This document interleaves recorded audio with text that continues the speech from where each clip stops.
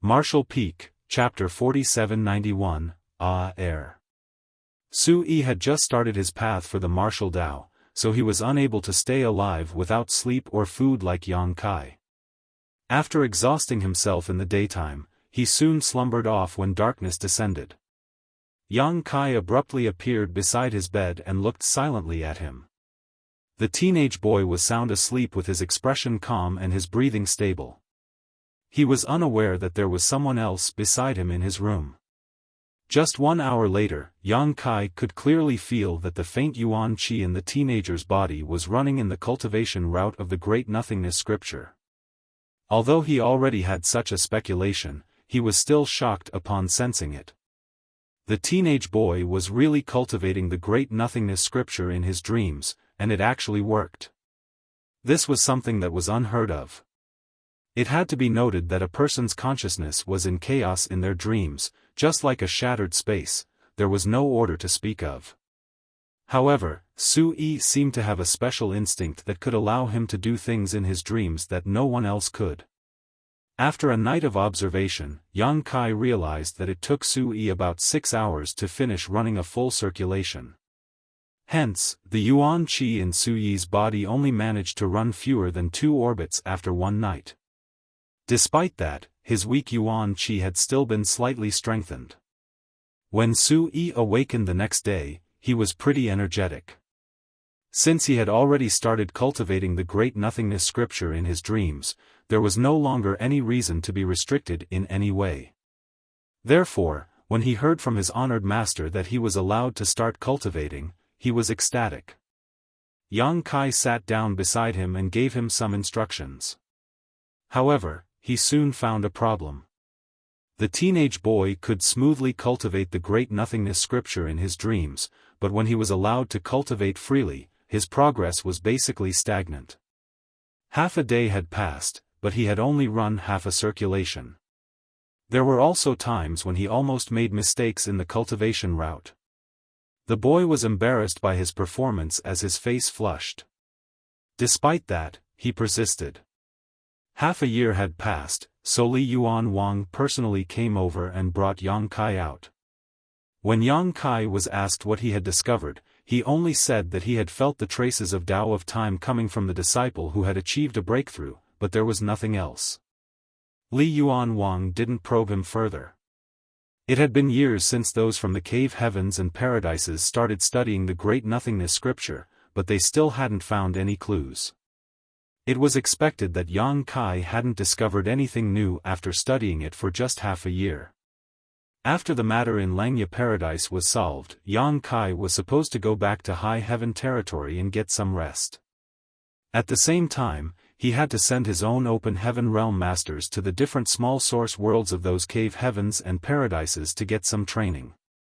The matter regarding the profound Yin bamboo had to be settled as well. Moreover, Chu Huashang would soon be set free following her 100 years of imprisonment.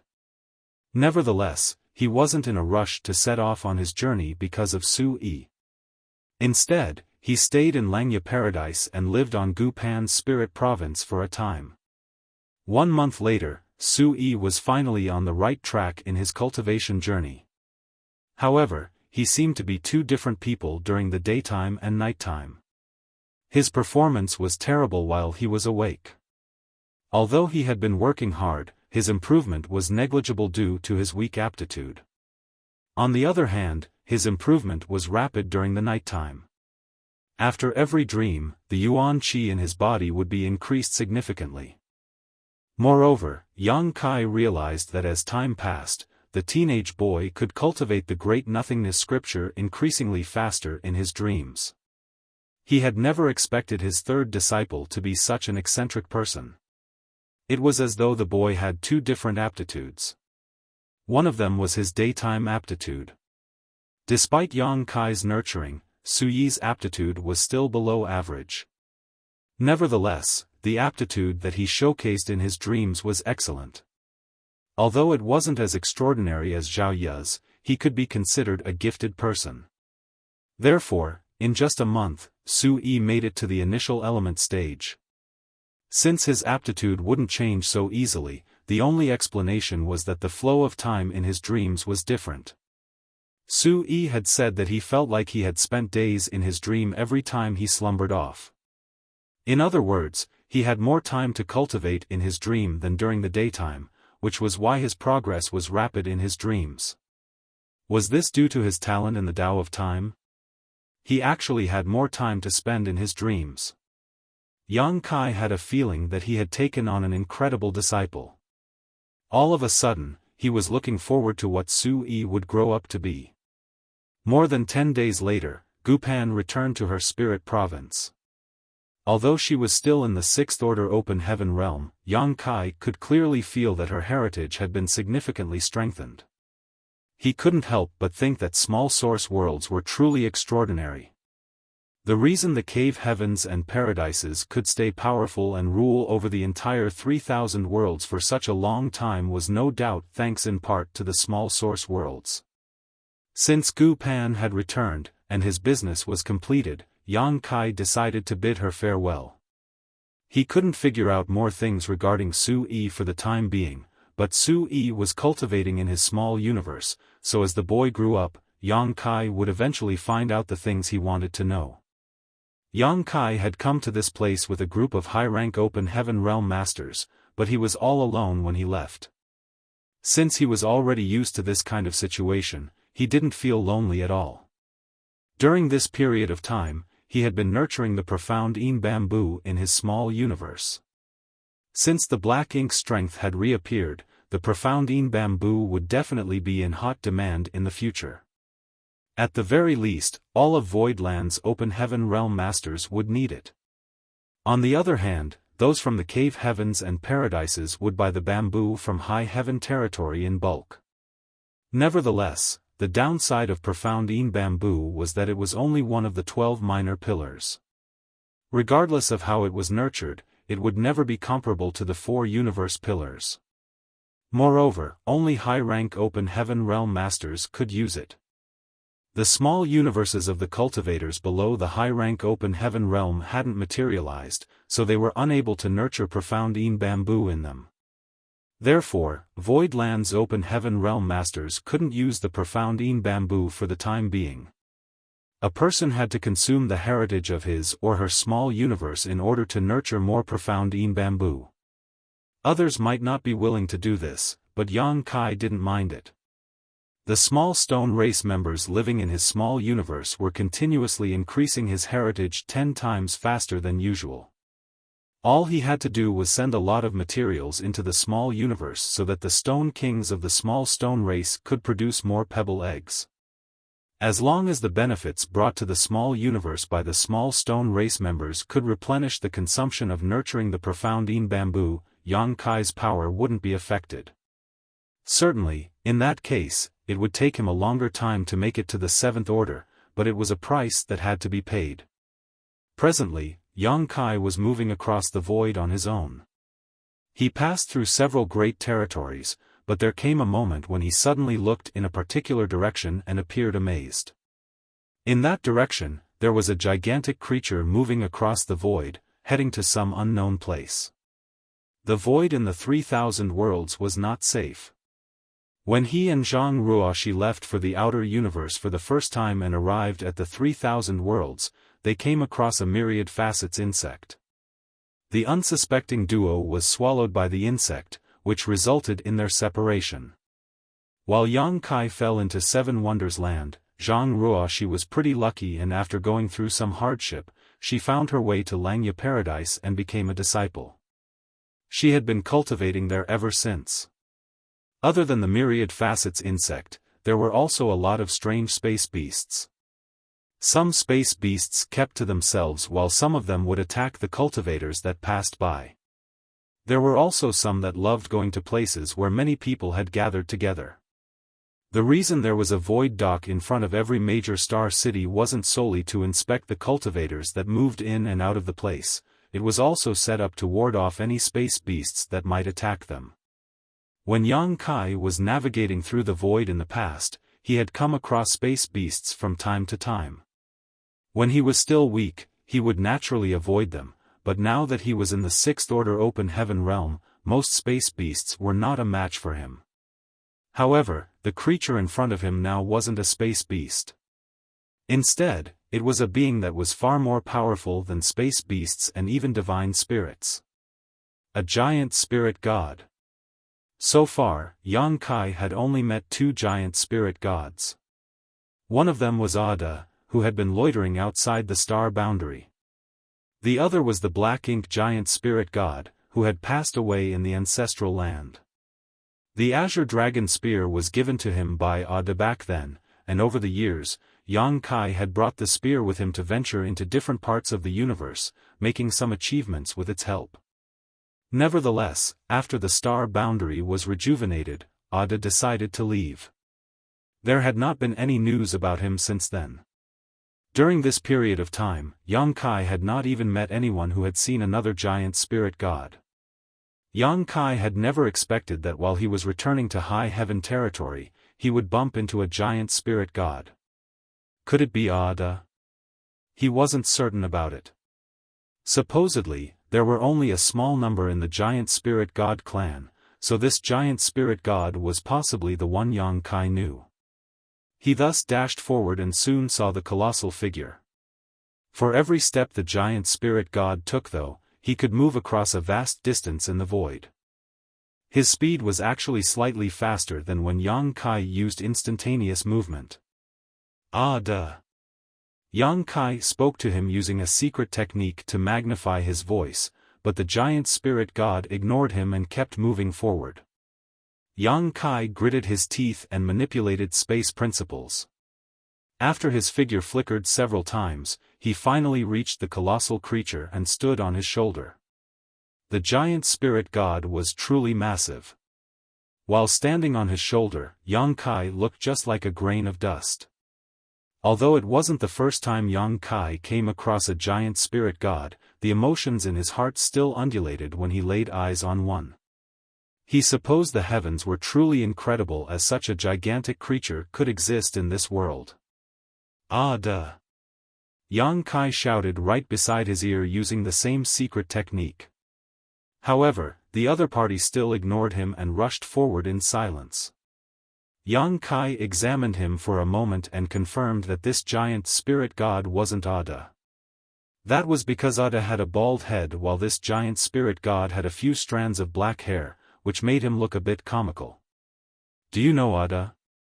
Yang Kai asked. This time, the giant spirit god turned to look at him and put on a silly smile. I suppose he knows Ada after all. Yang Kai thought. Giant spirit gods weren't the best conversationalists. In the past, Ada would only tell him that he was hungry. On the other hand, the giant spirit god in front of him was completely silent. This giant spirit god appeared to be calm and collected, so Yang Kai wasn't worried that the gigantic creature would harm him. Instead, he was curious about his behavior. Where are you going? Where's Ada? Are you and him brothers? What's your name? Yang Kai went on to ask him a lot of questions, but he didn't get any replies at all, so in the end, he made a decision and said, I'll call you Ah-er, then. He wondered if there were Ah-san, Ah-si, and so on in the giant spirit god clan. Soon, giant spirit god Ah-er arrived at a territory gate. Yang Kai looked curiously at the situation. Supposedly, given Ah-er's size, it would be impossible for him to pass through the territory gate. Although the territory gate was huge, it was much smaller than the giant spirit god. If he really squeezed through it, the barrier of the territory gate would be shattered. Marshall Peak, Chapter 4792, Yellow and Blue. It had been a long time since Yang Kai arrived in the 3000 worlds, so he was no longer a naive and ignorant boy. There were thousands of great territories in the expansive universe, and every great territory could be seen as a sealed space. There were very thick barriers between the great territories to separate them. With that said, there were loopholes in the barriers. Only by passing through the loopholes could a person go from a great territory to another. The loopholes were the territory gates. Yang Kai had no idea whether territory gates were made by ancient great experts or were naturally formed. Countless years had passed, and all the known great territories were recorded in the universe charts, which offered great convenience to cultivators. However, there were some unknown great territories where there were no loopholes in the barriers, or their loopholes were inconspicuous. An example was the new great territory that was near High Heaven territory. If it weren't for the battle between the top cultivators from Void Land and Zhuaquan Hui, the new great territory wouldn't have been exposed and come into everyone's sight. In fact, the new great territory wasn't a unique case. According to the records in the ancient books, a new great territory would be discovered in this expansive universe every few thousand or tens of thousands of years. The discovery of a new great territory meant that there would be ample resources which had yet to be exploited, therefore, whenever the news was spread, it would attract a lot of great forces over. If it weren't for the world tree in the star boundary, High Heaven Palace wouldn't have been able to monopolize the new great territory that was just beside High Heaven territory.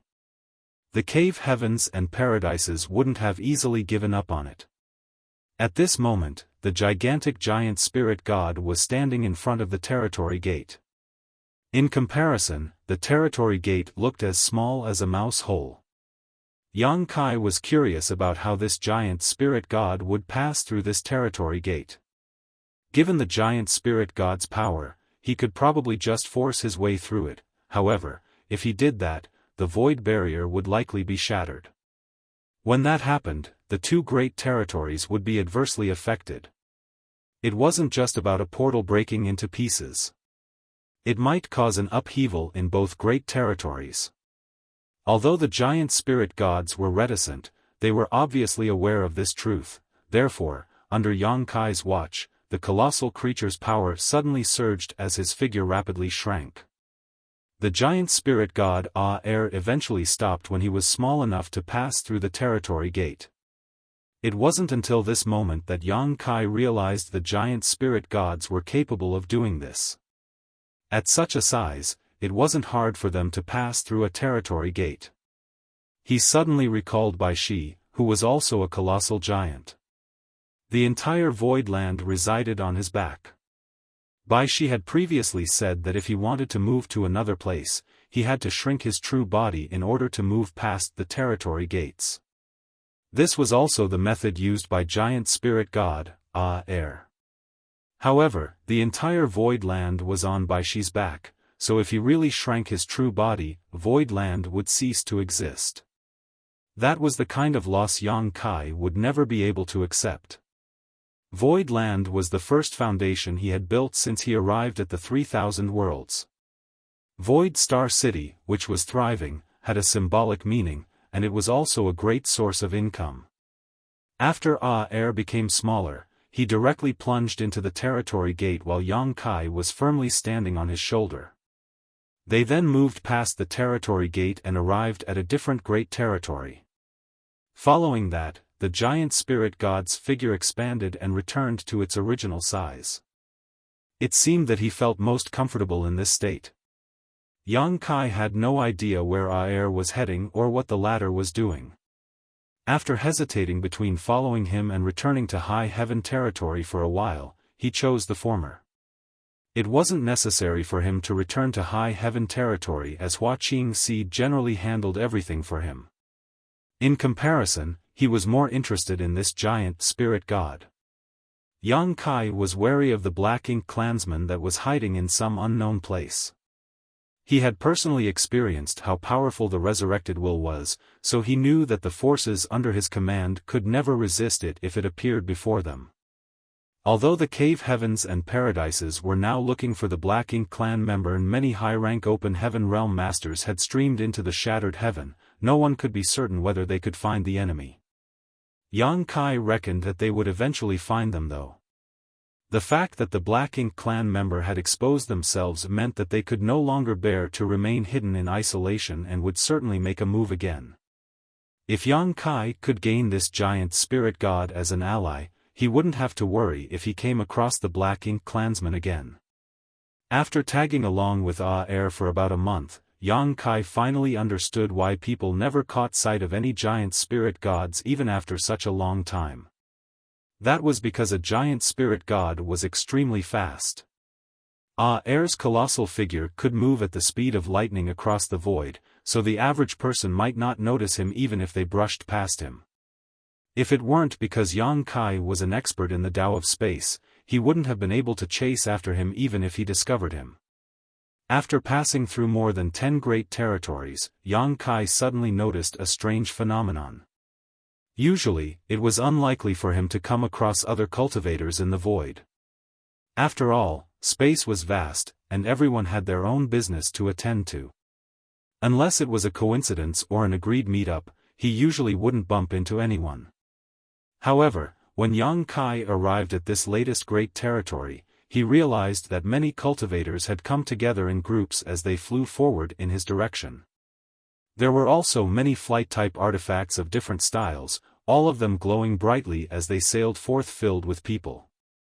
The speed at which they were moving was rapid and many of the people aboard appeared flustered, as though they were trying to flee from a calamity. People who could travel across the void were cultivators who had the right to shake off the restrictions of their universe worlds at the very least. Even the weakest ones had condensed their own Tao seals. Yang Kai saw a lot of such cultivators here. There was something off about this situation though. Usually, even if a cultivator had condensed his or her own Tao seal, they wouldn't travel across the void as he pleased. After all, space beasts were everywhere, so it was dangerous for a cultivator to move around recklessly. No one could be certain whether they would fall into danger or get killed at any moment. Nevertheless, Yang Kai could see that these people seemed to be forced to leave their homelands and head to a different place. He grew curious about this. If it weren't because he was worried that he would lose the giant spirit god, he would have caught someone and asked him what was going on. Half a day later, giant spirit god Air brought him to the territory gate of this great territory. In front of the territory gate stood more than 10 people who stared fixedly at the portal. All of them seemed to be awaiting a formidable enemy. Furthermore, every one of them exuded an aura that was as deep as the ocean. The gray-haired old man among them was the most powerful. Yang Kai's brow twitched when he saw that. All of these people were obviously high-rank open heaven realm masters. In other words, they were top cultivators from the cave heavens and paradises. The gray-haired old man in the middle of them was even an ancestor who was in the 8th order open heaven realm. Yang Kai wondered which cave heaven or paradise the old man was from. More than 10 7th order and an 8th order open heaven realm master had gathered together in this place. It was apparent that something major had happened. The first thought that came into Yang Kai's mind was that they had found the Black Ink clansmen. Otherwise, these top cultivators wouldn't have gathered together here. Only the Black Ink clan could cause these cave heavens and paradises to put their guards up. At that moment, the emotions in Yang Kai's heart undulated. It was no wonder that all the cultivators in this great territory were fleeing, for the Black Ink clansmen had an eerie power. The cave heavens and paradises apparently didn't want the innocent people to be affected, nor would they want to give the Black Ink clan members a chance to corrupt others and spread their influence. That was why they told all the cultivators in this great territory to move to another place. Meanwhile, Air's arrival caught the attention of many high-rank open heaven realm masters. One of them even turned his head and yelled, "Giant Spirit God." It wasn't until this moment that the others saw the gigantic creature that was coming at them. Air directly arrived at the territory gate as his figure shrank and charged forward. Dodge! The 8th order ancestor's expression changed as he shouted. At the same time, he waved his hand and swept a gentle force across the high-rank open heaven realm masters, who were forced to separate to the sides in front of the territory gate. The next instant, Air dashed into the territory gate. The 8th order ancestor frowned and looked at the territory gate. Just now, he thought that he had seen something. Was someone standing on the giant spirit god's shoulder? A woman in an imperial dress looked doubtfully at the others. Earlier, she caught a glimpse of a figure standing on the giant spirit god's shoulder, but before she could make out what the person looked like, the giant spirit god had disappeared. Someone nodded to show that he had seen the figure as well. Just who was that? He is too reckless. Regardless of who he is, he won't stand a chance to survive after entering that place. What a shame. They soon stopped talking. Under the Eighth Order ancestors' leadership, they stared vigilantly at the territory gate, carefully observing any changes that occurred. On the other hand, Yang Kai had the urge to curse. When he saw those high-rank open heaven realm masters just now, he had the intention to jump off the giant spirit god and ask them what was going on. However, Aer had already passed through the territory gate without giving him a chance to react. As soon as Yang Kai entered this great territory, he knew that he was in a perilous situation. That was because this place was filled with a rampaging murderous intent and the air of danger. Although Yang Kai was standing on the giant spirit god's shoulder, he still felt terrified. Looking up, he saw that the void around him was filled with only two colors. One of them was yellow, and the other was blue. The entire void seemed to be painted by these two colors as they entangled and crashed with one another. The violent forces churned and swirled, smashing space to pieces whenever they clashed. Without even needing to examine them, Yang Kai could clearly tell that these masses of colored light contained horrifying powers that could easily destroy worlds. Upon closer inspection, he could see that the colors had actually taken on various forms. Some had dragon heads, while others had phoenix tails. Some had Qilin horns, Kuan fins, turtle feet, and so on and so forth. All the characteristics of the divine spirits could be found in these creatures, making them look mightier than any ordinary divine spirit. Both parties looked the same, but their colors were different. The void was filled with these weird creatures of different shapes and sizes as they crashed into and attempted to hack each other to death. Every time they exchanged moves, space would tremble and warp. The fallout from the attacks were unbearable even for high-rank open heaven realm masters. Fortunately, a layer of milky white glow was formed around the giant spirit god to serve as a protective barrier to ward off these shockwaves. Ripples could be seen as the fallout came into contact with the white glow. At that moment, Yang Kai found himself in a dilemma. Right now, he could not stray away from Aer, for without the giant spirit god's protection, he reckoned that he would lose his life in under 3 breaths in this place. The shockwaves produced from the clashes between the two different colored lights were too horrifying. There was no way he could fend them off. He had never seen such purely devastating powers before. Just what are they? Martial Peak, Chapter 4793, Chaotic Dead Territory. Yang Kai's pupils contracted to needle points as he watched the countless unique beings hacking each other to death. All of a sudden, he came to realize what the two colors, yellow and blue, represented. They were the sun's burning light and the moon's serene glimmer.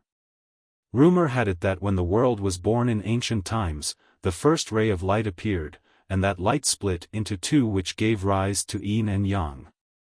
As time passed, this pure yang became the sun's burning light while the yin became the moon's serene glimmer. They were the ancestors of all divine spirits, as well as the source of all living creatures. The sun's burning light and moon's serene glimmer were closely related to the divine spirits and the ancestral land.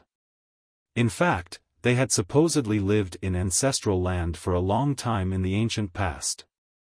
One day, these two powerful beings suddenly left. No one knew what had happened, but the battle between the sun's burning light and the moon's serene glimmer started then. The battle had spanned across countless years, and it still hadn't stopped up until now. Due to the fight between the two, innumerable great territories had been destroyed. The proprietress had said that wherever the sun's burning light and moon's serene glimmer went, all lives would be destroyed. They lived in a true chaotic dead territory. Even the high-rank open heaven realm masters wouldn't dare to go anywhere near this place. Initially, Yang Kai thought that the more than 10 high-rank Open Heaven Realm Masters were guarding the territory gate because they had found the hiding place of the Black Ink clansmen, but it didn't seem to be the case now. No traces of the Black Ink clan were found here. Instead, this place was filled with the pure yet violent yin and yang forces that were represented by yellow and blue lights. They tangled together and tried to rip each other to pieces. Yang Kai couldn't think of any other explanation. These were the forces of the sun's burning light and the moon's serene glimmer. Upon that realization, he couldn't help but gulp. He had never thought about visiting chaotic dead territory before. The proprietress was right to say that no humans should ever step into this place. Even a 7th Order Open Heaven Realm Master would be swiftly killed after barging in here. It was only thanks to the giant spirit god that Yang Kai was still alive. Air fended off all of the devastating forces around them, which was why he hadn't been harmed. It was only then he understood why all the cultivators in the neighboring great territory had fled. The battlefield between the sun's burning light and the moon's serene glimmer was expanding. Once the territory gate was affected, even the neighboring great territory would be dragged into this eternal conflict. When that happened, the entire great territory would become a part of the chaotic dead territory. No one was willing to stay there and wait for death. The sun's burning light and moon's serene glimmer were a grave threat, so the cave heavens and paradises must be paying close attention to the two. That was why more than 10 high-rank Open Heaven Realm Masters were asked to watch over the place. When Yang Kai snapped back from his dazed state, he realized that the battle between the two colors he had been observing had come to an end. The two colors represented the forces of yin and yang. Although their appearances were similar, their powers were not equally matched. During the entanglement, the yellow creature that represented the yang element was defeated and shattered by the other party. Although it tried to condense into a new figure, it couldn't achieve its goal. All that was left behind was a crystal the size of a palm. Yang Kai's eyes brightened when he saw that. Countless materials of different elements and orders had passed through his hands, so he was now an expert in identifying such resources. Without even the need to take a closer look, he was sure that this palm-sized yellow crystal was a very pure yang element material, and it was of a high order. He then looked around and realized that innumerable yellow crystals and blue crystals of different sizes were floating about in the void. He even saw a yellow crystal vein that spanned across several kilometers. It looked like a dead flood dragon that was drifting through space. When he arrived at this place just now, he was overwhelmed by the violent forces and attracted to the battle between the two colors, so he hadn't been paying attention to anything else. It wasn't until this moment that he noticed these crystals. At that moment, his breathing started becoming rapid. All of a sudden, he recalled that when he desperately needed yin and yang element materials back then, the proprietress jokingly told him to come to the chaotic dead territory, for it was the battlefield of the sun's burning light and the moon's serene glimmer. As the two forces clashed, countless yin and yang element materials would be born. These yellow crystals and blue crystals of different sizes that were floating about randomly were all yin and yang element materials. Regardless of their orders, they must be very pure, for they were the condensation of the sun's burning light and moon's serene glimmer's power. How many are there? It was the first time Yang Kai realized what innumerable truly meant. Despite the fact that he was wealthy, as he owned 2-star cities and a whole new great territory, his blood was still boiling when he saw these ownerless materials. It had to be noted that these were all yin or yang element materials, which were the rarest materials in the entire 3,000 worlds. The reason the cave heavens and paradises were willing to offer the opportunities to enter their small source worlds in order to gain the right to use the good fortune divine furnace was that they wanted to create yin and yang element materials of higher orders. They had to get prepared for the disciples who were growing up in the star boundary who would soon need such resources. Yang Kai shared the same sentiment when he told Bian Yuqing to send a large amount of materials to Great Evolution Paradise. However, if he could gather the materials in the chaotic dead territory, he wouldn't need the good fortune divine furnace anymore. The cave heavens and paradises must be aware of this as well, but they were unable to get their hands on these materials. Perhaps an 8th order open heaven realm master could hug the edge of the chaotic dead territory to gather a few materials, but once they ventured further in, they would be unable to guarantee their safety. The mere fallout from the battle between the burning light and the serene glimmer could easily kill an 8th order open heaven realm master. Without hesitation, Yang Kai extended his hand toward the newly formed yellow crystal that was close to him. Yang Kai had to ensure that his hand remained within the protection range of the giant spirit god, or he would likely lose it, but this layer of protection also seemed to dampen his abilities severely. Fortunately, the yellow crystal was only a few dozen meters away from him, so he could easily snatch it. Upon obtaining the crystal, Yang Kai realized that it was a 6th order yang element material. He became startled as he initially thought that the yellow crystal would be of a higher order, but it turned out to only be in the 6th order. Both the burning light and the serene glimmer were at least in the 9th order open heaven realm, or more likely, there was no order that could really define them. Naturally, their powers wouldn't be so weak. Nevertheless, after giving it a thought, Yang Kai realized that the living creatures of different colors must have experienced a prolonged battle which slowly wore down their strength, so it was only natural for this crystal's order to be degraded. A 6th order material was by no means worthless though, and could even be considered a strategic resource to the cave heavens and paradises. They wouldn't easily use it unless it was necessary. It was just that Yang Kai's expectations had been heightened as he was surrounded by the abundance of materials. He then extended his hand one more time in an attempt to grab a blue crystal that was further away. This blue crystal was larger than the yellow crystal he had just obtained, and it looked more refined. He reckoned that it might be a 7th order blue crystal. While his space principles undulated though, the blue crystal remained unmoving.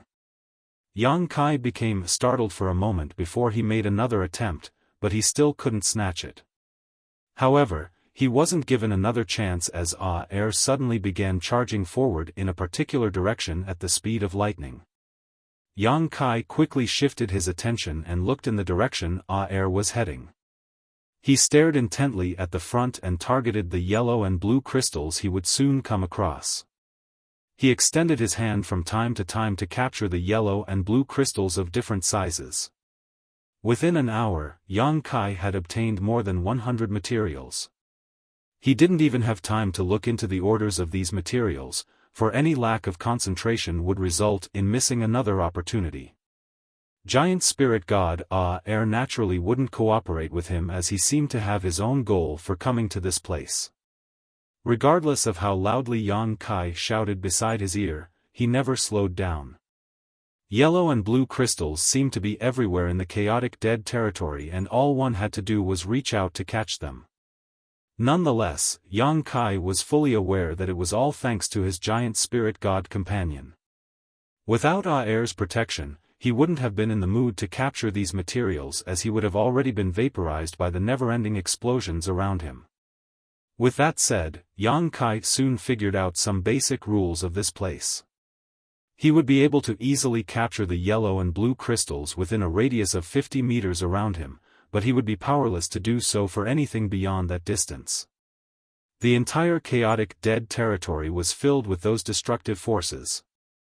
Moreover, the protective layer around Air would significantly weaken his abilities. Yang Kai felt that it was such a shame, because he had seen some crystal veins on several occasions. The short ones were about several tens of meters while the long ones were more than a dozen kilometers in length. Nevertheless, he couldn't get them as they were too far away from him. If he managed to obtain any of those crystal veins, it would mean that he would have immense wealth in his possession. It was indeed a shame, but there was nothing he could do. He reckoned that this was already a huge windfall for him, and since he had obtained so many rewards already, he should learn to feel content. It would do him no good to be greedy. Moreover, he only had one chance to tag along with Air to pick up these treasures. Soon, Yang Kai found out Air's purpose for visiting this place. The giant spirit god had come all the way here for the dead universe worlds. The giant spirit god clan members were known to be powerful yet peaceful. Dead universe worlds were their only food. Moreover, they had a special skill that allowed them to catch a whiff of the auras of dying universe worlds. It was because of this reason that Ada remained outside the star boundary in the past.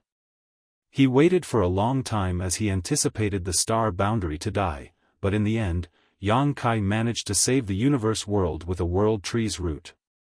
Without any complaints, Ada left the place while still feeling hungry. Yang Kai felt a bit guilty whenever he thought about this incident. After all, while he was venturing into the 3,000 worlds, it was Ada who kept the star boundary safe, and it was even Ada who taught him how to save the star boundary. Since the battlefield between the burning light and serene glimmer was expanding, this region had descended into chaos, and the universe worlds had begun collapsing. Air caught a whiff of this dying aura, which was why he traveled across dozens of great territories to have his fill. No one could figure out the original state of the shattered universe world as half of it was already gone. Only shattered spirit provinces of different sizes were left while all the beings who once lived here were already dead. Air arrived at a shattered spirit province that was about 100 kilometers wide. After grabbing the spirit province, he brought it to his mouth and began chomping on it. There was an elated expression on his face as though he was wolfing down a piece of delicious meat, which was in contrast to his usually expressionless face. Yang Kai didn't even hear any sound of chewing as the large shattered spirit province was gulped down into the colossal figure's stomach. The giant spirit god then extended his hand towards another shattered spirit province. Yang Kai looked around and realized that there were no nearby materials that he could capture. Since he had time now, he decided to go through the rewards he had obtained so far. Marshall Peak, Chapter 4794, Wake Up. After some quick counting, Yang Kai realized that he had amassed more than 100 materials, which was why he was ecstatic. Moreover, they were all in the 5th order and above. There were not a lot of 5th order materials, just about 10% in total. 30 to 40% were 6th order, while the same percentage were 7th order. The rest were 8th order materials. Just like the 5th order materials, the 8th order ones came in a small quantity. From this sample, Yang Kai reckoned that most of the materials floating in the void were in the 6th and 7th orders. After pondering on the process of their formation, he found a sensible explanation. The disorderly energies of the burning light and serene glimmer filled the entire chaotic dead territory as they hacked each other to death. Every time they clashed, their forces would weaken a little. They were originally in the 9th order at the very least, but after a prolonged fight, it was expected that their order would degrade. When they were reduced to the 6th order or the 7th order, the outcome of the battle would be clear. As a result, yellow and blue crystals in the 6th order and the 7th order would be left. If the battle ended sooner, 8th order materials would be left. However, if the battle dragged on longer, their powers would be weakened further, and only 5th order materials would be left. Hence, there were not a lot of 8th order and 5th order materials. On the other hand, 6th order and 7th order materials were the most abundant in the chaotic dead territory. Yang Kai's eyes glowed brightly as he looked at the 8th order blue crystal in his hand. It was an 8th order Yin element material. He had never expected that he would acquire such a valuable treasure one day. Even the cave heavens and paradises wouldn't have many 8th order materials. If this 8th order Yin element material was traded for open heaven pills, it would be worth at least 2 billion. Of course, no one would actually sell such a precious treasure. This thing was greatly beneficial to high-rank open heaven realm masters. By collecting a full set of Yin, Yang, and 5-element materials, and refining them, one could significantly increase the heritage of their small universe. To the cave heavens and paradises, 6th order Yin and Yang element materials were strategic resources. That was because some gifted disciples might be able to directly ascend to the 6th order, and such materials would be required, hence, they had to prepare enough of such materials. However, 7th order and 8th order materials were not in that category. Even if there was a supremely talented disciple who could directly ascend to the 7th order, such a person would only appear once in a few thousand years, therefore, only 2 to 3 sets of such materials would ever be needed in reserve. On the other hand, no one had ever directly ascended to the 8th order before. It was a feat no one had achieved in history. Even someone as strong as Yang Kai only attempted to make it to the 7th order in the past. The Tao seal of an Emperor Realm cultivator was simply unable to bear the impact of 8th order materials, no matter how gifted they were. Therefore, 8th order materials were not considered strategic resources. To high-rank open heaven realm masters, 7th order and 8th order materials could all be used for cultivation. It would be too slow to refine open heaven pills, so refining a complete set of materials was a better option. It was for this reason that once a high-rank open heaven realm master collected a complete set of materials, they would immediately refine it. The high-rank open heaven realm masters among the cave heavens and paradises would also only exchange items like this for other like items they needed. 6th order open heaven realm masters were able to refine 6th order materials, 7th order masters could refine 7th order materials, and so on and so forth. Most people would follow such practices. However, even the high-rank open heaven realm masters were unable to get a lot of valuable materials, so they could only opt for the second best option, which would be to refine open heaven pills or materials of a lower order. As time passed, the heritage of their small universe would still increase, just slower. Yang Kai was only one step away from the 7th order open heaven realm, and he now possessed these blue and yellow crystals in the 6th order. As long as he was willing to pay the price, he could significantly shorten the time to make it to the 7th order. Compared to the yin and yang element materials, it wasn't hard for him to get his hands on materials of the 5 elements. The cave heavens and paradises would even welcome him if he was willing to exchange some yellow and blue crystals for other materials. Therefore, he would never miss the opportunity right in front of his eyes. This was a once-in-a-lifetime chance to enter the chaotic dead territory alongside a giant spirit god, so it was expected that he wanted to acquire more benefits. After storing his current haul, Yang Kai looked up and saw that Aer had almost finished eating the universe world. During this period of time, he had collected some of the nearby yellow and blue crystals while Aer was moving around. Just when he was looking forward to the giant spirit god's next move, Aer suddenly patted his belly and appeared satisfied. At that instant, Yang Kai had a very bad feeling. The next moment, Aer lay down in the void and closed his eyes. Following that, snoring that was as loud as thunder reverberated out. Yang Kai had the urge to curse. This guy is asleep after having enough food. Just a shattered universe world could make you full? I thought you had a bottomless appetite. Yang Kai furrowed his brow deeply, for he wouldn't be able to collect more yellow and blue crystals if Aer stopped moving altogether. Moreover, he wasn't certain how long Aer would remain asleep. After all, a giant spirit god was both enormous and powerful, so it wouldn't be surprising for him to nap for 800 to 1,000 years. Naturally, Yang Kai couldn't be held up for such a long time. If he didn't appear for 1,000 years, Void Land and High Heaven territory would certainly fall into chaos. I cannot allow him to fall into a deep sleep. I have to do something. Like climbing a mountain, Yang Kai moved up and soon reached Aer's ear. Standing beside the huge and dark ear canal, Yang Kai took a deep breath as his chest bulged. Using a secret technique, he roared, "Wake up!" An impatient Aer rolled over and almost flung Yang Kai away. After stabilizing himself, Yang Kai continued shouting beside his ear. "Your big brother Ada is here, Aer. Wake up! Look, there's a female giant spirit god. She looks so slim. Are you waking up or not? I'll poke you. I will really do it." A while later, Aer suddenly folded his ear as he was annoyed by Yang Kai's harassment. When the ear folded, it was like a gigantic hand coming right at Yang Kai, who immediately rolled away with a livid expression. When he turned his head, he realized that air had blocked his ear canal. Certainly, he wouldn't give up just like that. As he darted his gaze around, he snorted and walked up to air's massive nostrils. After entering one of them, he wrapped his arms around a strand of nasal hair that was as big as a column and pulled it. This caused a massive reaction.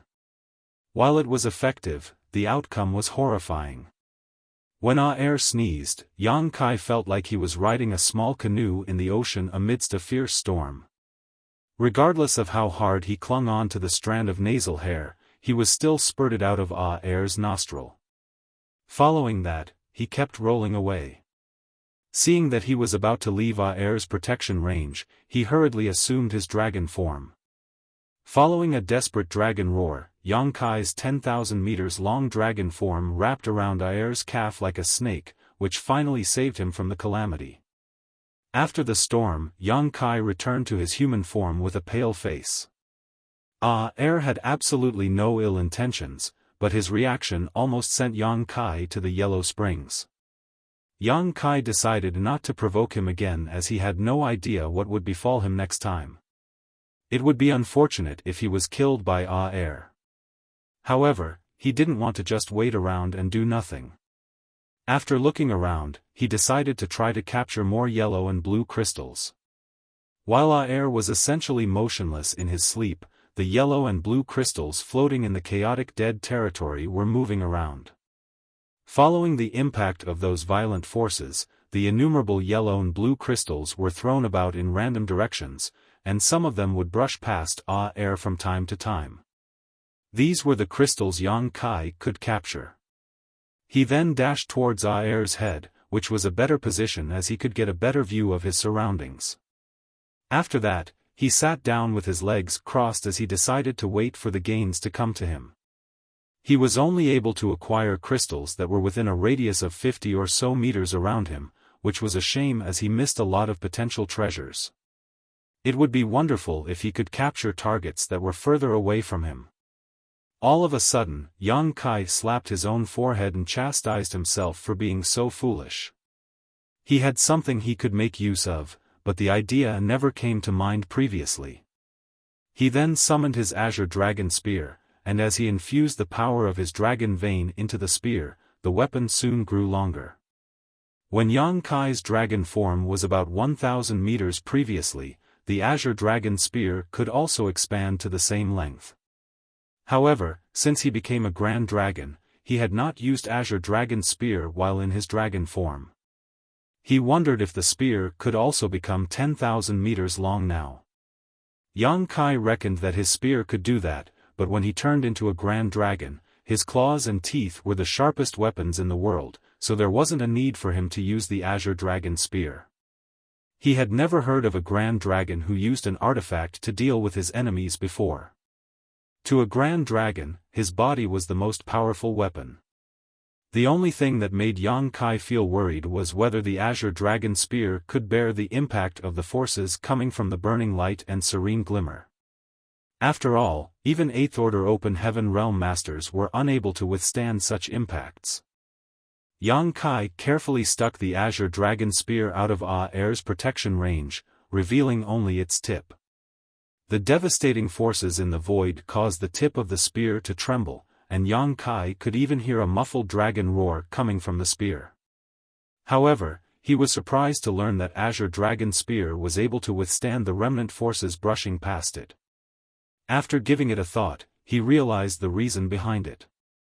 The azure dragon spear was made from the dragon bones of a grand dragon. While the dragon clan was the leader of all divine spirits, the burning light and serene glimmer are the ancestors of all divine spirits. There must be a mysterious connection between them. Moreover, the azure dragon spear wasn't required to go up against the burning light and serene glimmer themselves, it just had to withstand the fallout of their scattered forces. The azure dragon spear had never disappointed Yang Kai, and this time was no exception. The rest would be easy now. He just had to lock onto his target and accurately pull it closer to himself with his spear in order to capture it. Of course, things were never as simple as they seemed.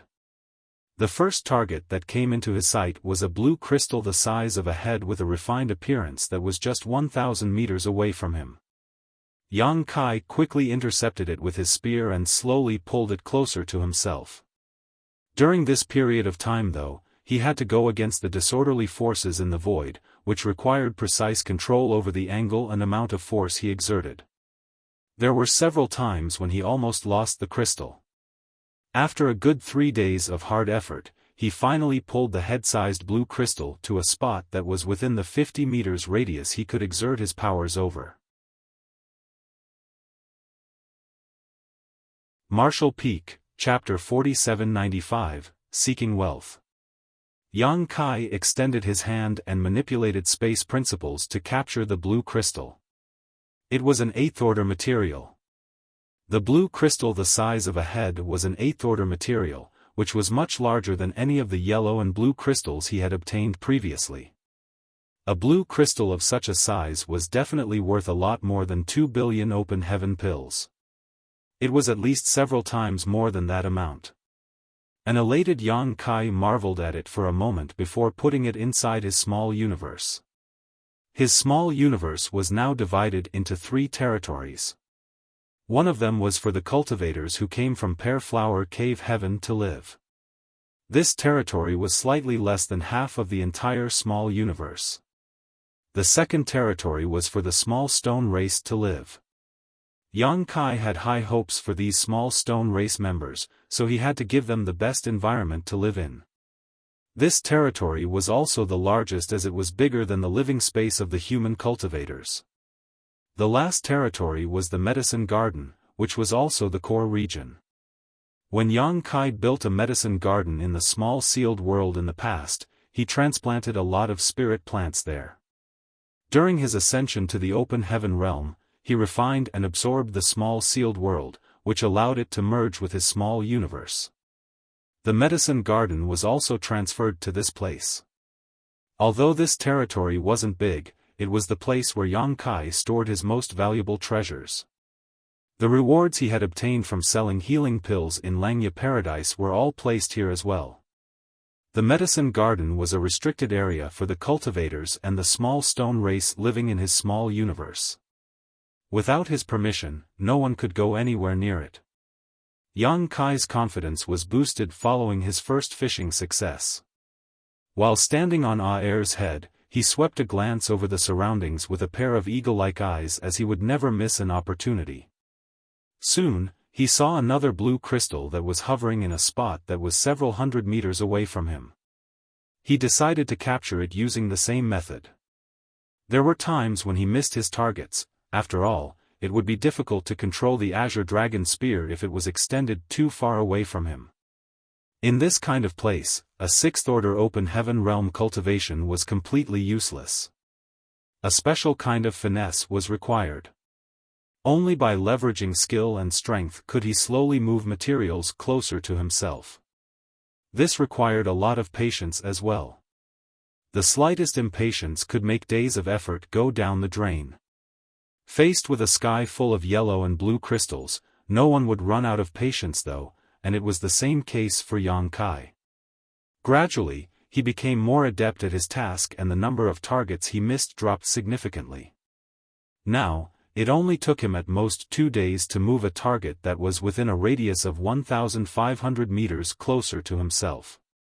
If the target was more than 1,500 meters away, luck would play a big role in whether he succeeded or not. However, since Aer was sound asleep and unmoving, there was nothing else Yang Kai could do other than wait patiently. Hence, it was up to the heavens how many materials he could get his hands on. Sometimes, there wouldn't be a single blue or yellow crystal that passed by after he waited for half a month. Sometimes, several crystals would come over together. There was no regular pattern to speak of. In this situation, Yang Kai would usually target the largest and most brilliant ones first, giving up on the others. As time passed, Yang Kai reckoned that he had obtained more than 100 yellow and blue crystals again. Just then, Aer suddenly stretched his back. This guy is finally awake. Since Yang Kai had been busy capturing yellow and blue crystals, he didn't bother keeping track of time. However, he estimated that Ah-Er had been asleep for about 2 years. Upon that realization, he let out a huge sigh of relief. He was most worried that this giant spirit god would remain asleep for 800 to 1,000 years. By comparison, 2 years was much more tolerable. Meanwhile, Yang Kai was looking forward to the giant spirit god's next move. In the chaotic dead territory, the shattered universe world consumed by Ah-Er should not be the only one. There should be more such universe worlds. As long as Ah-Er kept moving forward, Yang Kai would have a chance to obtain more yellow and blue crystals. Although he could get his hands on those crystals by waiting in place, it wasn't nearly as efficient as capturing them while Ah-Er was on the move. However, unlike Yang Kai's expectation, Ah-Er didn't immediately set off on his journey upon waking up. Instead, he sat down with his legs crossed in the void and seemed to space out. He remained unmoving, as though he had been bound to the spot. Moreover, Yang Kai could clearly feel that Ah-Er seemed to be sulky as his entire figure exuded a dangerous aura. Seeing that, Yang Kai decided not to make any noise at all. He wouldn't even dare to move a muscle as he wasn't certain why the usually gentle giant spirit god was in such a state. He even noticed several refined yellow and blue crystal drifting past him, but he could only pretend that he hadn't seen them. More than 10 days later, the dangerous aura surrounding Ah-Er finally dissipated. The giant spirit god got to his feet and turned to look in a different direction before shuffling forward. Yang Kai breathed a sigh of relief while sporting an awkward expression. He thought that this guy might feel cranky after waking up, otherwise, he couldn't explain the transformation Ah-Er had gone through. Could a giant spirit god feel ill-tempered after waking from a nap? Yang Kai wasn't certain about it. With that said, he quickly pulled himself together since the giant spirit god had finally started moving. While standing on Ah-Er's head, he swept a glance over his surroundings. It was just like the situation when he barged into the chaotic dead territory alongside Ah-Er for the first time. As innumerable yellow and blue crystals brushed past him, he targeted the best-looking ones and extended his hand from time to time. By the time Ah-Er arrived at the next dead universe world, Yang Kai had already obtained another 100 or so yellow and blue crystals. A tacit agreement seemed to be formed between the odd pair. While Ah-Er sat down with his legs crossed and at his meal, Yang Kai summoned the azure dragon spear and looked for targets. The two of them minded their own business, not bothering one another. In fact, Yang Kai doubted Ah-Er even remembered that he was standing on his head. Soon, the shattered universe world was wolfed down by Ah-Er, who fell asleep once more. Other than sleeping and eating, there was nothing else this guy would do. Hence, aboard Yang Kai started waiting for the crystals to pass by again. After the previous experience, he knew that Ah-Er would awaken in a few years, so there was nothing he had to worry about. He just hoped that he would get more rewards during this period. Just like he thought, it might be a once-in-a-lifetime opportunity to get into the chaotic dead territory alongside a giant spirit god. If he didn't seize this chance, he would regret it after he left the place. Although the process of waiting and capturing the crystals was dull, Yang Kai was still fervent. Half a year later, he finally obtained his biggest reward yet. A yellow crystal vein that was several dozen meters long was coming right at him. He didn't even need to spend much effort to catch the vein and stuff it into his small universe. There was no doubt that it was a huge pleasant surprise. After examining it, Yang Kai realized that the entire yellow crystal vein was in the 7th order and had a huge, pure, reserve of energy. This one crystal vein was worth more than all the crystals he had previously acquired combined. After years of observation, Yang Kai finally realized the reason the yellow and blue crystals came in different sizes in the chaotic dead territory. It was all related to the strange yellow and blue creatures that tried to kill one another as they too came in different sizes. Although their powers were equally matched, one of the parties would always be defeated following a prolonged fight. the defeated ones would turn into yellow or blue crystals. After the larger living creatures were killed, bigger yellow or blue crystals would naturally be left behind, and vice versa. Luck was an elusive thing. Although Yang Kai hoped to easily get another crystal vein, his wish was never granted. In the chaotic dead territory, a several dozen meter-long crystal vein was by no means the largest. Yang Kai had even seen a crystal vein that was over a dozen kilometers long. He thought that if he could keep such a crystal vein inside his small universe, it would surely be a magnificent sight. Even if it was just a fifth-order or sixth-order material, the value of a crystal vein that was over a dozen kilometers long was simply incalculable. Over a year later, Air awakened again. It was then Yang Kai confirmed that the giant spirit god would become sulky after waking up. Just like the previous time, Air remained morose on the same spot for a few days. His dangerous aura seemed able to destroy everything in the world. Nevertheless, he never actually destroyed anything. After his crankiness subsided, Air moved on to the next dead universe world. Over the following years, Air traveled across the chaotic dead territory. As a giant spirit god clan member, he was born with the innate ability to sniff out dead or dying universe worlds. Therefore, he could accurately find those shattered universe worlds and consume them. After a universe world became shattered, what was left behind came in different sizes, therefore, Air wouldn't always fall asleep after he was done with his meal. If the portion was too small, he would look for the next target before dozing off. Yang Kai was determined to harvest more wealth while tagging along with Air and had soon lost track of time altogether. He could only make a judgment by observing the changes in his small universe. Over 10 years had passed in his small universe, and during this period, his third disciple Su-yi had gone through a massive transformation. His aptitude was weak as he was found to be C during the disciple recruitment of 7 Stars sect a decade ago. Given his aptitude, he supposedly didn't have a right to become a disciple of 7 Stars sect.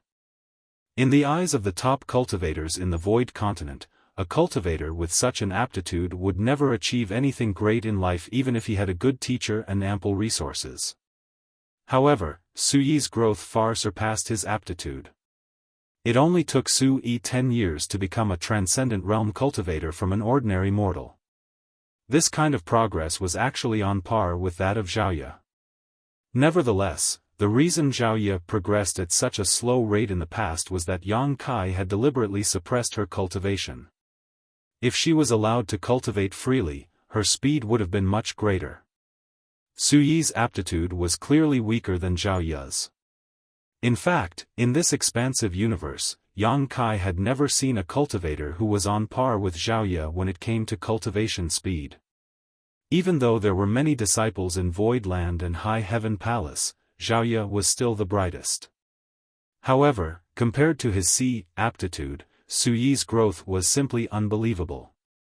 Just like Yang Kai had observed previously, Su-yi was indeed a cultivator with C aptitude as his progress was painfully slow during the daytime.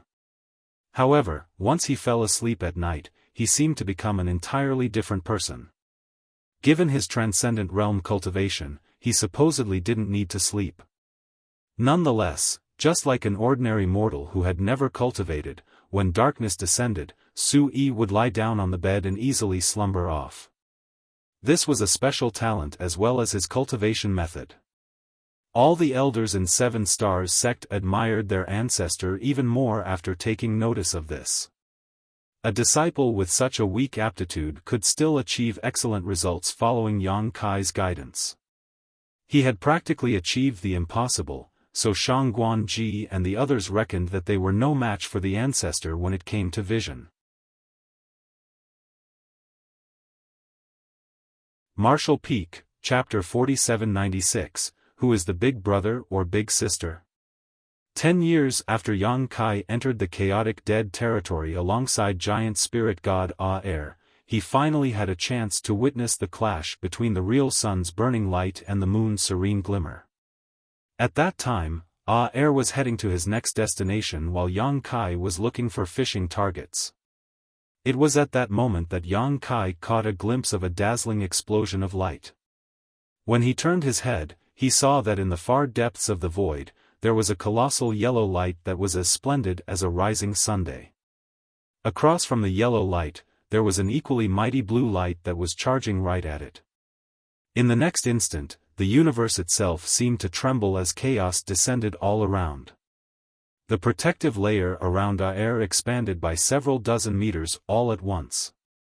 The clash was practically silent, but the expansive yellow and blue lights that exploded out from it spanned across billions of kilometers like a torrential rain.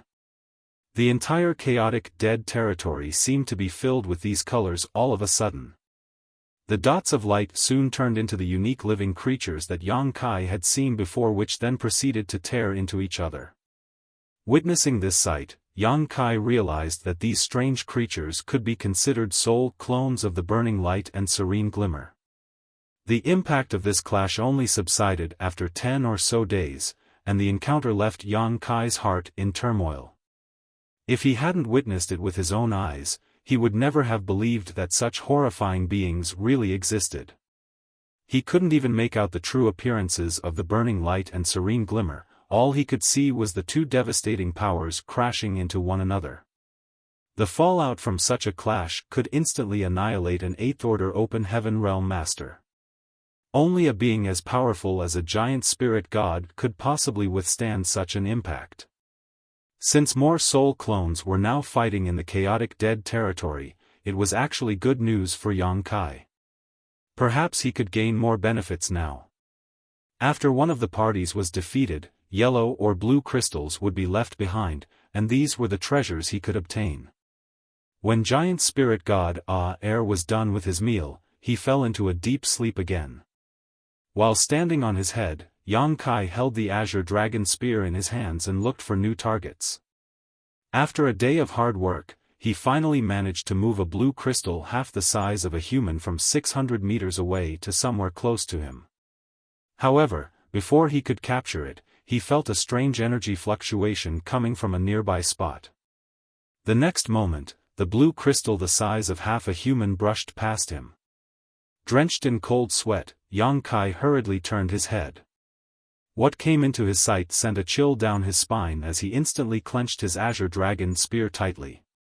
That was because he saw two young children, about 10 years old, glaring at him from a nearby spot. They were a young boy and a young girl. The young boy was clad in yellow clothes while the young girl was wearing a blue dress. What was odd was that their hair colors matched their clothes. Even their eyes were respectively yellow and blue. Yang Kai was now a sixth-order open heaven realm master with strong perceptive powers. Even a seventh-order open heaven realm master wouldn't be able to get anywhere near him without alerting him, let alone cultivators in the same order. Nevertheless, he had no idea when these two kids appeared. If not for the anomaly just now, he wouldn't have noticed them at all. What puzzled him was that he couldn't feel any energy fluctuations coming from these two. They were like ordinary children who had never cultivated before, but they were also like indiscernible phantoms. The chaotic dead territory was an extremely dangerous place where even an eighth-order open heaven realm master wouldn't be able to ensure their own safety, so how was it possible for ordinary people to be in this place? Moreover, the colors of the young kids' clothes, hair, and eyes made Yang Kai feel alarmed. These were no ordinary colors. All his pores uncontrollably tightened as he almost descended into panic. However, he slightly set his mind at ease since Ah-Er was still sound asleep. Although giant spirit gods were gentle creatures, that didn't mean they weren't formidable beings. Since Ah-Er hadn't awakened, it meant that he hadn't felt any hostility directed towards him, which was good news for Yang Kai. Nevertheless, he soon became uncertain when he saw the young kid's expressions. The blue crystal from earlier that was retrieved by the yellow-clothed young boy was now lying beside him. While staring at Yang Kai, he snapped, "You're a thief." The young girl clad in a blue dress also pointed and shouted, "You're a thief."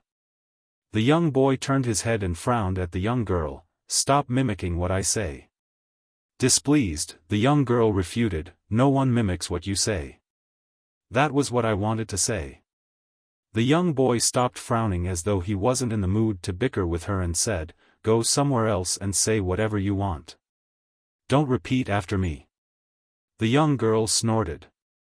While glowering at Yang Kai, she vented all her anger on him by demanding, kill him. The young boy instantly refuted, you can't kill him. Furious, the young girl stared at the young boy and said through clenched teeth, I said kill him. Not willing to back down, the young boy shook his head, I said you can't kill him. You have to listen to me. I'm the big sister. The young girl placed her hands akimbo and declared.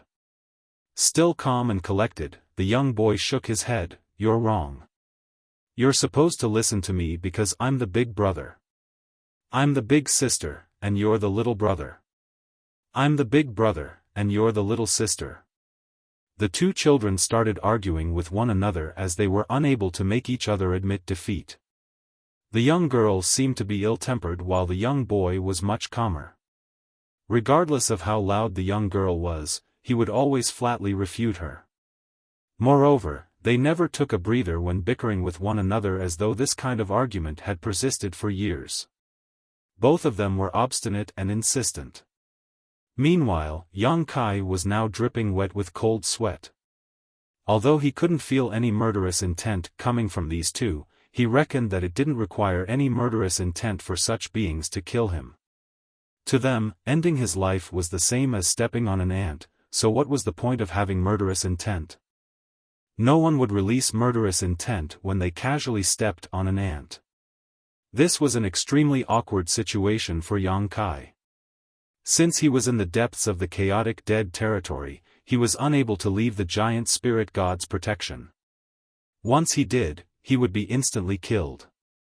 However, faced with such formidable beings that wanted to kill him, he was powerless to save himself. He couldn't possibly rely on air either.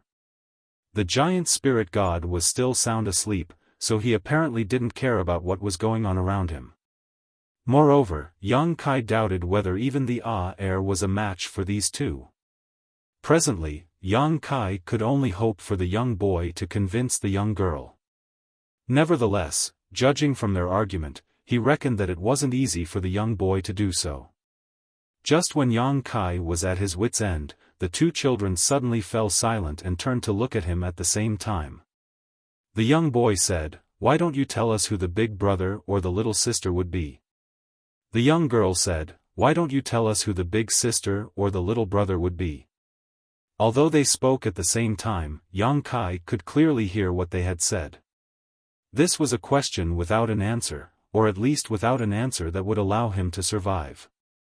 Yang Kai furrowed his brow deeply, not knowing what would happen to him if he said anything wrong. Regardless of what his answer was, he would certainly offend one of these kids. It was impossible to come up with a reply that would please both parties. After pondering on it for a moment, Yang Kai asked, who was the first one that was born? The person would be the big brother or big sister. The young kids exchanged glances and replied simultaneously, we were born at the same time. One of you must have been born first. Yang Kai frowned. Nope. The young kids shook their heads. This was giving Yang Kai a headache. He suddenly recalled the legend that when the world was born in ancient times, the first light appeared. A long time later, the light split into two and became yin and yang. Just when Yang Kai was pondering on how he could come up with an answer that would please both parties, the young girl said to the young boy in a small voice, we're so silly. We should have looked for someone and asked about it long ago. The young boy replied, no one ever came here before over the years. He's the first one. After giving it a thought, the young girl realized that he was right, that's true. He's the first one. She then urged Yang Kai by saying, have you thought it through? Say it now. Yang Kai asked, will you spare my life after I tell you my answer? The young girl replied, I won't kill you if I'm pleased with your answer. Yang Kai turned to look at the young boy, who said dispassionately, "I'll kill you if I'm displeased with your answer." What the heck? They're totally unreasonable. It was the first time Yang Kai felt that children could be so deplorable and had the urge to kill them with his spear. Moreover, he didn't understand why it was worth arguing over this issue. Nevertheless, the two kids never stopped bickering over it. An inconceivable idea suddenly sprang into Yang Kai's mind: have they been fighting with each other all this time because of this exact argument? It would be laughable if that was the truth. The chaotic dead territory encompassed many great territories that were originally vibrant and full of life, but were now all dead and desolate. Since you were born at the same time, neither of you would be the big brother or big sister then. The young boy shot him an impassive look. "I think you're tired of living." Yang Kai quickly tried to save himself by saying, "However, if you insist on becoming the big brother or big sister, it's not so difficult." The eyes of the young kids brightened, then the little girl asked, "How easy is it? Tell us about it." Yang Kai replied, "Why don't you take turns? One day you'll be the big brother, and the next day she'll be the big sister. Isn't it the best outcome for both of you?" Upon hearing that, the young kids fell into their thoughts. Yang Kai breathed a sigh of relief. From the looks of it, even though they were irritable, they were pretty simple-minded. In that case, he might be able to keep fooling them. Just when Yang Kai was lost in his thoughts, the young boy suddenly looked up. "Your solution is good. I'll be the big brother today, then. Why didn't we think of such a simple way?" The young girl pursed her lips. "What makes you have the right to be the big brother first? I'll be the big sister today." There was no expression on the young boy's face as he turned his head. "Why must you insist on competing with me?"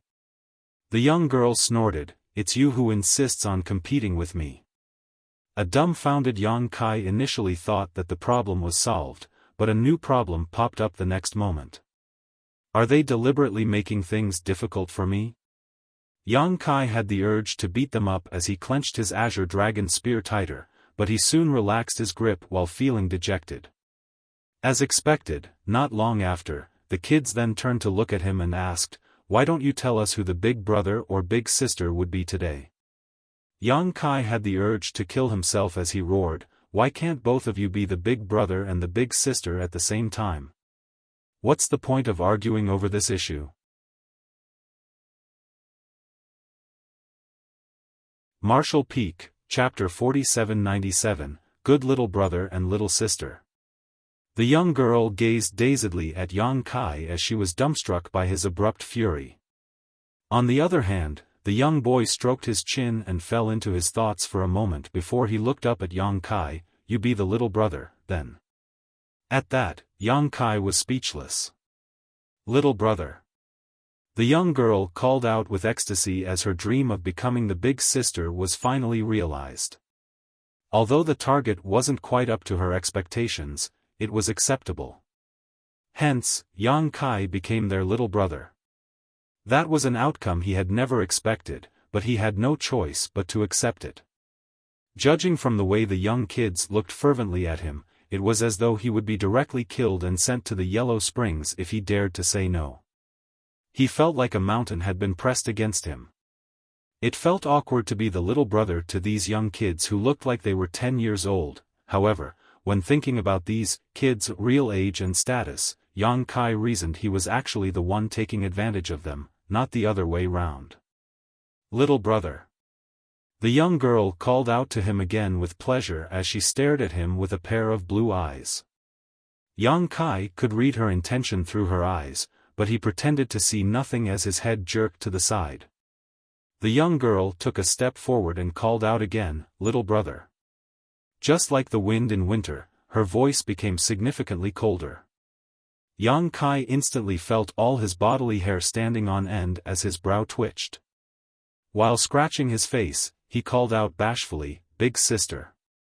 He felt his face burning as he kept telling himself that a man had to be flexible in every situation. He could always make a comeback as long as he was alive. Compared to his own life, calling her big sister was no big deal. Moreover, he was at an advantage here. Instantly, the young girl put on a bright smile. Yang Kai didn't see her move at all, but she appeared in front of him the next moment and extended her hand to pat his head. "You're my good little brother." The veins on Yang Kai's forehead bobbed as he almost failed to contain his murderous intent. Right then, the young boy coughed on the side. Yang Kai was a worldly person who knew how to adapt to the situation. Since he already did it for the first time, it wasn't so hard to do it for the second time. He cupped his fist at the young boy and called out solemnly, "Big brother." Acting like he was more mature, the young boy nodded as he was pleased with Yang Kai's action. In fact, Yang Kai was curious about their names. Since they were considered one family now, he decided to ask them about it. Nevertheless, the young kids exchanged glances and shook their heads. They never had a name since their birth. The sun's burning light and the moon's serene glimmer were what others called them, not their real names. After giving it a thought, Yang Kai said, "Why don't I give you names? It'll be easier for us to call each other this way." The young kids exchanged glances as if they were fine with it. After pondering on it for a while, Yang Kai came up with a few names, but they were displeased with all of them. Nevertheless, they were fond of the words yellow and blue. Hence, one of the young kids became Big Brother Huang to Yang Kai while the other was his big sister Lan. Since time immemorial, Big Brother Huang and Big Sister Lan had always had the dream to become the big brother and big sister. They kept arguing over it and got into intense battles because of it.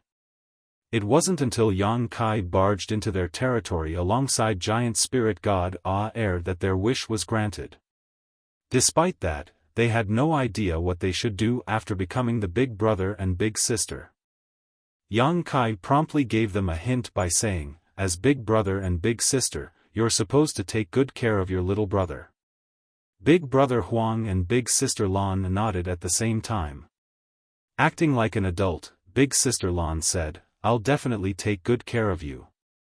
Come to me if anyone bullies you in the future. I'll stand up for you." Yang Kai felt like crying tears of joy at that moment. While bearing the humiliation, he accidentally found two incredibly formidable backers. Of course, he wouldn't be able to make use of such backers. Everything would be destroyed wherever they went, so who would have the guts to make them stand up for him? Moreover, no one would believe him even if he told everyone that he had these two kids as his backers. After a cough, Yang Kai said, "I've always been the one who bullies others, not the other way round. Big Brother Huang, the thing beside you. It was hard for me to get it. Could you please return it to me?" No big brother would snatch stuff from his little brother. Big brother and big sister are supposed to take care of their little brother. Yang Kai hadn't managed to catch the blue crystal the size of half a human as it was retrieved by Big Brother Huang. Upon hearing that, Big Brother Huang took a glance at the blue crystal. "You want this?" "Yes." Yang Kai nodded repeatedly. "You can have it." Then, Big Brother Huang directly tossed the blue crystal at Yang Kai. A pleased Yang Kai cupped his fist. "Many thanks, Big Brother Huang." Following that, he quickly put the blue crystal inside his small universe. A smug Big Brother Huang looked provocatively at Big Sister Lan, who naturally became furious. She crooked her finger as a yellow crystal of a similar size came over from some unknown place. After throwing it at Yang Kai, she said, "This is for you." Yang Kai's eyes were as bright as the sun while he hurriedly put the crystal into his small universe. Gazing at the young girl, he sincerely expressed his gratitude. "Many thanks, Big Sister Lan." It was indeed a big pleasant surprise. Big Brother Huang snorted and raised his hand as a new blue crystal appeared. He then pushed it towards Yang Kai. Yang Kai widened his mouth as he was overwhelmed by the sudden happiness which descended upon him. With that said, his movements were not sluggish as he promptly stored the blue crystal. "Many thanks, Big Brother Huang." As soon as he finished speaking, the young girl pushed another piece of yellow crystal towards him. "Many thanks, big sister Lan. Many thanks, big brother Huang. Yang Kai was exhausted from all the talking, but he was never tired of doing it. Just a few words of gratitude could be traded for a refined yellow or blue crystal, so he didn't mind doing it at all. If possible, he could thank them for eternity. It was the first time he found these two kids so adorable. He was initially embarrassed when he was forced to be the little brother, but as more and more yellow and blue crystals came into his hands, the shame he felt had vanished into thin air. He could now shamelessly call them big brother and big sister, and he became increasingly sincere while doing it. He wouldn't even mind calling them grandpa and grandma as he was given such immense rewards, to say nothing of the fact that he was only required to call them big brother and big sister. In fact, given their age and seniority, he was actually taking advantage of them. Yang Kai had no idea how many good things he had obtained, but they surpassed the total amount of what he acquired over the past 10 years in just half a day. In the core area of his small universe, yellow crystals and blue crystals were stacked like two mountains, ranging from the 5th order to the 8th order. This kind of wealth could be considered colossal. No cave heaven or paradise could put forward such a large amount of treasure. Just when Yang Kai was engrossed in thanking them, big brother Huang and big sister Lan suddenly stopped as they glared at each other. Yang Kai scratched his face and asked cautiously, "Why did you stop all of a sudden?"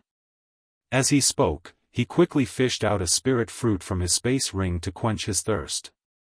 His throat was all dried up after he kept thanking them for so long. He had to get prepared for the next round. "Time's up," big brother Huang said.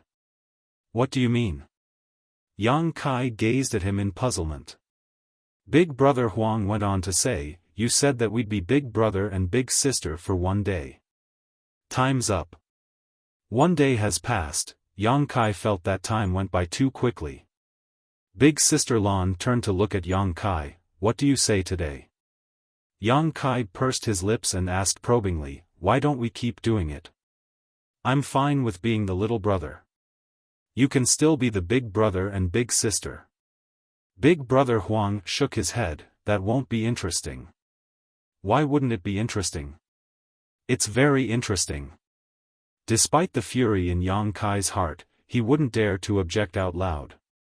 These children were just like irritable cats, so they had to be placated. As he darted his gaze around, he said cautiously, "Since you find it boring to be big brother and big sister, why don't you be little brother and little sister?" "I'll be the big brother today." Big brother Huang and big sister Lan gazed at him at the same time. A diffident Yang Kai said, "Well, if you're not happy with it, just pretend that I've never said it." All of a sudden, big brother Huang nodded, "We can give it a try." Big sister Lan agreed with it as well. Yang Kai was dumbfounded as he had never expected that his random idea would be feasible.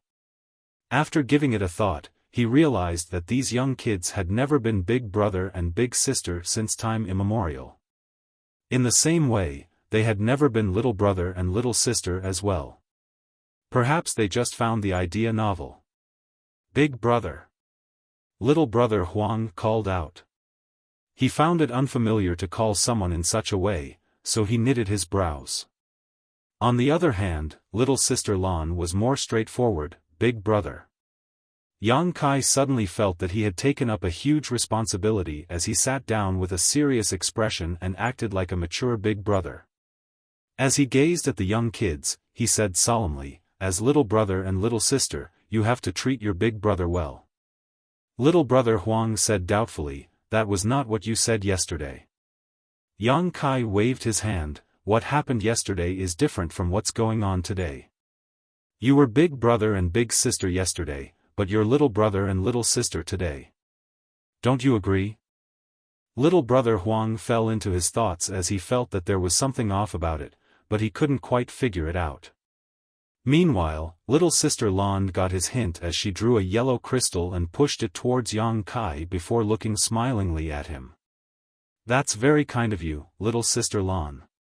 You're the best little sister in the world." Yang Kai stored the yellow crystal and gently patted her head. It took Yang Kai only one day to grasp how to fan the flames and sow discord between the two. As expected, little brother Huang wouldn't want to appear inferior as he pushed a blue crystal towards Yang Kai. There was an amiable smile on Yang Kai's face as he said, "You're the best little brother in the world, little brother Huang." He also patted the young boy's head. Little brother Huang found it awkward, but he suppressed his urge to dodge the touch. Although the situation was different from the day before, the outcome was the same. More and more yellow and blue crystals were presented to Yang Kai, who was more than happy to keep all of them. The two mountains of materials in his small universe became increasingly higher. He had to be bossed around since he was the little brother the day before. Now that he was the big brother, he decided to come up with a demand. As he stored the blue crystal sent to him by little brother Huang, he looked fervently at a mineral lode that was hundreds of kilometers away. In a hopeful tone, he said, "That thing is very beautiful. I'll be satisfied if I can get that." Little brother Huang and little sister Lan turned their heads and extended their hands at the same time. The next moment, the mineral lode split into two and landed in front of Yang Kai. Yang Kai could barely contain his excitement. "You're my good little brother and little sister." Martial Peak, Chapter 4798, It's Not a Good Thing.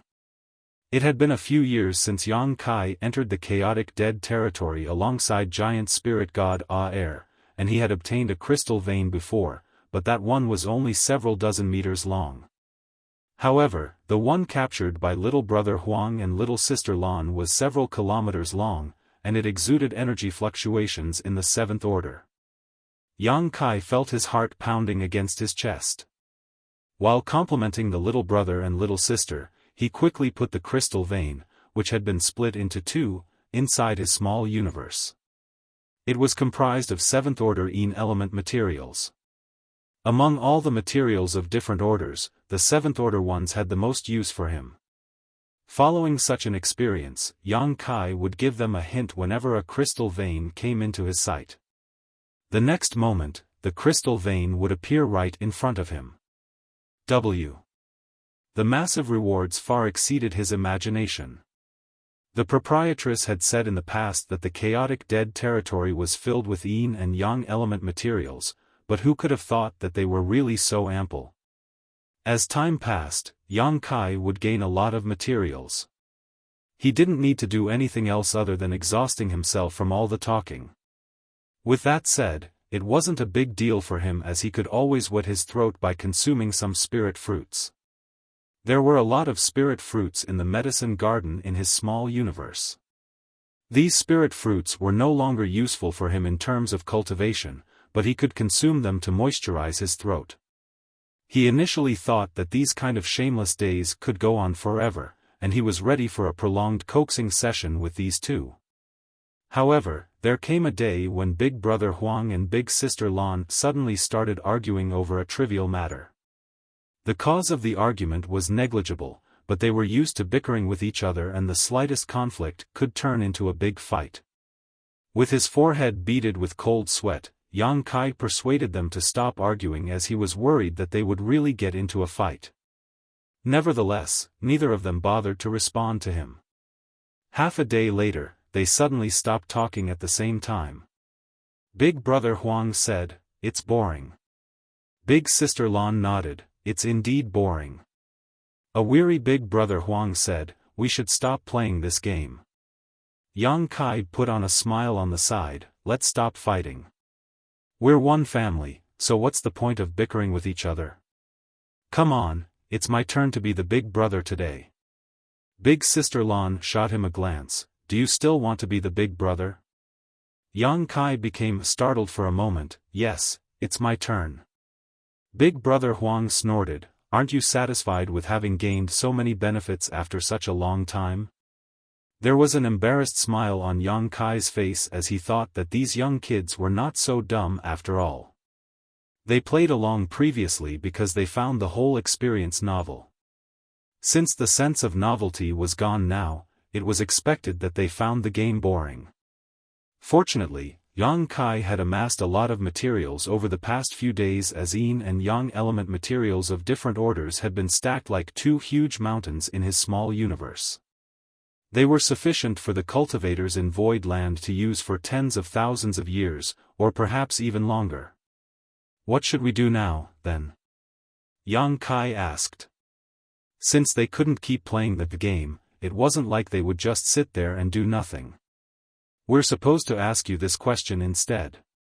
Big Brother Huang looked dispassionately at him. Tell us which one of us would be the big brother or big sister. If I'm pleased with your answer, you can leave this place with all the things you've obtained. However, if I'm not happy with your answer, I won't kill you, but you have to leave all those things here and get out of my territory. There was no way Yang Kai would cough out the food he had already eaten, especially when what he had eaten was worth so much. His figure shook as he almost spurted out that the young boy was the big brother. Fortunately, he caught himself in time as he finally recalled that Big Sister Lan was standing right in front of him too. As expected, Big Sister Lan said, I share the same sentiment. And so, it all went back to square one. Although they had previously become the big brother and big sister in the game, their little brother was Yang Kai. It was never determined who the big brother or big sister would be among the two of them.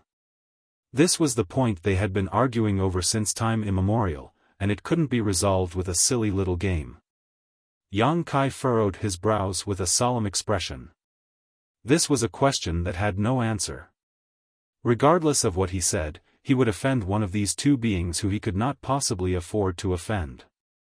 Although his life wasn't at stake now, the immense wealth he had obtained might be confiscated, which was why he had to give it a serious thought. It wouldn't have mattered if he had never acquired those treasures, but it would be heart-wrenching for him if he lost them now. Half a day later, Yang Kai measured his words and asked, Why are you asking me this question? Weren't you in a fight before this?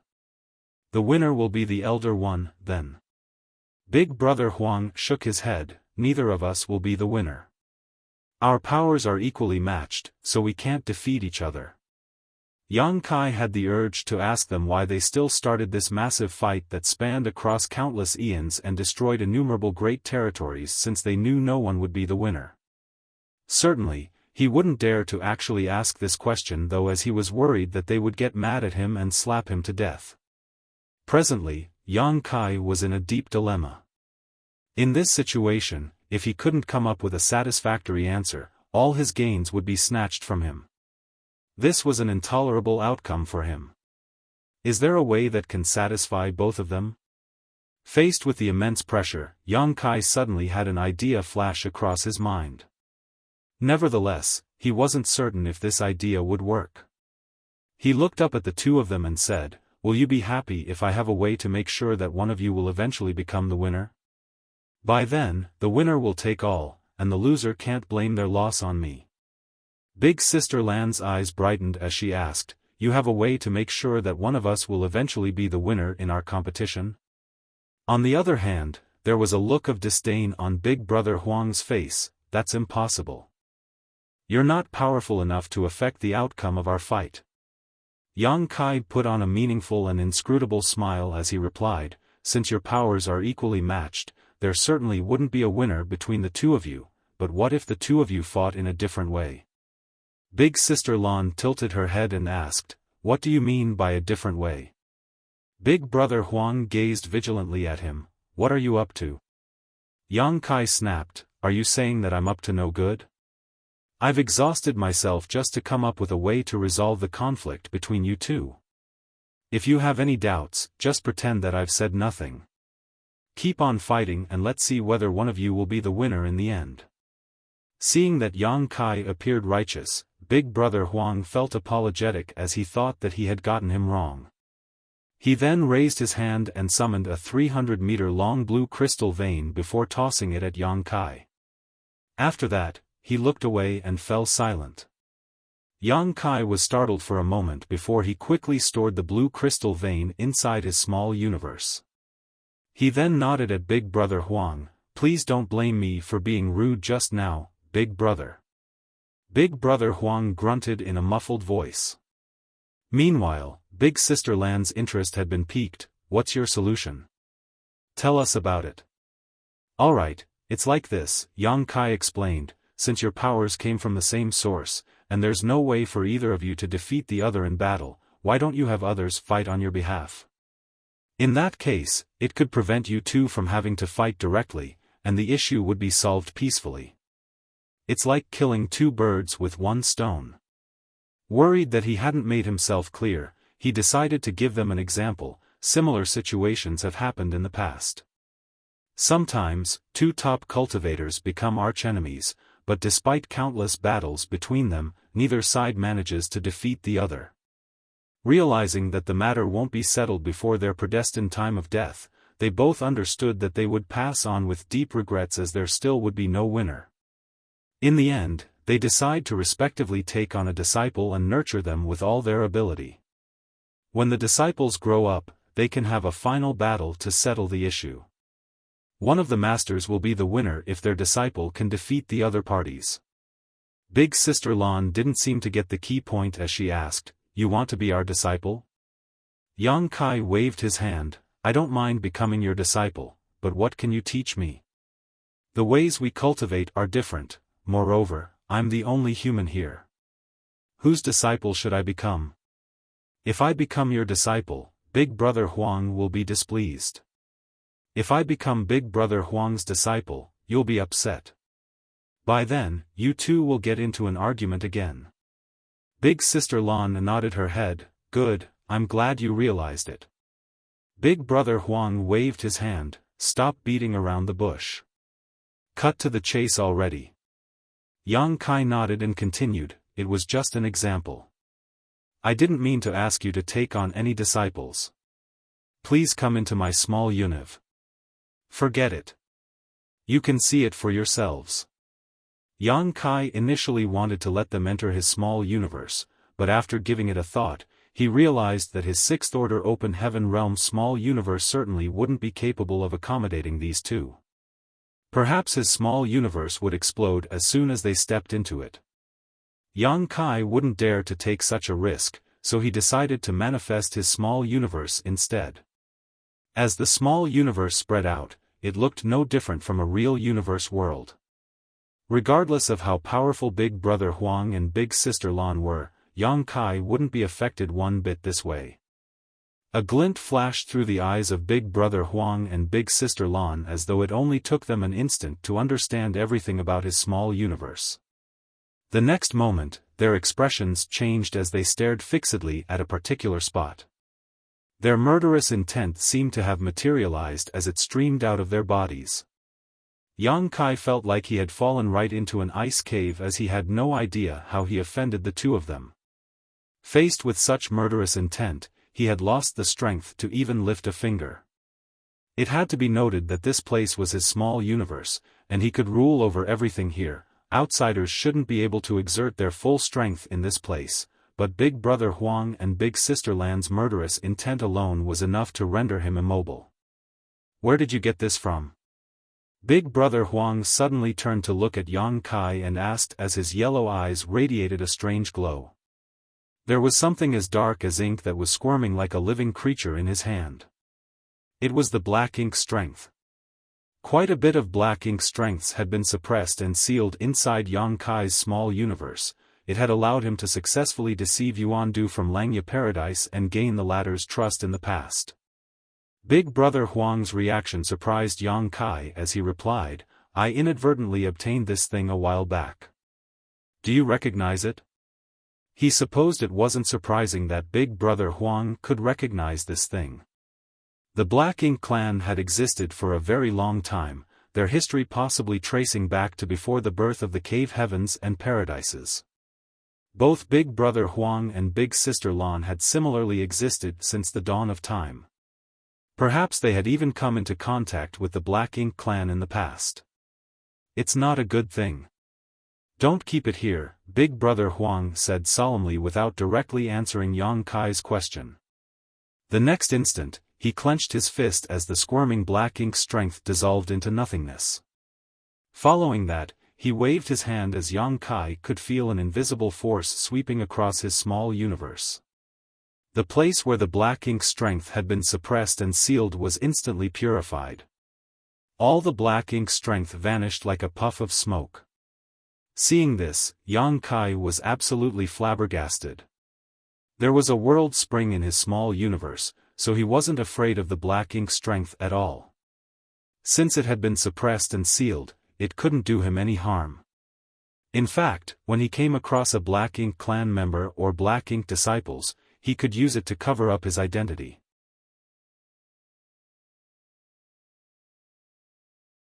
Martial Peak, Chapter 4799, You Are So Smart.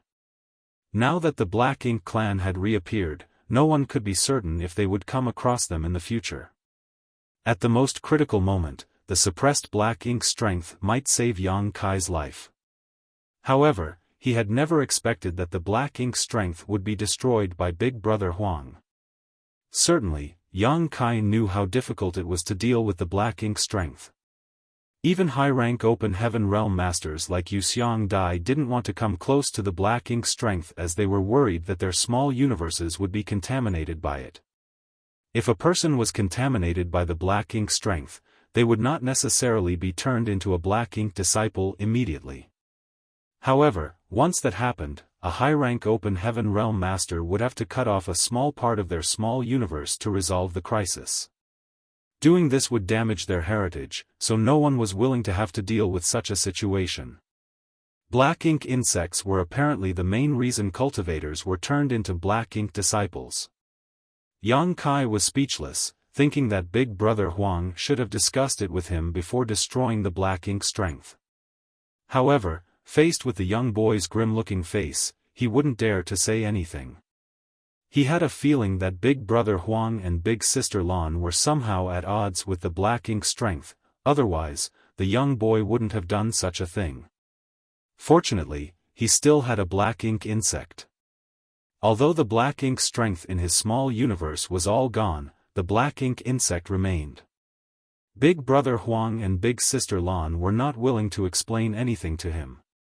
After the black ink strength were gone, Big Sister Lan turned to look in a particular direction where the humans lived. There are so many people over there. Do you want us to take on disciples from there? After pulling himself together, Yang Kai waved his hand. Forget about taking on disciples. It's not that I want to underestimate you too, but although you're powerful, I'm afraid that you know nothing about teaching disciples. Any talented people would have their futures ruined by becoming your disciples. Although Yang Kai's words were blunt, the two of them didn't refute him. He then pointed in a different direction. Look over there. As they turned their heads, the small stone race that had gathered together in different groups came into their sight. The populations of these groups varied greatly. The large ones had more than 100,000 members while the small ones had only several hundred. They were scattered everywhere in the small universe and were all busy with their own work. What are those? They look strange, Big Sister Lan asked curiously. They're the small stone race. They behave just like ants. What are ants? Big Sister Lan gazed at him. Yang Kai realized that it would be hard to explain things to these two using examples from his life. After giving it a thought, he decided to briefly walk them through the behavior of the small stone race. Big Brother Huang nodded. What do you want us to do, then? A high-spirited Yang Kai replied, It's easy. You can select two equally matched stone kings and choose your own territories. Then, you'll start nurturing them until the small stone race members are strong enough to battle. After having a fight, it will determine who the winner will be. Upon hearing this, Big Brother Huang arched his brow as he fell into his thoughts. On the other hand, Big Sister Lan said, I see. This is what you mean by taking on disciples. Yang Kai nodded, well, more or less. However, the small stone race have low sentience, so you don't have to take them as disciples, nor do you need to teach them anything. You just have to nurture them. Big Sister Lan became startled for a moment before clapping her hands. It's a great idea. You're so smart. A smiling Yang Kai replied, Many thanks for the compliment. Seeing that her interest had been piqued, he breathed a sigh of relief. It was wonderful that they were interested in it, as he was most worried that they would dismiss the idea. In that case, he would have to consider encouraging them to take on some real disciples from his small universe. After giving it a thought, he realized these kids were even engrossed in a simple game of calling him big or little brother previously, so nurturing small stone race members to attack each other must be attractive to them as well. The small stone race innately behaved in this manner. Although their overall population had increased over the years in Yang Kai's small universe, these different groups never stopped attacking one another. Otherwise, there would have been more small stone race members in the small universe by now. Yang Kai then turned to look at the young boy. What do you say? Big brother Huang nodded gently. Good. An elated Yang Kai said, it's decided, then. You can choose your territories and stone kings now. Following that, Big Brother Huang and Big Sister Lan set to work. There were a lot of small stone race members in the small universe, along with many stone kings. Hence, it wasn't difficult to choose two equally matched stone kings. With Yang Kai's assistance, it was also easy for them to select their territories. However, both Big Brother Huang and Big Sister Lan were meticulous in every detail, as they were worried that any slight imbalance might affect the outcome of their future battle. Certainly, Yang Kai would offer them all the help that was needed.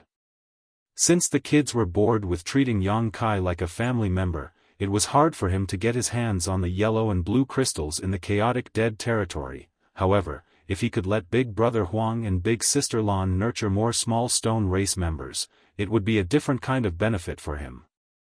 After all, it took a massive amount of materials to nurture the small stone race.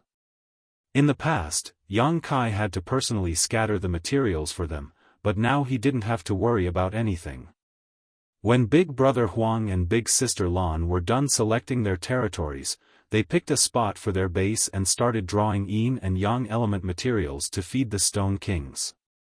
Although Yang Kai was heartbroken to see so many precious materials disappear, he decided to put up with it as he thought of the potential benefits these stone kings would bring him.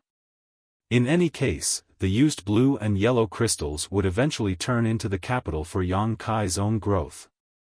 During this period of time, he took a glance at the place where he suppressed and sealed the black ink strength previously. Nevertheless, he was now certain that all of it was cleaned up, with not even a trace left behind. It was as though Big Brother Huang's power was the nemesis of the black ink strength. This made Yang Kai feel melancholic. Back then, there were some black ink disciples in Langya Paradise, but they were all killed after being exposed. That was because those from Langya Paradise believed that once a cultivator was corrupted with the black ink, there was no saving them. Black ink disciples were and forever would be enemies. Yang Kai couldn't help but think that if they were brought to this place, Big Brother Huang and Big Sister Lan might be able to get rid of the black ink strength in their bodies and help them return to their normal state. Unfortunately, he could never carry out this kind of experiment. Not just anyone could enter the chaotic dead territory. If it weren't because of air, Yang Kai wouldn't have had the chance to enter this place either. Although Big Brother Huang and Big Sister Lan seemed able to destroy the black ink strength, Yang Kai could never have brought the black ink disciples from Langya Paradise to this place. It took a long time for the small stone race members to grow to be strong enough to battle, so Yang Kai reckoned that there wouldn't be any conflicts between Big Brother Huang and Big Sister Lan for the time being. With that said, the clashes between the yellow and blue soul clones never stopped as they continued hacking each other to death. Yang Kai even witnessed the colossal yellow and blue lights crashing into one another again, which made him feel doubtful. Big Brother Huang and Big Sister Lan were standing inside his small universe right now, so what were those giant lights in the distance he had seen? Which ones of them were their true bodies? Giant spirit god air remained sound asleep, as it would take him 1 to 2 years to awaken.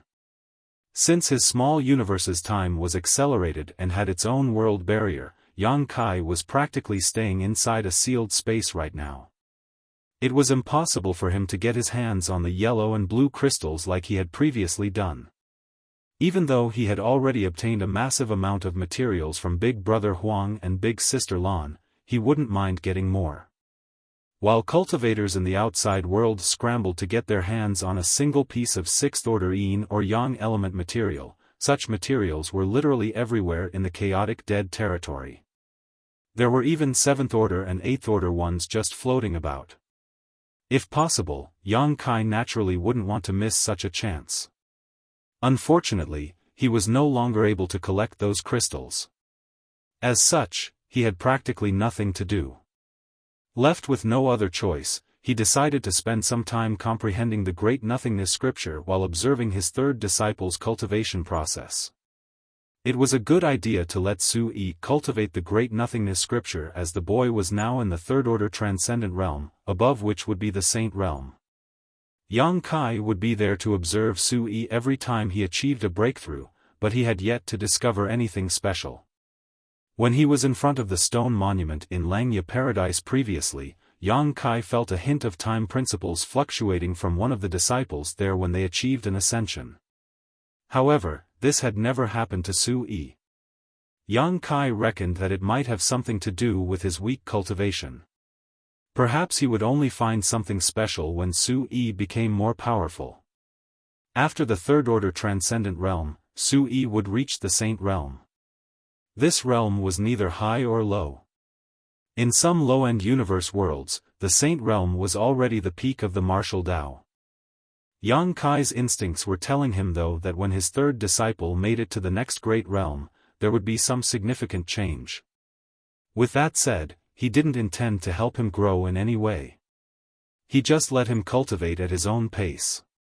The Great Nothingness scripture was a secret art that was passed down from ancient times, so there must be some secrets that had been lost to time and had yet to be uncovered. Although the cave heavens and paradises had comprehended part of it, they were only able to make use of the Great Nothingness scripture to create small source worlds. 1 year later, Yang Kai suddenly felt his small universe shaking. Upon sensing this, he realized that the giant spirit god Air had awakened. The gigantic creature sat down with his legs crossed and spaced out for a few days. When he no longer felt cranky from his nap, he headed to the next destination. The small universe was placed right above Air's head, and with the giant spirit god's protection, it wouldn't be harmed at all. Although only a year had gone by in the outside world, 2 years had passed in Yang Kai's small universe. The small stone race members that Big Brother Huang and Big Sister Lan had been nurturing were now looking strong. In fact, they had already exchanged some probing moves, but those were just small fights. As soon as they lost some small stone race members, they would stop the fight.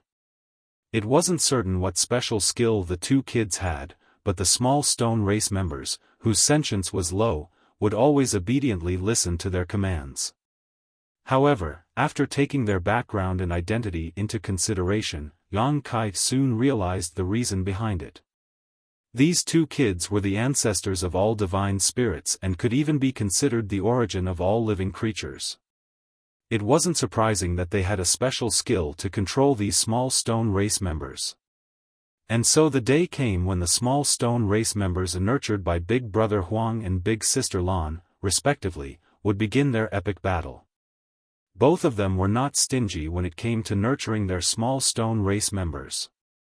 In any case, there were innumerable materials in the chaotic dead territory, and they could easily draw as many of them over as they wanted in order to feed their army. They each had one stone king, initially, but after just 2 years, they each had 1 million soldiers under their command. At this moment, the two armies had lined up at the border of their territories, both sides in different formations, but all of them looking fierce and imposing.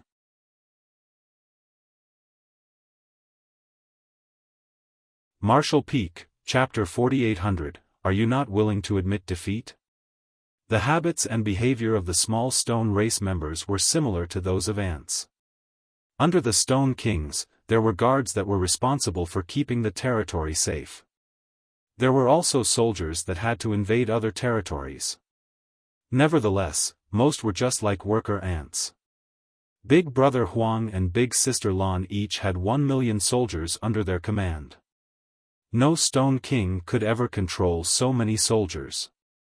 Therefore, they didn't only have one stone king, respectively, now. When a group grew to a certain scale, more stone kings would be born as they brought parts of the clansmen to other places to build their own nests and reproduce. Now, they each had more than 10 stone kings, as these 1 million soldiers were divided into more than 10 formations, looking truly intimidating. When Yang Kai arrived at the battlefield, Big Brother Huang and Big Sister Lan were shooting each other dismissive glances and exchanging taunts. This had been their daily life since long ago, as they would never stop fighting to become the elder sibling. Upon Yang Kai's arrival, they shifted their attention to him and stopped the war of words. A high-spirited Big Brother Huang said, "Take a look at my small stone race. What do you think?" Yang Kai looked in that direction and nodded gently. "Your army is truly intimidating, and I'm sure they will win almost any battle." Upon hearing that, Big Brother Huang appeared smug and looked provocatively at Big Sister Lan. It was the first time they tried raising small stone race members. 2 years had passed, and they found it to be quite interesting, especially when the groups of small stone race members became stronger and more populous by the day. They felt a sense of accomplishment from doing that. Big Sister Lan came over and asked, "What about mine?" Yang Kai turned to gaze at the other army and remarked, "Just like tigers, they look mighty and invincible." Big Sister Lan said smilingly, "I've spent a lot of effort on them. I'll definitely be the winner this time." Big Brother Huang shot her a look of disdain, "I've spent more effort on my army than you. There's no way you'll win the battle." Big Sister Lan snorted, "Enough nonsense, bring it on. Let's see who will win. If you lose, you have to call me Big Sister." A defiant Big Brother Huang refuted, "If you lose, you have to call me Big Brother." As their eyes met, there seemed to be a spark lighting up between them. Yang Kai quickly stepped away so that he wouldn't be harmed. They turned their heads at the same time and demanded, "You'll be the judge of this battle." "All right," Yang Kai solemnly cupped his fist. He had already expected it when he suggested using small stone race members to decide who the winner would be, so he wasn't surprised when he was asked to be the judge. "Are you ready?" Yang Kai asked. Big Brother Huang sneered at his sister, "Of course I'm ready." Big Sister Lan scoffed, "Bring it on. Begin," Yang Kai announced. Instantly, like beasts that were released from their cages, the millions of soldiers marched forward from both sides across the plains.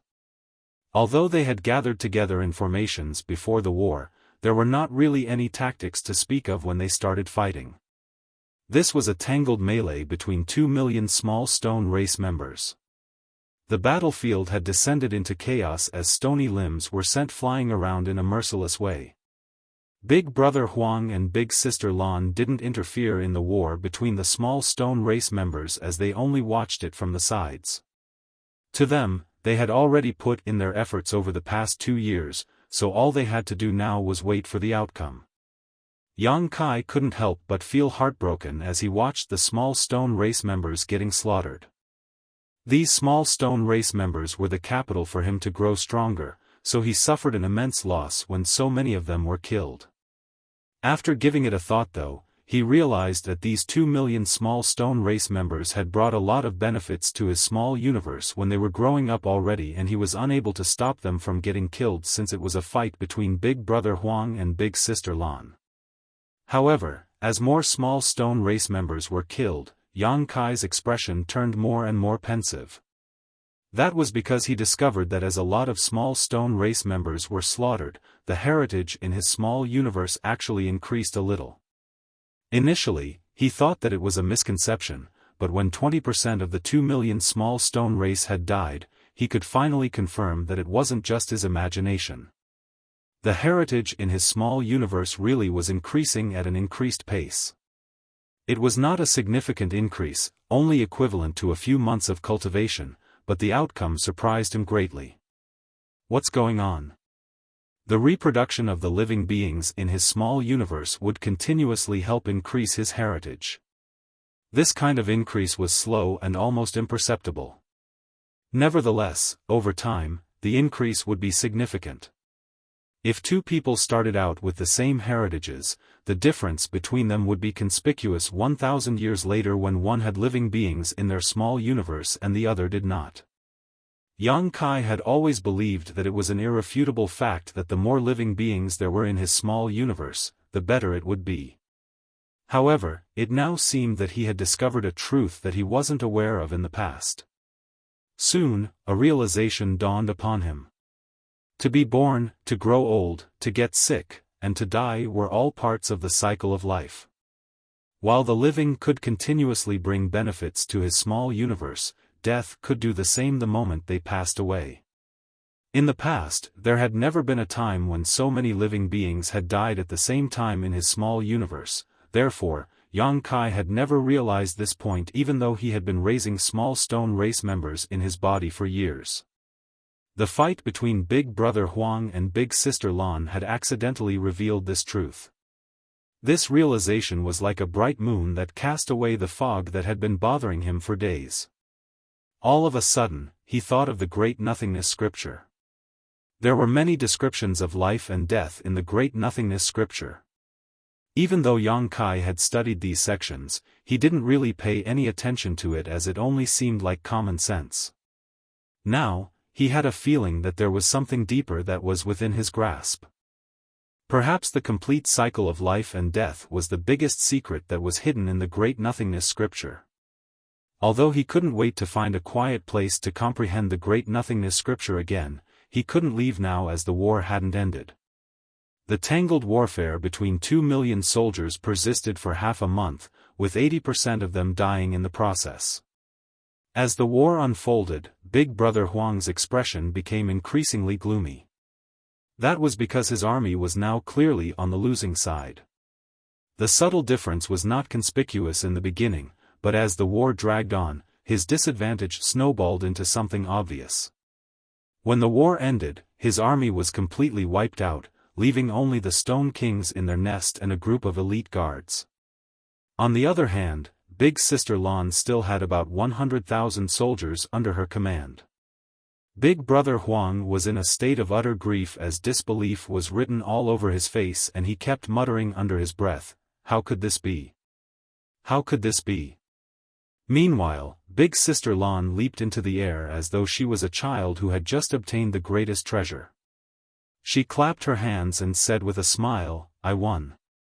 She then turned to look at Yang Kai with a hopeful gaze. As the judge of the battle, Yang Kai naturally had to fulfill his responsibility. He pointed at the young girl and announced, "Big Sister Lan is the winner of this battle." Although the outcome was right in front of their eyes, it wasn't until Yang Kai announced it that the war really ended. A smug Big Sister Lan placed her hands behind her back and sauntered towards her brother. Presently, a devastated Big Brother Huang knelt on the ground and looked at the shattered stones on the battlefield with a pair of listless eyes. Unresignment, fury, and humiliation were written all over his face. Yang Kai was extremely nervous as he was worried that this guy would do something crazy out of shame. It had to be noted that they were now in his small universe, so once Big Brother Huang's power burst forth, his small universe wouldn't be able to bear it and would be destroyed in the blink of an eye.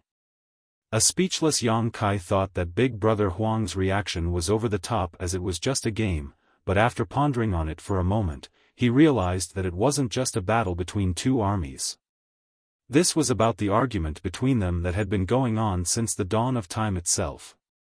That was the crux of the problem that shattered Big Brother Huang's psychological defense.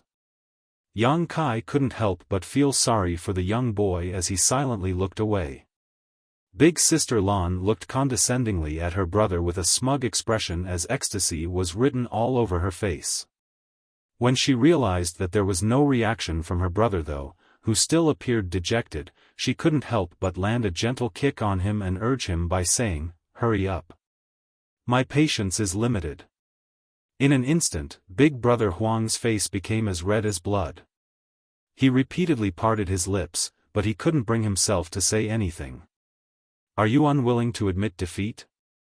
Big Sister Lan gave him a look of disdain. What are you talking about? Big Brother Huang stood straight up with fury as he clenched his fists to summon his courage. Only after a long silence did he call out with great difficulty, "Big Sister." His voice was almost indiscernible. Big Sister Lan deliberately moved her head closer to him. "What did you say? I didn't hear you." A flushing Big Brother Huang roared, "Big Sister." A stunned Big Sister Lan took a few steps away and patted her chest. "Why did you shout at me?" Hot steam seemed to be billowing from Big Brother Huang's nostrils as he glared at his sister. It was as though there was irreconcilable enmity between them as he snarled, "Are you happy now?" There was a bright smile on Big Sister Lan's face as she nodded repeatedly, "Of course I'm happy. You've finally acknowledged that I'm the big sister after so long." It was the first time in her life to hear her brother calling her big sister. Although Yang Kai had called her that many times, she still felt that something was lacking. It was different from the present situation. She had never been as satisfied as when she heard her brother say, "Big Sister," for the first time. This was a kind of satisfaction that Yang Kai could never give her. "I will not concede defeat." Big Brother Huang balled up his fists and said grimly. Big Sister Lan stopped smiling and gazed at him with a frown. "What do you mean?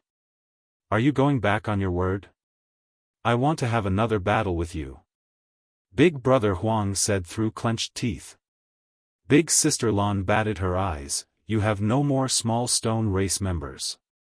How are you going to fight with me again? I still have the Stone Kings. I will rise again." "Ha ha ha." Big Sister Lan scoffed mercilessly, "You only have your Stone Kings, but I still have 100,000 soldiers. As soon as I give the order, your Stone Kings will be killed as well." Big Brother Huang's face turned a shade redder, but there was nothing he could do. Just then, Big Sister Lan said, "As your big sister, I will be generous and give you a chance. Go back and nurture a new army. When you're ready, I'll teach you another lesson." Oh.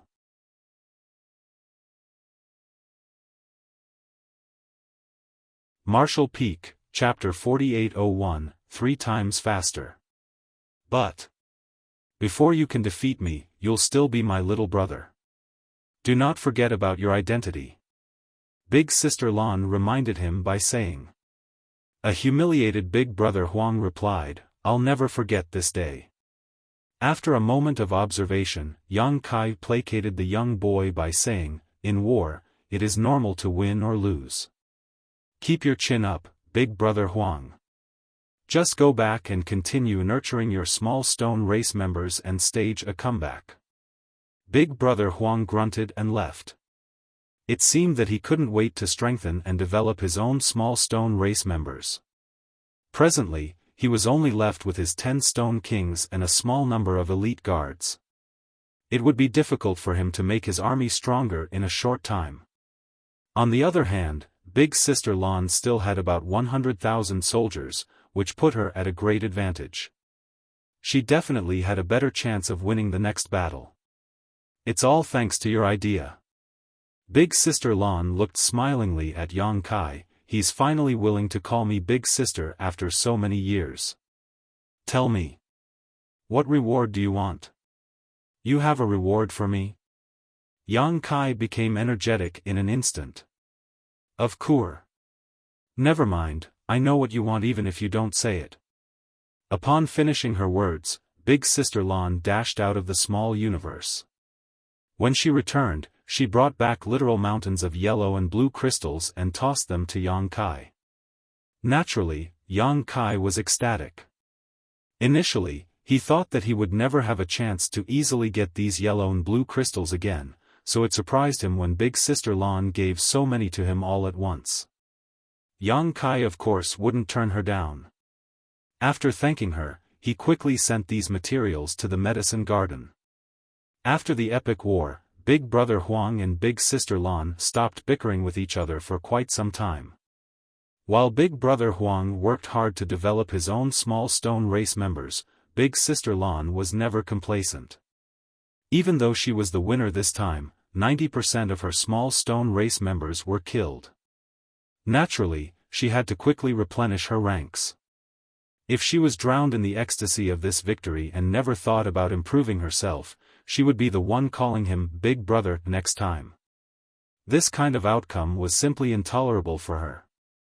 Even though both of them were busy, Big Sister Lan would look for Big Brother Huang from time to time just to hear him calling her Big Sister. While she was satisfied every time, Big Brother Huang only became more furious and further strengthened his determination to get his revenge. The enlightenment that dawned upon Yang Kai from the battle allowed him to have a better understanding of the Great Nothingness scripture. He had a feeling that he was just one step away from grasping the core of the secret art, but he hadn't been able to achieve that. That was because he still hadn't figured out the relationship between Great Nothingness scripture and the Tao of Time. On this day, he suddenly detected something and looked in a particular direction. Presently, Su Yi was seated with his legs crossed on a boulder by a cliff. All his vitality surged as his true qi roiled.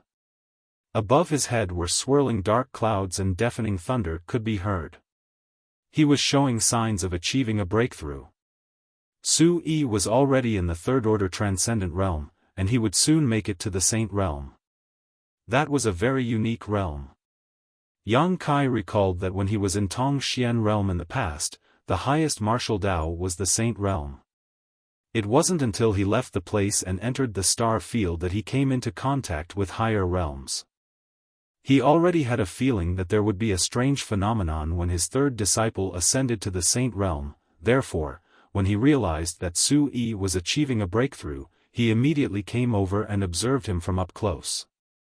In fact, Yang Kai was there every time Su Yi achieved a breakthrough in the past, but he hadn't discovered anything special so far. However, this time was apparently different. Before the ascension even happened, the Time Tao essence in his small universe began reacting in a way as though it was trying to resonate with Su Yi. Yang Kai had the same feeling when his first disciple Zhao Yi Bai achieved a breakthrough, but what resonated with him was the Space Tao essence. Meanwhile, he wasn't worried about Su Yi's breakthrough. Although the progress of Su Yi's cultivation was rapid, he had spent a much longer time in his dreams than in reality due to his unique talent in the Tao of Time. Therefore, his foundation was solid. Certainly, he wouldn't fall into danger by ascending to the Saint realm. When the world baptism descended on Su Yi's head, he didn't seem to notice at all. Instead of reacting to it, he hung his head low as though he had slumbered off. It wasn't until the force reached him that he looked up and stared into the void with a pair of eerie-looking eyes.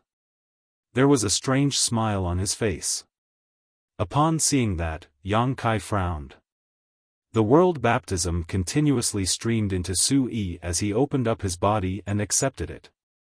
Soon, he was covered in wounds, but as he was faced with the trial, his aura rapidly increased and soon reached the peak of the transcendent realm.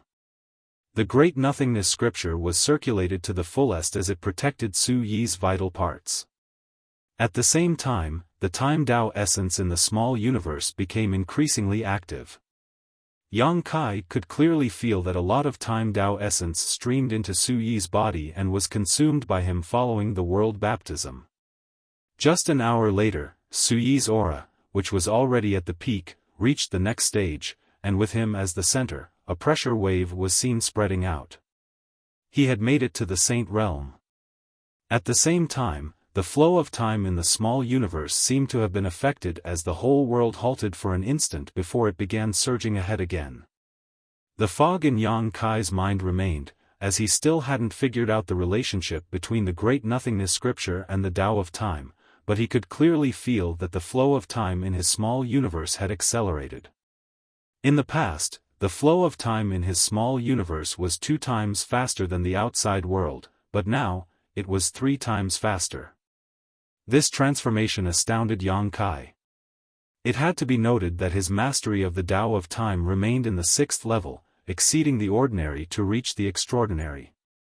This was a kind of categorization he had invented, and it was only thanks to this level of comprehension that the flow of time in his small universe had accelerated prior to this. Why did he gain such a reward after Su-yi achieved a breakthrough in his small universe? Was it because of Su-yi himself? Or was it because of the great nothingness scripture? Could both reasons be valid? Su-yi was talented in the Tao of Time, and he had cultivated the great nothingness scripture. Moreover, he had achieved an ascension in Yang Kai's small universe. Perhaps this plethora of reasons brought about unexpected changes. However, Yang Kai felt uneasy. The reason he selected Su-yi to cultivate the great nothingness scripture was that he wanted to fully comprehend the secret art so that his mastery of the Tao of Time would improve. But now, while he had benefited, he hadn't really learned anything new, which was simply incomprehensible. When he checked on his small universe and confirmed that there was nothing wrong, Yang Kai became even more doubtful. Meanwhile, Su-yi had awakened as he looked dazedly at his own hands. Although he had experienced a lot of hardship while achieving this breakthrough, his body had been fortified by Yang Kai. Additionally, he had already ascended to the next great realm, therefore, he was fine as his wounds had mostly healed already. "Do you feel any discomfort?" Yang Kai appeared before him and asked. Upon hearing that, Su-yi quickly got to his feet and saluted him, "Greetings, honored master." He still appeared doubtful. "Did I break through?" Yang Kai nodded. "You're in the saint realm now." Su-yi scratched his head. "I didn't even realize it. For some reason, I was overwhelmed by sleepiness and dozed off just now. Many thanks for protecting me, honored master." He thought that the reason he successfully achieved an ascension was that Yang Kai had been standing guard beside him, otherwise, he would have lost his life since he was asleep just now. Yang Kai stared fixedly at him and gave it a thought before saying, "Since you've made it to the next great realm, continue strengthening your foundation. You must not become arrogant just because you're more powerful now." "Yes," Su-yi replied respectfully, "disciple will cultivate hard and never forget your teachings." When he looked up, Yang Kai was already nowhere in sight. Su-yi was very respectful of his honored master. If Yang Kai hadn't taken him on as a disciple during the disciple recruitment, he wouldn't have achieved anything great in life given his aptitude. Nevertheless, following Yang Kai's teachings, he made it to the saint realm after just a couple of decades. He believed that it was just the beginning as he still had a brighter future ahead of him. Upon receiving Yang Kai's order, he quickly began consolidating his new cultivation. In fact, it was easy for him to cultivate, as he just had to fall asleep. His aptitude remained terrible when he cultivated while he was awake. Over the years, Su-yi had gotten used to cultivating in his dreams, therefore, he had learned how to slumber off at will. Presently, Yang Kai was thoroughly examining his small universe. The fact that Su-yi had brought such a benefit to him by achieving a breakthrough in his small universe puzzled him greatly. He would never be at ease before finding out the reason. Unfortunately, he still hadn't found a clue after several days of searching. With that said, it had been established that the flow of time in his small universe was now 3 times faster than the outside world. Yang Kai decided to ask Big Brother Huang and Big Sister Lan about it, but they had no idea what he was talking about. To them, their innate abilities were the most powerful in the world and already transcended all other secret arts or techniques. There wasn't a need for them to learn anything else. Left with no other choice, Yang Kai could only give up on investigating. As a matter of fact, he wasn't particularly talented in the Tao of Time. The reason he had such achievements was thanks to all the opportunities in the past. He was most talented in the Tao of Space, which had reached the 8th level of comprehension, summiting the peak. He wouldn't dare to say that no one would surpass him in the future, but rarely had anyone reached this level since time immemorial. The most talented person in the Tao of Time that Yang Kai knew of was the deceased Flowing Time Great Emperor from the Star Boundary. If Flowing Time Great Emperor were still alive, he might have been able to fully comprehend the great nothingness scripture given his talent in the Tao of Time. Yang Kai could only lament that such a gifted person passed away too soon. Flowing Time Great Emperor died for the Star Boundary, and if he hadn't single-handedly injured Great Demon God all those years ago, the latter would have devoured and destroyed the star boundary long before Yang Kai was born. Fortunately, there were two disciples who had obtained his inheritance. Yang Xiao and Yang Shui were equally talented in the Tao of Time. While Yang Xiao had followed the Dragon Clan members to the ancestral land and wouldn't come back so soon, Yang Shui remained in High Heaven Palace. Yang Kai decided that when he returned to High Heaven Palace, he would ask Yang Shui to comprehend the Great Nothingness scripture. Meanwhile, Giant Spirit God Air still did nothing else but eat, sleep, head to his next destination, and repeat. Every time he dozed off, it would take him a few years to awaken. On the other hand, the fight between Big Brother Huang and Big Sister Lan remained intense in the small universe. Following his first defeat, Big Brother Huang had learned his lesson as he now tried harder to nurture his small stone race members. He didn't care how many materials it would cost him to do that. Certainly, Yang Kai was pleased with what these two were doing.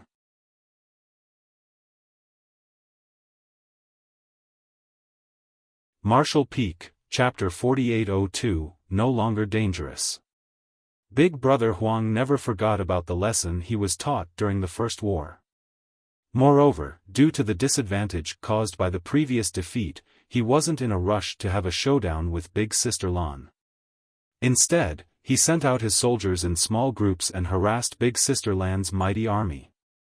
She had never expected him to be so shameless, so she found it hard to deal with the situation for the time being. After gaining some advantage, Big Brother Huang brought out all of his armies and defeated the other party in a decisive strike. This kind of outcome surprised Yang Kai, while it was unacceptable for Big Sister Lan. With that said, regardless of how powerful these two were, they had a good quality: they were willing to admit defeat. When Big Brother Huang lost the battle the first time around, he gritted his teeth and called her Big Sister regardless of how unwilling he was. It was the same case this time.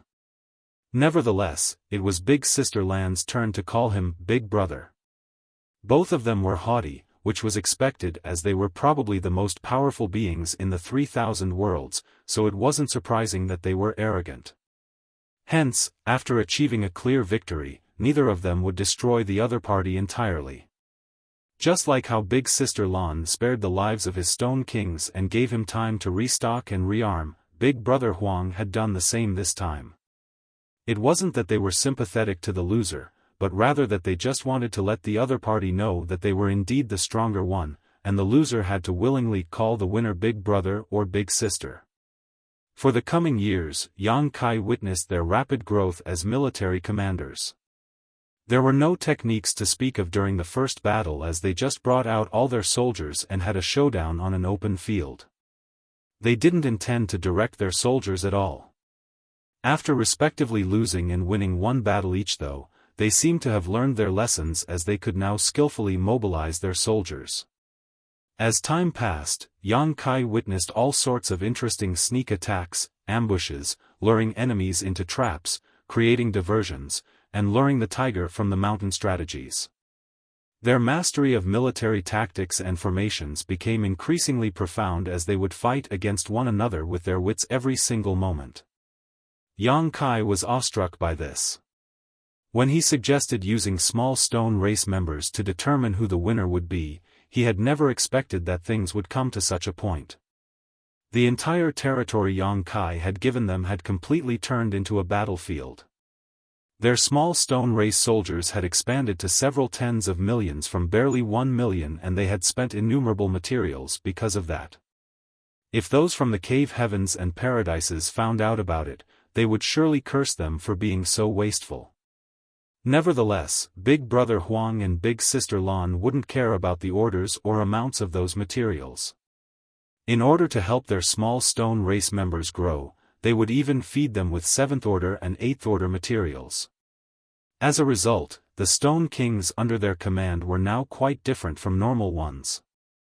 Not only were they much larger, but they could also produce more pebbles at a faster rate. The small stone race members hatched from their pebbles were also much stronger from the start. With their fight being never-ending, it had brought great benefits to Yang Kai. As the small stone race members were born and died in such incredible numbers, they continuously helped increase the heritage of his small universe. Therefore, even though Yang Kai had not cultivated at all recently, his strength had still continued to grow rapidly. Big Brother Huang and Big Sister Lan never rewarded him with any yellow and blue crystals again, as they were simply engrossed in the fight of wits among themselves. Yang Kai was someone who counted his blessings, as he had already obtained immense rewards in the chaotic dead territory. No one in history had ever accumulated mountains of yin and yang element material in their small universe like what he had done. Moreover, Yang Kai had been observing his surroundings recently. When he barged into the chaotic dead territory alongside giant spirit god Aer, the void was filled with blue and yellow crystals and he could easily get his hands on them. However, as time passed, he could barely see any blue and yellow crystals floating about now. Some of them were given to Yang Kai by Big Brother Huang and Big Sister Lan and were now sitting in his small universe. Some of them were used to nurture the small stone race members. Perhaps there were some yellow and blue crystals scattered around the chaotic dead territory, but there wouldn't be a lot of them. Furthermore, Yang Kai's arrival had changed the status quo in the chaotic dead territory that had persisted for eons. Before his arrival, Big Brother Huang and Big Sister Lan never stopped fighting one another. Every time a massive clash took place, countless soul clones would be produced that then hacked each other to death. The fallout would spread across the entire chaotic dead territory, which made it a very dangerous place.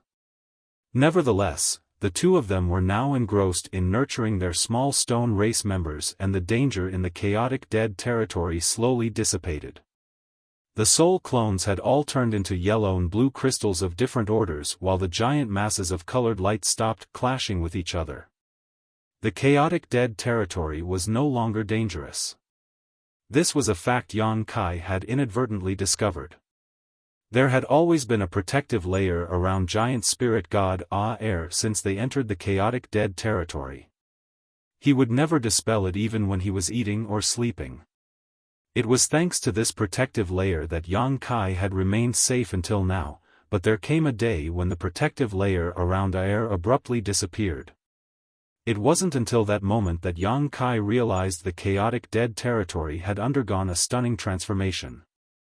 His feelings were complicated upon that realization. It was just an idea that flashed through his head as he was searching for a way to save himself, so he hadn't expected it to solve the epic battle that had been ongoing between Big Brother Huang and Big Sister Lan since time immemorial. Seeing the fight between them had turned into something more peaceful, he actually felt a great sense of accomplishment. Although he felt sorry for the small stone race members, they were born to attack each other. Big Brother Huang and Big Sister Lan had only magnified this characteristic.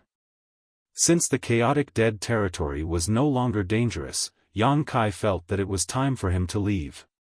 The reason he hadn't left earlier was that he was unable to do so. Without Aer's protection, he wouldn't be able to move around freely in the void that was filled with murderous intent. He was supposed to look for Chu Huashang after her 100 years of confinement were up, but that time had passed as he had been held up in the chaotic dead territory for about 30 or 40 years. He couldn't wait to head to Yinyang Cave Heaven now. After he won first place in Dao Theory Assembly and became a son-in-law of Yinyang Cave Heaven, he was supposed to marry Chu Huashang.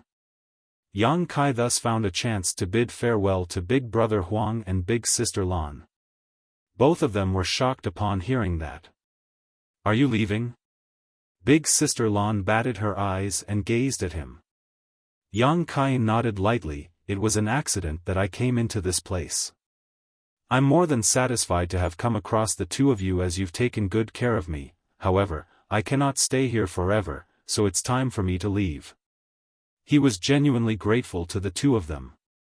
Without them, he wouldn't have gained so many benefits. It was expected that he was saddened to have to leave them after spending so many years with them.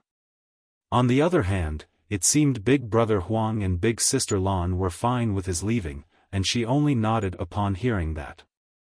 Just then, Big Brother Huang said, "You can leave, but our territories will have to stay here. Yang Kai instantly sported a dark expression as his face twitched. What do you mean? Big Brother Huang drew a circle with his hand. These territories. He directly included 30% of Yang Kai's small universe. Yang Kai coughed and replied, no. It's my small universe. I'll die if I leave behind such a large area.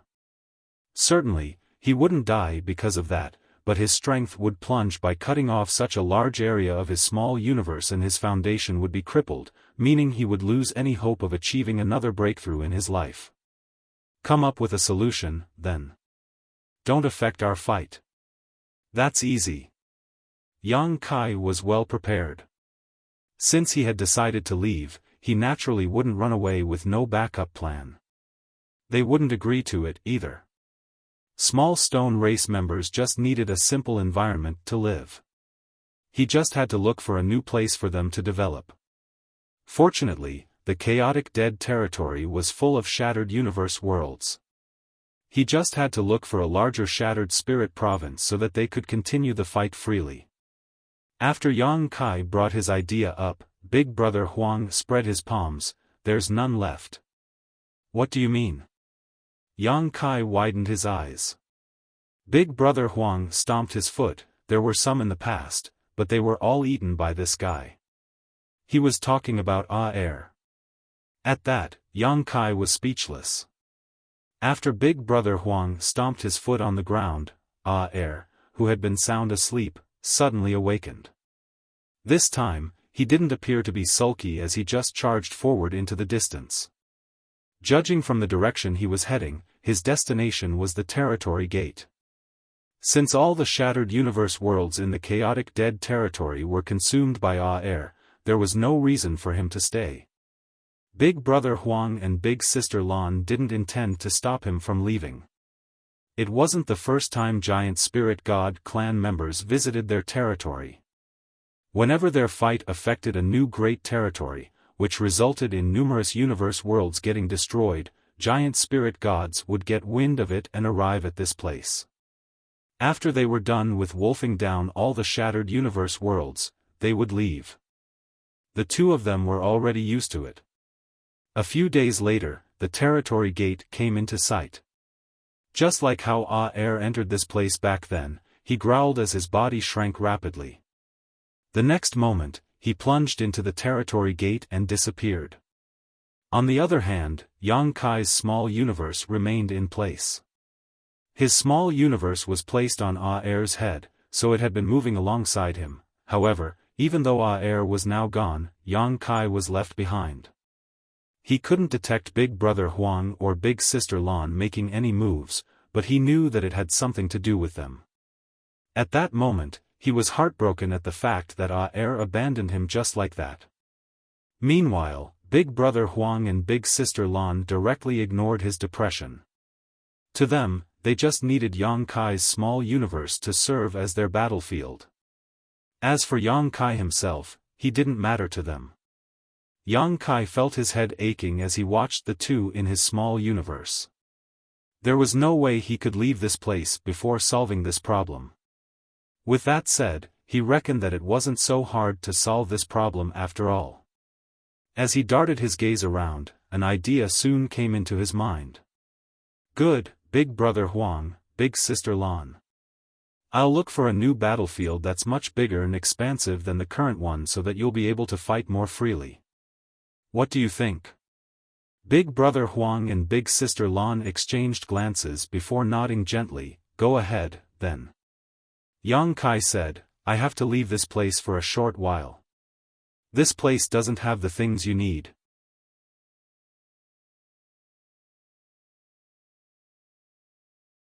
Marshall Peak, Chapter 4803, Strategy Game.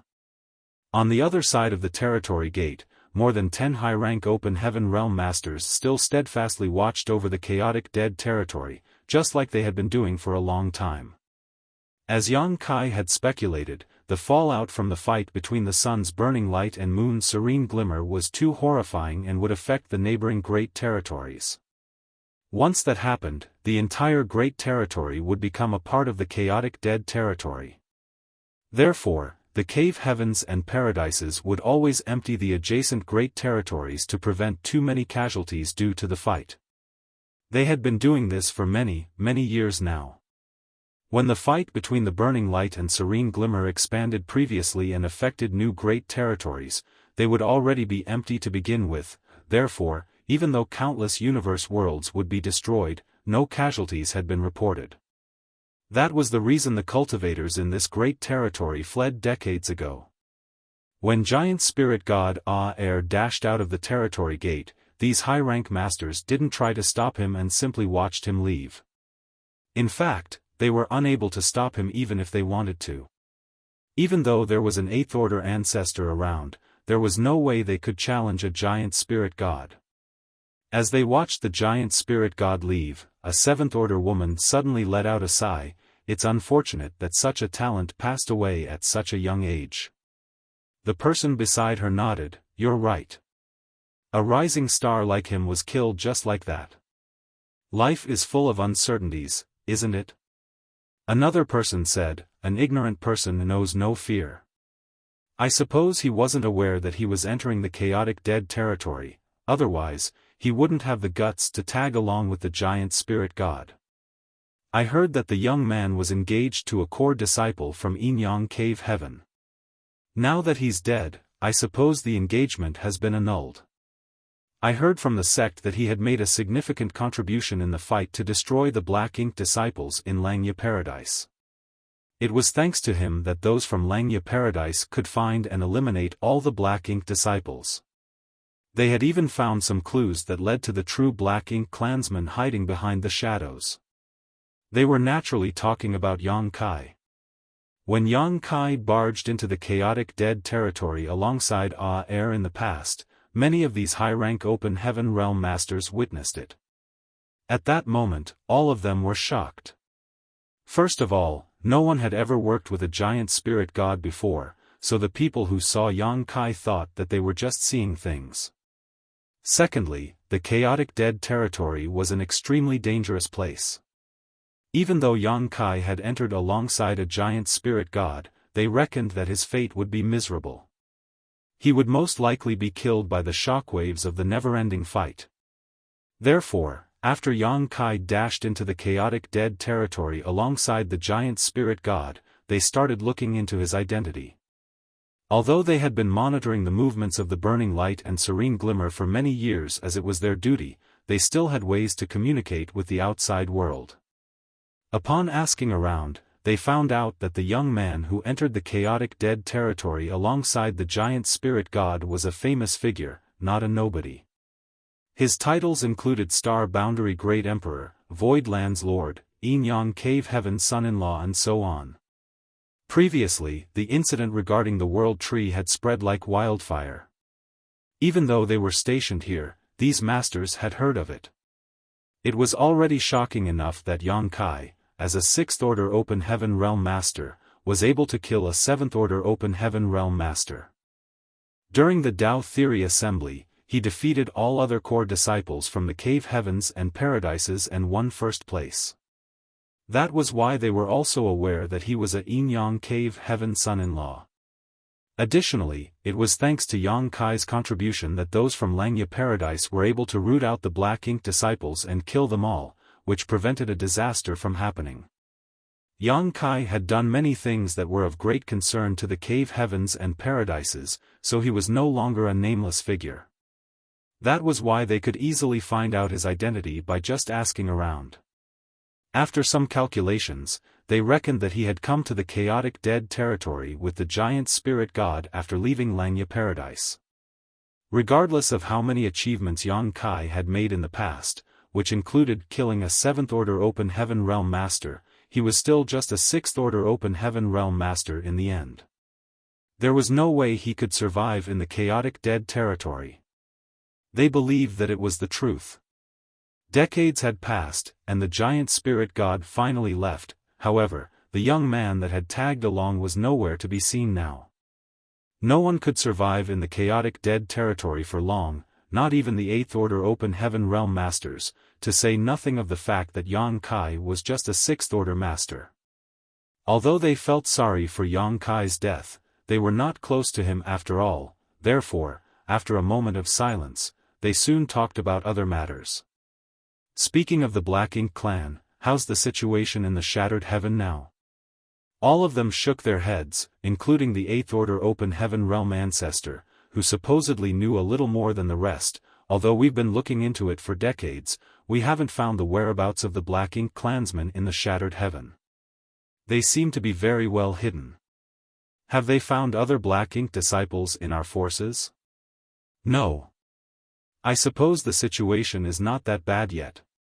I wonder how those Black Ink disciples from Langya Paradise became connected to the Black Ink clan.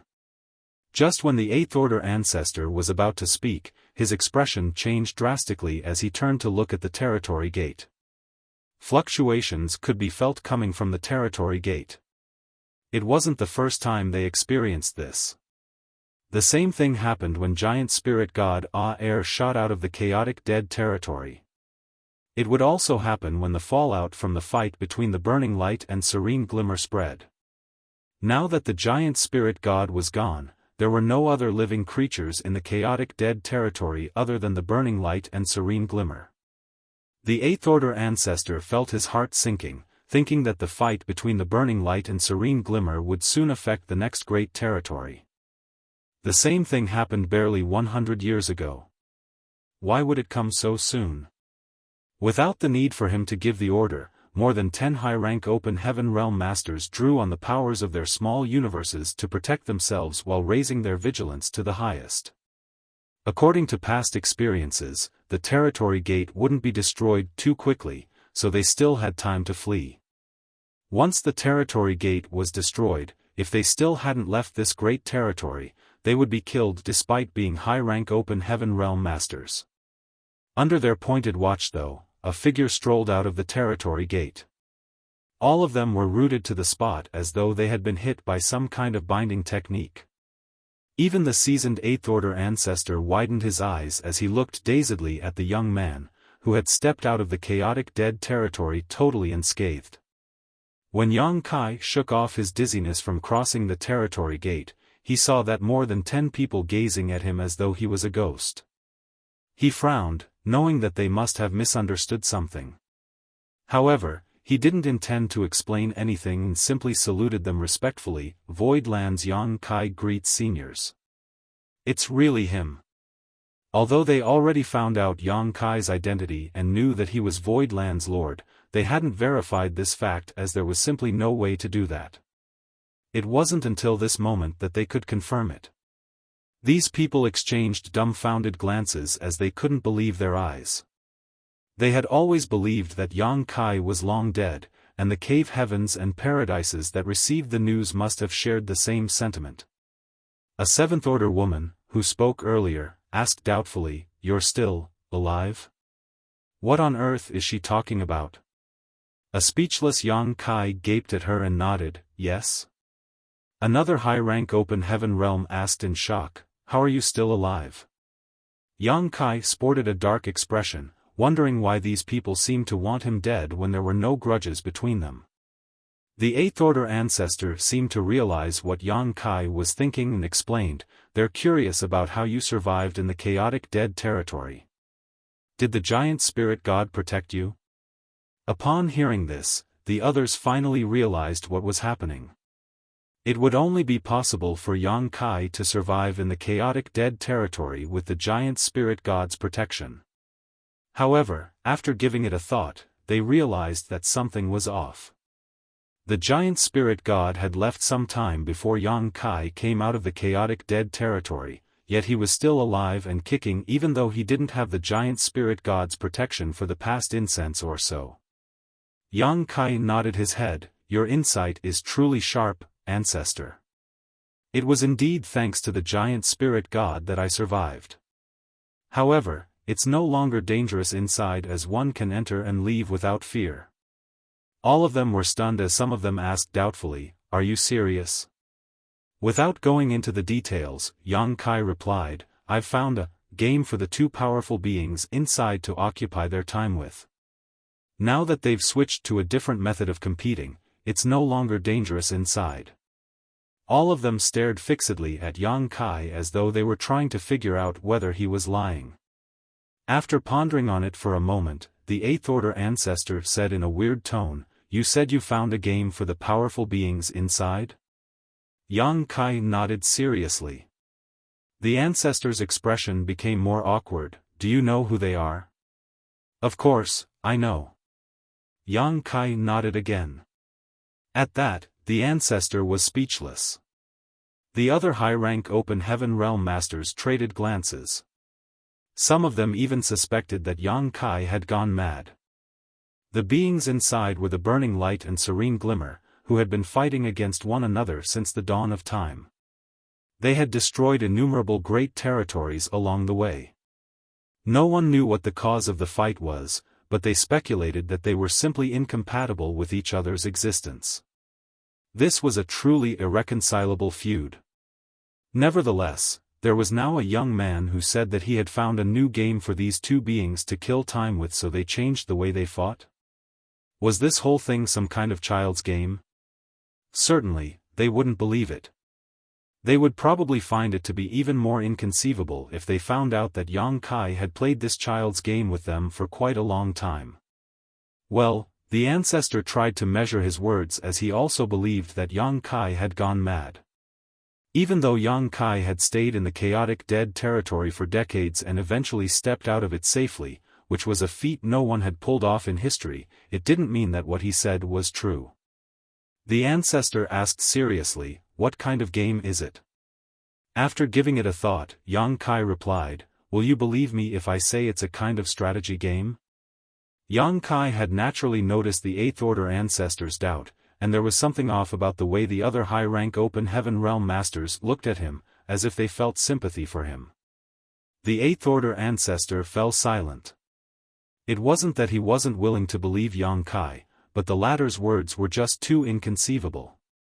Could a so-called strategy game make the two powerful beings forget about the grudges between them that had spanned across the ages?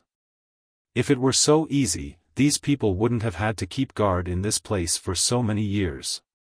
It's expected that you don't believe me, so why don't you come with me to see for yourself? You'll believe me when you witness it in person. Yang Kai invited him to enter the chaotic dead territory with him. The Eighth Order Open Heaven Realm ancestor instantly put up his guard. If he hadn't known that Yang Kai had the World Spring, which protected his small universe from any external invasion, he would have suspected that the young man had been stained with black ink and was trying to kill him. Not just anyone could barge into the chaotic dead territory. Even though Yang Kai had left safely, he might have some special way of achieving it. On the other hand, the Eighth Order ancestor wouldn't dare to put his guard down.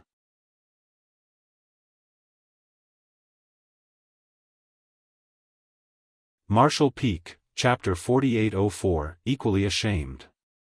This matter had far-reaching implications. If the Burning Light and Serene Glimmer could live peacefully together, it would be good news for the entire universe. At the very least, the cave heavens and paradises wouldn't have to worry about their fight destroying more great territories. Over the years, too many great territories had been destroyed because of their fight, which was a loss for the entire 3,000 worlds. Although the Eighth Order ancestor didn't believe Yang Kai's words, he still said, "You'll stay here. I'll go in and have a look." It wasn't the first time he entered the chaotic dead territory. After all, he was a powerful Eighth Order Open Heaven Realm Master. Although he couldn't go deep into the chaotic dead territory, it wasn't hard for him to momentarily visit the periphery. In fact, he had entered the chaotic dead territory several times before to examine the situation inside, but he would always quickly withdraw. He wouldn't be able to bear the repercussions if he stayed there for too long. There was even once when he obtained a Seventh Order blue crystal almost as big as a wash basin while he was there, which was a huge bonus. "Be careful, Ancestor," all of them said with concern. The Eighth Order Open Heaven Realm Ancestor nodded gently and fully activated the power of his small universe. Then, He summoned a defensive artifact, which turned into a glowing aura that engulfed him, before he plunged into the territory gate. However, barely a few breaths of time later, he dashed out of the territory gate. What shocked them was that the ancestor was all charred, and his clothes were tattered. Even his hair was in a mess as smoke could be seen billowing from his head. It was as though he had been struck by lightning. The defensive artifact he had summoned earlier was nowhere to be seen, apparently destroyed in just those few breaths' time. A dumbfounded Yang Kai exclaimed, "No way." The chaotic dead territory was clearly calm and tranquil when he left, so why did the ancestor seemingly get struck by lightning after entering it? While feeling doubtful, Yang Kai dashed into the chaotic dead territory to find out what had happened. The high-rank Open Heaven Realm Masters couldn't stop him in time. In reality, the chaotic dead territory was still calm and quiet. Big Brother Huang and Big Sister Lan were just standing there and staring at the territory gate. Upon seeing Yang Kai, Big Sister Lan asked excitedly, "Are you done?" Yang Kai shook his head, "It's not something that can be completed so quickly. I came back not long after I left, so I still need some time." Big Brother Huang frowned, "Why did you come back when you're not done with your task?" Yang Kai asked, "Did you two see anything just now?" Big Sister Lan tilted her head, "Are you talking about that old man? I was shocked when he suddenly barged in, so I gave him a little smack. I didn't do anything else." Her little smack almost shocked the life out of that old man, literally. Yang Kai didn't know what to say, so he could only try to persuade them, "Please don't hit him so hard next time. He meant no harm, he just wanted to have a look inside." Big Brother Huang snorted, he should consider himself lucky that he wasn't killed. "Tell him not to come in again. We didn't settle accounts with him when he came in several times before." Good. Yang Kai nodded repeatedly. It seemed that Big Brother Huang didn't welcome outsiders into the chaotic dead territory. He then turned around and bolted out. Although the ancestor's head had been struck, he wasn't at risk of losing his life. When he saw that Yang Kai come out all safe and sound while he was burnt and battered, he couldn't help but feel indignant despite being an 8th Order Open Heaven Realm Master. After giving it a thought, Yang Kai explained, "The thing is, the two of them don't want to be bothered by anyone. They were displeased when you suddenly appeared, Ancestor." The ancestor nodded gently, "They didn't intend to kill me. If they wanted to kill him, he would be dead.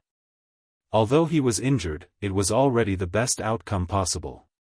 What was more shocking to him was that these supreme beings who had lived for countless eons were actually two young kids who looked like they were barely over 10 years old. If he hadn't seen it with his own eyes, he wouldn't have believed it. Over the years, no one had ever seen the true bodies of the burning light and serene glimmer. He wasn't sure if what he had seen were their true bodies or just temporary forms they had manifested. Although he was stunned, he could confirm that the chaotic dead territory was indeed safe now as no horrifying shockwaves were rippling across it. The entire chaotic dead territory was eerily calm. It seemed that what the young man had said was true. Suppressing his excitement, he asked, "You said you found a new game for them. Is there anything we can do to help?" It was wonderful news that the burning light and serene glimmer had stopped fighting. At the very least, they wouldn't have to worry about more great territories getting destroyed. Upon noticing the change in the ancestor's attitude, the other 7th Order Open Heaven Realm Masters gazed at Yang Kai with solemn expressions. Yang Kai replied, "I could use your help actually. Go ahead. The thing is, the game requires a vast area for them to play freely. However, I'm sure you know that there's nothing else but the endless void in the chaotic dead territory. Hence, I've been tasked with looking for a new board for them to play on." The ancestor pondered on it for a moment before nodding, "I understand. Come with me." Upon finishing his words, he led the way. Yang Kai followed closely. A few hours later, a gigantic universe world came into their sight. The ancestor pointed at the universe world and asked, "How about this place? It's good enough. Are there no people living here?" The ancestor replied, "There were some residents in the past, but they moved out decades ago. There are no humans living in this place now. Perhaps there are some low-level beasts." Yang Kai nodded. "In that case, please make a move to split up this universe world so that it's easier to send into the chaotic dead territory." Upon realizing Yang Kai's intentions, the ancestor raised his hand and pointed 2 fingers at the gigantic universe world. As the majestic world force burst forth, Yang Kai couldn't help but feel all his pores tightening. It wasn't the first time he witnessed an 8th-order open heaven realm master making a move. When he was previously hunted down by Bright Sun Divine Monarch, Cheng Yang, the other party had repeatedly attempted to kill him. Nevertheless, that was different from the current situation. It wasn't until this moment that Yang Kai realized how formidable an 8th-order open heaven realm master truly was. Following the ancestor's move, a light penetrated the void and caused the entire universe world to shake. It then split into shattered spirit provinces of different sizes. The emotions in Yang Kai's heart undulated. As a 6th-order open heaven realm master, he could also destroy a universe world, but he could not do it as accurately and effortlessly as the ancestor beside him. This was the difference between their realms. The force the ancestor exerted was ingenious. Although the universe world had turned into countless shattered spirit provinces, they were not a jumbled mess. Instead, they seemed to have been neatly cut into pieces. It went to show that this 8th-order open heaven realm master had precise control over his power. "I heard that your small universe has materialized," the ancestor suddenly commented. Yang Kai didn't know where the old man had heard it from, but his small universe had been probed by numerous high-rank open heaven realm masters from the cave heavens and paradises, so it wasn't really a secret now. Therefore, he replied frankly, "Yes." The ancestor went on to say, "In that case, we'll store these shattered spirit provinces in our small universes and take them into the chaotic dead territory. However, you must be careful. Use your own power to isolate these universe world pieces, otherwise, your world force will be contaminated. When that happens, you'll have to spend quite some effort to get rid of it." "I understand," Yang Kai replied respectfully. The 2 of them made a move together and transferred these shattered spirit provinces into their small universes. Since Yang Kai was weaker, he couldn't keep many of the pieces. In the end, he only kept 30% of them while the rest were taken by the ancestor. They then activated their own powers to suppress the world force contained in those shattered spirit provinces so that they wouldn't merge with their small universes. Half a day had passed when they returned to the territory gate. In front of the territory gate, the ancestor was hesitant while looking at Yang Kai with a pair of hopeful eyes. After giving it a thought, Yang Kai said, "Please come with me, ancestor. It'll save us time by completing it all at once." The ancestor asked nervously, but the 2 of them inside. Yang Kai secretly sneered, thinking that the ancestor was clearly eager to have a look inside the chaotic dead territory. However, he was still reeling from the memory of what had just happened to him. Without Yang Kai's assurance, he wouldn't dare to go in again, lest he be killed on the spot. Therefore, Yang Kai reassured him by saying, "Don't worry, ancestor. We're going in to help. You just have to follow me closely, and they won't make a move on you again." It was then that the ancestor nodded, "Sorry for the trouble then, martial nephew." He couldn't help but feel his emotions undulating. Since time immemorial, the cave heavens and paradises had been trying to come into contact with the burning light and serene glimmer, but no one had succeeded so far. The chaotic dead territory was too dangerous, and no one was able to have a talk with these 2 powerful beings. Would he be the one to make history on this day? Certainly, he wasn't the first person to do so, but Yang Kai wasn't a part of the cave heavens and paradises after all, nor could he represent the aforementioned great forces. After telling the 7th-order open heaven realm masters to keep guard in this place, the ancestor followed Yang Kai closely and entered the chaotic dead territory for the second time. Big Brother Huang and Big Sister Lan were still waiting in the same spot, but their eyes brightened when they saw Yang Kai return. Their armies were ready for the next battle, so they desperately needed a large place where they could fight against one another freely. However, when Big Brother Huang saw the ancestor who was behind Yang Kai, he frowned with displeasure. The nervous ancestor quickly saluted them, "Greetings, seniors." Although he was an old man who had lived for a long time, he wouldn't dare to pull rank in front of these two. He hung his head low and stared at his own feet in a respectful manner while speaking to them. Big Brother Huang directly ignored him while a displeased Big Sister Lan snorted, "Why did you call us seniors? Call me Big Sister." The title Big Sister seemed to be the sweetest music to her ears. Upon hearing that, the ancestor was dumbfounded. Why did she suddenly ask me to call her Big Sister? He turned to look at Yang Kai in the hope that the other party could give him some clarity. Yang Kai thus secretly spoke to him, "These two are a bit eccentric. Just do as they say."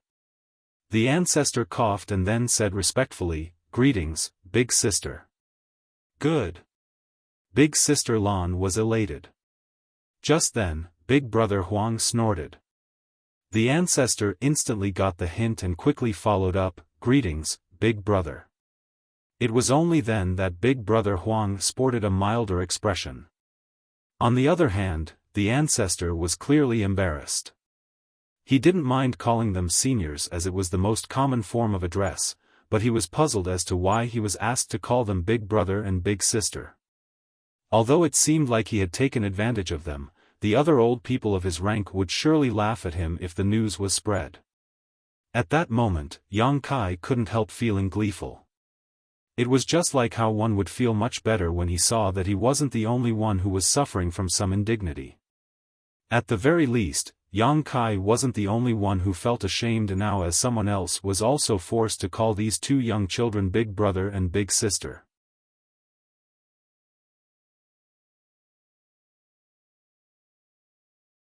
Marshall Peak, Chapter 4805, Gift.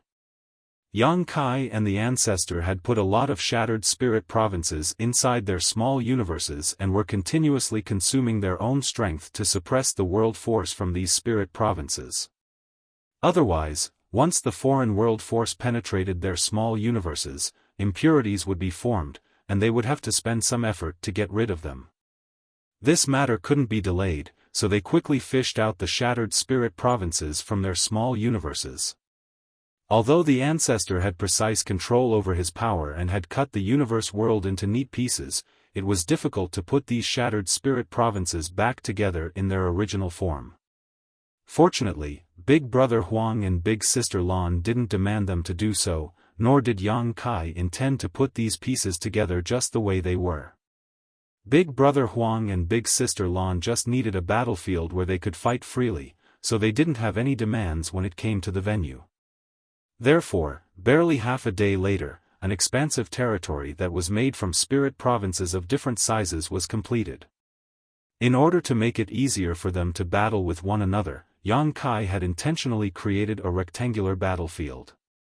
In that case, Big Brother Huang and Big Sister Lan could respectively occupy half of the territory and nurture their armies to fight with each other. After the two of them took a stroll around, they were pleased with their new game board. At the very least, it was much bigger than the previous territory provided by Yang Kai. This kind of territory that was made from an entire universe world could accommodate billions of lives, which was enough for them to keep on playing this game for many years to come. The next moment, Yang Kai released the small stone race members that they had been nurturing inside his small universe. The Eighth Order ancestor was dumbfounded when he saw the several tens of millions of small stone race members. Despite being an experienced person, he had never seen such living creatures before. He had no idea where Yang Kai had found them, so he speculated that these unique living creatures might belong to the burning light and serene glimmer. It wasn't easy to help these millions of soldiers settle down, so it took Big Brother Huang and Big Sister Lan a few days to organize them. During this period of time, Yang Kai and the Eighth Order ancestor had been waiting patiently. Yang Kai wanted to wait for Big Brother Huang and Big Sister Lan to settle everything before leaving. After all, he had promised to help them with it. As for the Eighth Order ancestor, he wouldn't dare to say anything in front of these formidable beings. More than 10 days later, all the soldiers had finally been settled in. It was then Yang Kai bid Big Brother Huang and Big Sister Lan farewell. Although they were a bit reluctant to part ways with their new little brother, they didn't intend to make him stay. Before Yang Kai's departure, Big Brother Huang suddenly said, "Thanks for what you've done for us during this period." Despite knowing that Yang Kai had gained a lot of benefits from them, they didn't really care about those things. As far as they were concerned, it was thanks to Yang Kai's own opportunity and capability that he had obtained those benefits. On the other hand, they had found a more peaceful and useful way to settle the dispute between them that had persisted for so many years upon his arrival. Yang Kai replied with a smile, "Don't mention it, Big Brother Huang. In fact, I should be the one thanking the two of you." Big Brother Huang shook his head, "It's different." Big Sister Lan came over and beamed at him, "That's right. Even though we would respectively lose or win the game, I've finally heard him call me Big Sister at the very least. I had never heard him call me that before your arrival." There was a haughty expression on Big Brother Huang's face. "Have you never called me Big Brother?" Big Sister Lan corrected him with a solemn expression, "You call me Big Sister more frequently, though." Instantly, Big Brother Huang felt humiliated and balled up his fists. "I have several dozen million soldiers with me now. I'll definitely destroy you. Bring it on. It's not like I'm afraid of you. I have an army as well." Big Sister Lan replied defiantly. While they were engrossed in bickering with one another, the ancestor was quivering like a quail in winter as he was worried that the two of them would suddenly come to blows. If that happened, at this kind of range, he wouldn't even know how he died. He then turned to look at Yang Kai in the hope that the latter would persuade them to stop arguing, only to see him looking calm and collected. Admiration was written all over the ancestor's face at that instant. Seeing that their argument was intensifying, Yang Kai had no choice but to stop them. "Good, stop arguing since there's a battle ahead of you. I'll take my leave now. Please take care of yourselves. I'll visit you again when there's a chance." Big Brother Huang and Big Sister Lan shut their mouths at exactly the same time and turned to gaze at him. All of a sudden, they said simultaneously, "Before you leave, we'll give you a gift." Upon finishing their words, they raised their hands and pointed their fingers at Yang Kai. No noise could be heard, nor was there any fluctuation of energy or any kind of anomaly at all. Yang Kai didn't feel or see anything. On the other hand, Big Brother Huang and Big Sister Lan stopped responding to him as they dashed towards the newly formed battlefield and directed their own armies to fight with each other. Their fighting spirits had been ignited following the argument as they were now eager to defeat the other party and make them surrender. With a frown, Yang Kai examined himself, but he still couldn't feel anything. He then turned his head and asked, "Did you see anything, ancestor?" The ancestor shook his head, "No." He had heard the two of them say that they were giving Yang Kai a gift, and he had also seen them pointing their fingers at Yang Kai, but there was nothing else. "Do you feel that there's anything different, martial nephew?" The ancestor asked cautiously. Since the two of them had said they would give Yang Kai a gift, they certainly were not lying. However, the current situation was strange. Yang Kai shook his head as he didn't detect any difference in his body. After pondering on it for a moment, the ancestor said, "Their powers are inscrutable. Perhaps we're too weak to discover it. I'm sure the benefits of this gift will manifest in the years to come." Yang Kai nodded, "Perhaps you're right." After taking another glance at the newly formed territory, Yang Kai left the place with the ancestor. The armies behind them had already started clashing with each other. In front of the territory gate, the ancestor asked with an amiable expression, "Where are you going, martial nephew?" After giving it a thought, Yang Kai replied, I have to head to Yin Cave Heaven. Upon hearing that, the ancestor instantly realized his intention. Yang Kai had won first place in the Tao Theory Assembly, after which Chu Huashang had been confined for 100 years. After some calculations, the ancestor realized that those 100 years had passed some time ago. Yang Kai had been held up in the chaotic dead territory, so he wasn't able to head to Yin Cave Heaven on time. Now that he could leave though, he naturally had to hurry over. I hope you'll have a smooth journey then, martial nephew. The ancestor put on a gentle smile. Yang Kai saluted him and cupped his fist, until we meet again. The Seventh Order Open Heaven Realm Masters sported conflicted expressions as they watched Yang Kai leave. They had seen how the ancestor was treating Yang Kai in such an amicable manner, which was something unprecedented. Although they were in the Seventh Order, which was one order above Yang Kai, they had never received such a treatment from the ancestor before. It was inconceivable that an Eighth Order Open Heaven Realm Master would treat a Sixth Order Open Heaven Realm Master so cordially. With that said, Yang Kai was obviously no ordinary Sixth Order Open Heaven Realm Master, as he was able to enter and leave the chaotic dead territory freely. Ancestor, is the chaotic dead territory really safe now? One of the masters asked. After measuring his words, the ancestor replied, the status quo has changed, but as long as those two beings exist, it will never really be considered safe. All of them nodded in agreement. Although Yang Kai said he had found a new game for the two of them to occupy their time, no one knew how long their passion for the game would last. Perhaps they would lose interest a few years later. By then, another round of devastating fights would happen and destruction would reign once more. Hence, they had to stay in this place and continue monitoring the situation. In the void, Yang Kai fished out a universe chart to identify his current location. He then charted a route that led to Yin Cave Heaven.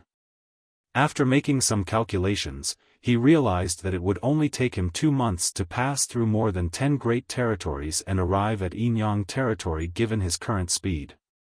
Most people couldn't be as swift as he was, and it would take the average Sixth Order Master half a year to reach Yin Cave Heaven from this position. However, as an expert in the Tao of space, Yang Kai could enjoy this kind of convenience. Chu Huashang was supposed to have come out of the confinement by now.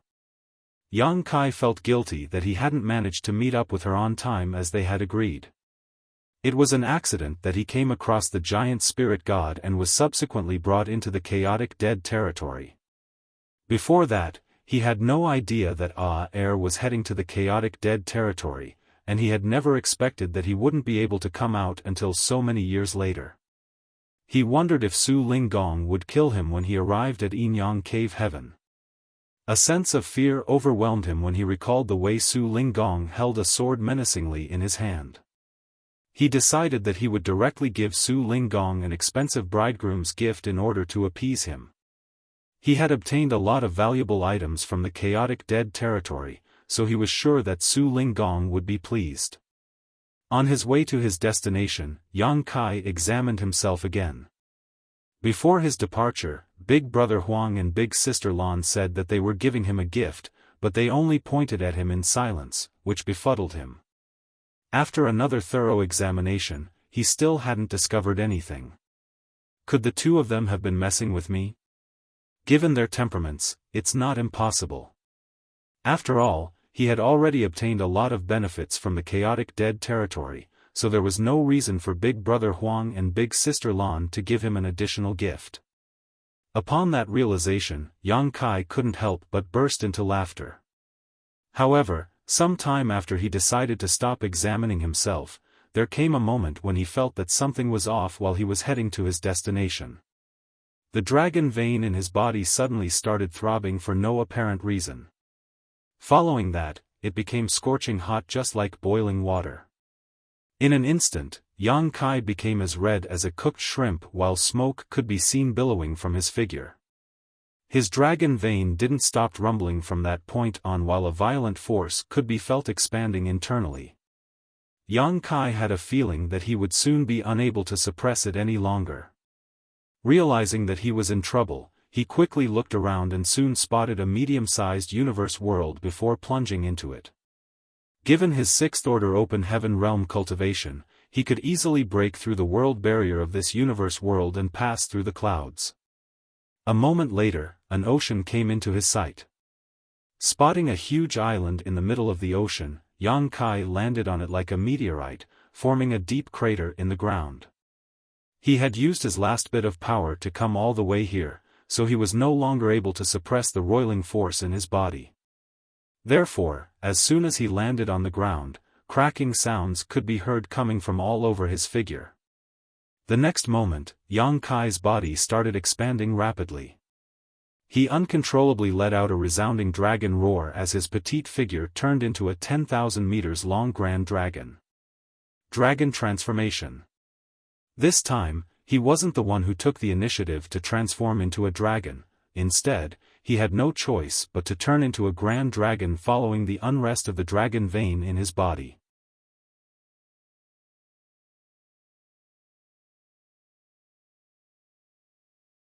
Martial Peak, Chapter 4806, 20,000 meters. Yang Kai felt so scorchingly hot that it was as though he was burning. Instinctively, he shook his head and plunged into the water as he headed to the depths of the ocean. The deeper he went, the colder he felt. While he finally felt a sense of comfort, the ocean water started boiling wherever he went. In an instant, the area around him became a vacuum. He had no idea what was going on with him, but he didn't feel a sense of danger. Instead, he was looking forward to what would soon happen, though he wasn't sure what that would be. Yang Kai soon realized what was going on. Following an excruciating pain, all the bones in his body started cracking loudly. His 10,000 meters figure, which was already colossal, was rapidly expanding at a speed that far exceeded his imagination. He had obtained the golden divine dragon source when he was still in Tongxian realm in the past. When he came across Zhu Qing in the star boundary, he was taught the dragon transformation secret art by her, which allowed him to tap into the power of his dragon vein and transform into a half-dragon. Nevertheless, even after cultivating for many years, he could only transform into a 3,000-meter tall half-dragon. If not for the opportunity in Ancestral Land where he obtained the Crystal Palace of the Dragon Clan and refined a lot of ancestral spirit crystals and spirit fruits, it would have taken him thousands of years before he could become a grand dragon. It took Dragon Clan members a painfully long time to grow. Not only the Dragon Clan though, but all divine spirits suffered from this problem. That was the reason the divine spirits were not willing to leave Ancestral Land. The ancestral strength in that place was extremely important to the divine spirits as it could greatly reduce the time they needed to mature and grow. Yang Kai had already planned on heading to the Ancestral Land to cultivate in seclusion after ascending to the 8th Order Open Heaven realm so that he could further strengthen his dragon vein. However, that would only happen a long time from now. He was only in the 6th Order currently, so he still had to make it to the 7th Order before he could even think of reaching the 8th Order. Given his heritage, it wouldn't take him a long time to make it to the 7th Order, but it would require a long time for him to ascend to the 8th Order. It could be several thousand years, or even 10,000 years. With that said, it wasn't the most pressing issue at hand. Although he could be considered a pure-blood dragon after becoming a grand dragon, Yang Kai was still a human, and he was most reliant on his open heaven realm cultivation. Therefore, he was determined to make it to the 8th Order, which was supposedly his limit.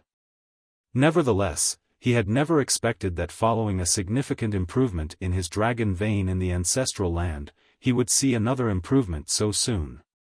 Furthermore, this improvement was far more rapid, intense, and violent than the one he had experienced in the Crystal Palace in the Ancestral Land. He could clearly feel that his dragon vein was becoming purer by the breath under the inducement of a strange force. As a result, his figure was expanding beyond his control. The strength of a Dragon Clan member was manifested in their size. The bigger a Dragon Clan member was, the purer their bloodline was, and the more powerful they were.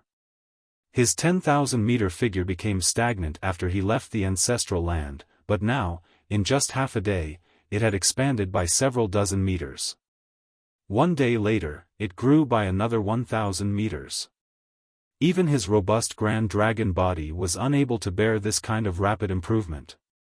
His bones kept becoming dislocated and restructured while his skin started cracking.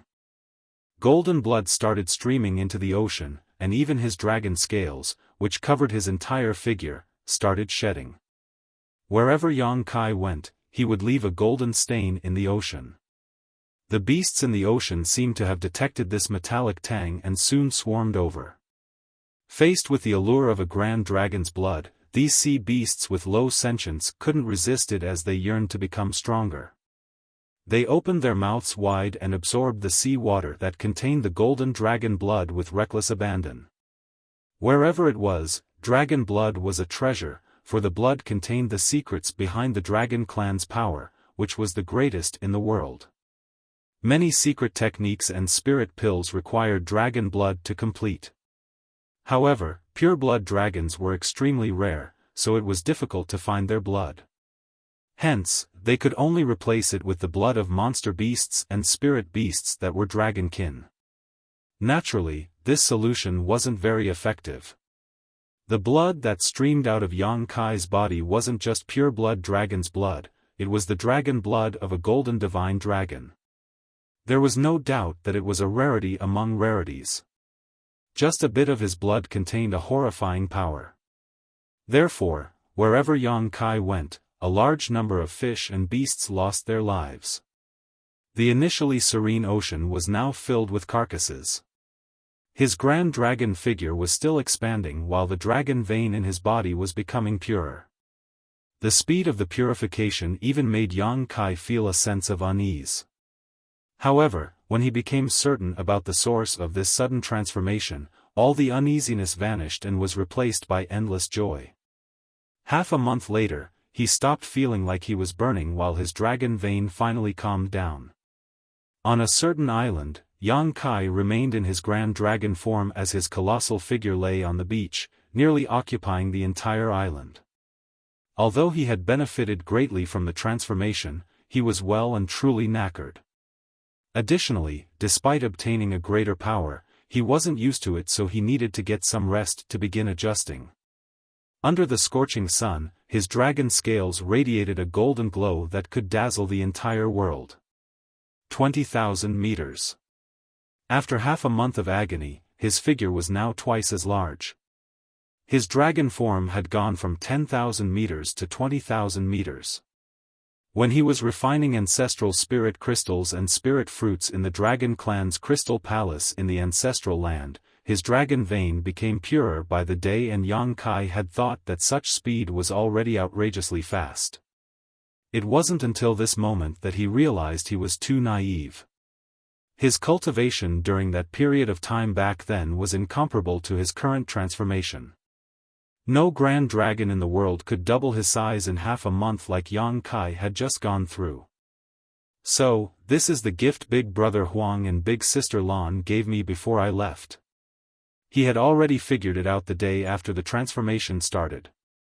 Previously, even though Yang Kai had thoroughly examined himself, he didn't discover anything out of the ordinary, but that was because he had remained in his human form. It wasn't until he transformed into a dragon that the gift from Big Brother Huang and Big Sister Lan manifested. Presently, there were two amazing powers that were swirling about inside his dragon bead.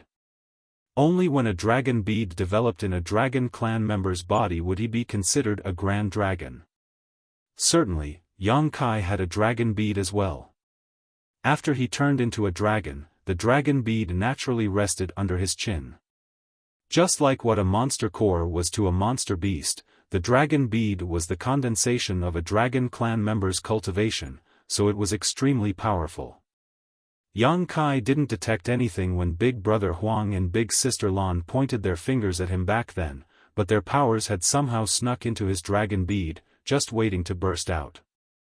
The two of them were the ancestors of all divine spirits, so all divine spirits were like their children and grandchildren. Hence, despite their nonchalance when they pointed their fingers at Yang Kai, they could easily stimulate the power of his dragon vein and rapidly purify his bloodline. While thankful, Yang Kai also felt quite aggrieved. Big brother Huang and big sister Lan could have explained all this to him, but they acted mysterious instead. Yang Kai initially thought that they were just playing a prank on him, so it surprised him greatly when he realized that there was actually a gift. This purification process thoroughly exhausted Yang Kai. It wasn't that he was trying to resist it, but the speed of the purification was a grueling physical and mental test for him. Fortunately, the transformation didn't take place when he was in battle. If such a transformation in his dragon vein took place when he was in battle, he wouldn't be able to keep fighting. Instead, he would be injured or even killed when his strength went out of control. It was truly an invaluable gift, but there were a lot of complaints to be had. Presently, Yang Kai was both elated and worried. The mysterious forces from Big Brother Huang and Big Sister Lan in his dragon bead had helped him purify his bloodline and caused his grand dragon form to go through exponential growth, but they hadn't been exhausted yet and still remained hidden in his dragon bead. Yang Kai wondered if they would be activated to give him another pleasant surprise when he was unsuspecting. This move by Big Brother Huang and Big Sister Lan was like a prank from two young kids.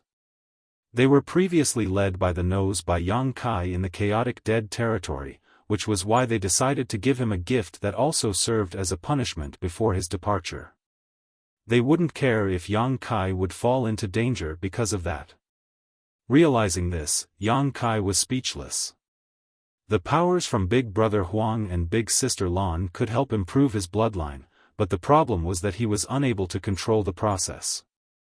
He had the urge to go back to the chaotic dead territory and argue with the two of them. However, considering the fact that he had gained such a massive benefit, he decided to give up on the idea. He could only think to himself that he had to be cautious in the future. If the powers in his dragon bead really exploded when he was in a fight with formidable enemies, he would end up in a horrible state.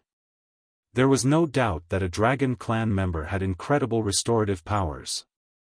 Although all of Yang Kai's skin had cracked during the purification process, his wounds were swiftly healed. While feeling calm, Yang Kai silently sensed the increased power in his body. When he became a grand dragon in the ancestral land, he already had the capital to fight with a 7th Order Open Heaven Realm Master. Now that his figure had grown to 20,000 meters, the average 7th Order Open Heaven Realm Master wouldn't be a match for him. Nevertheless, his power now felt a little strange to him.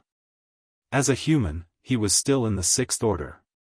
If he was faced with a 7th Order Open Heaven Realm Master, he might be able to go up against them, but he might not succeed in defeating such an opponent. He could hardly cross the huge gap between the 6th Order and the 7th Order. However, if he transformed into a Grand Dragon, he could instantly become a match for even a peak 7th Order Open Heaven Realm Master.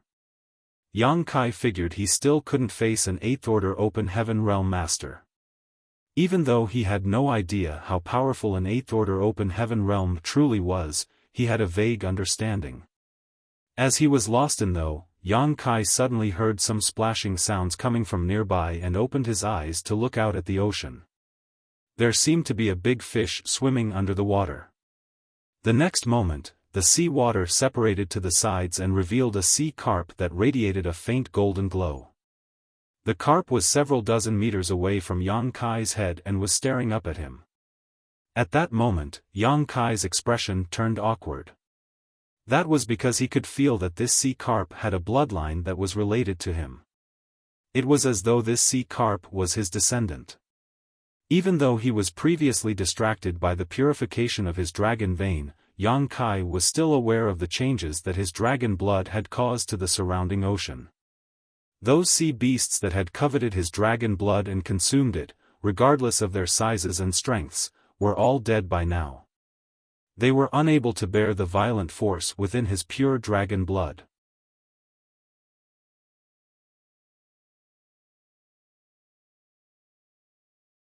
Martial Peak, Chapter 4807, Golden Carp.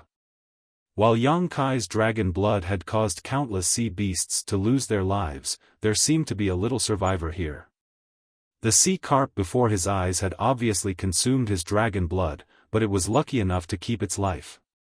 That was the reason Yang Kai could feel that their bloodlines were connected. The aura of this sea carp wasn't particularly powerful, so Yang Kai couldn't figure out why it could survive after chugging down his dragon blood.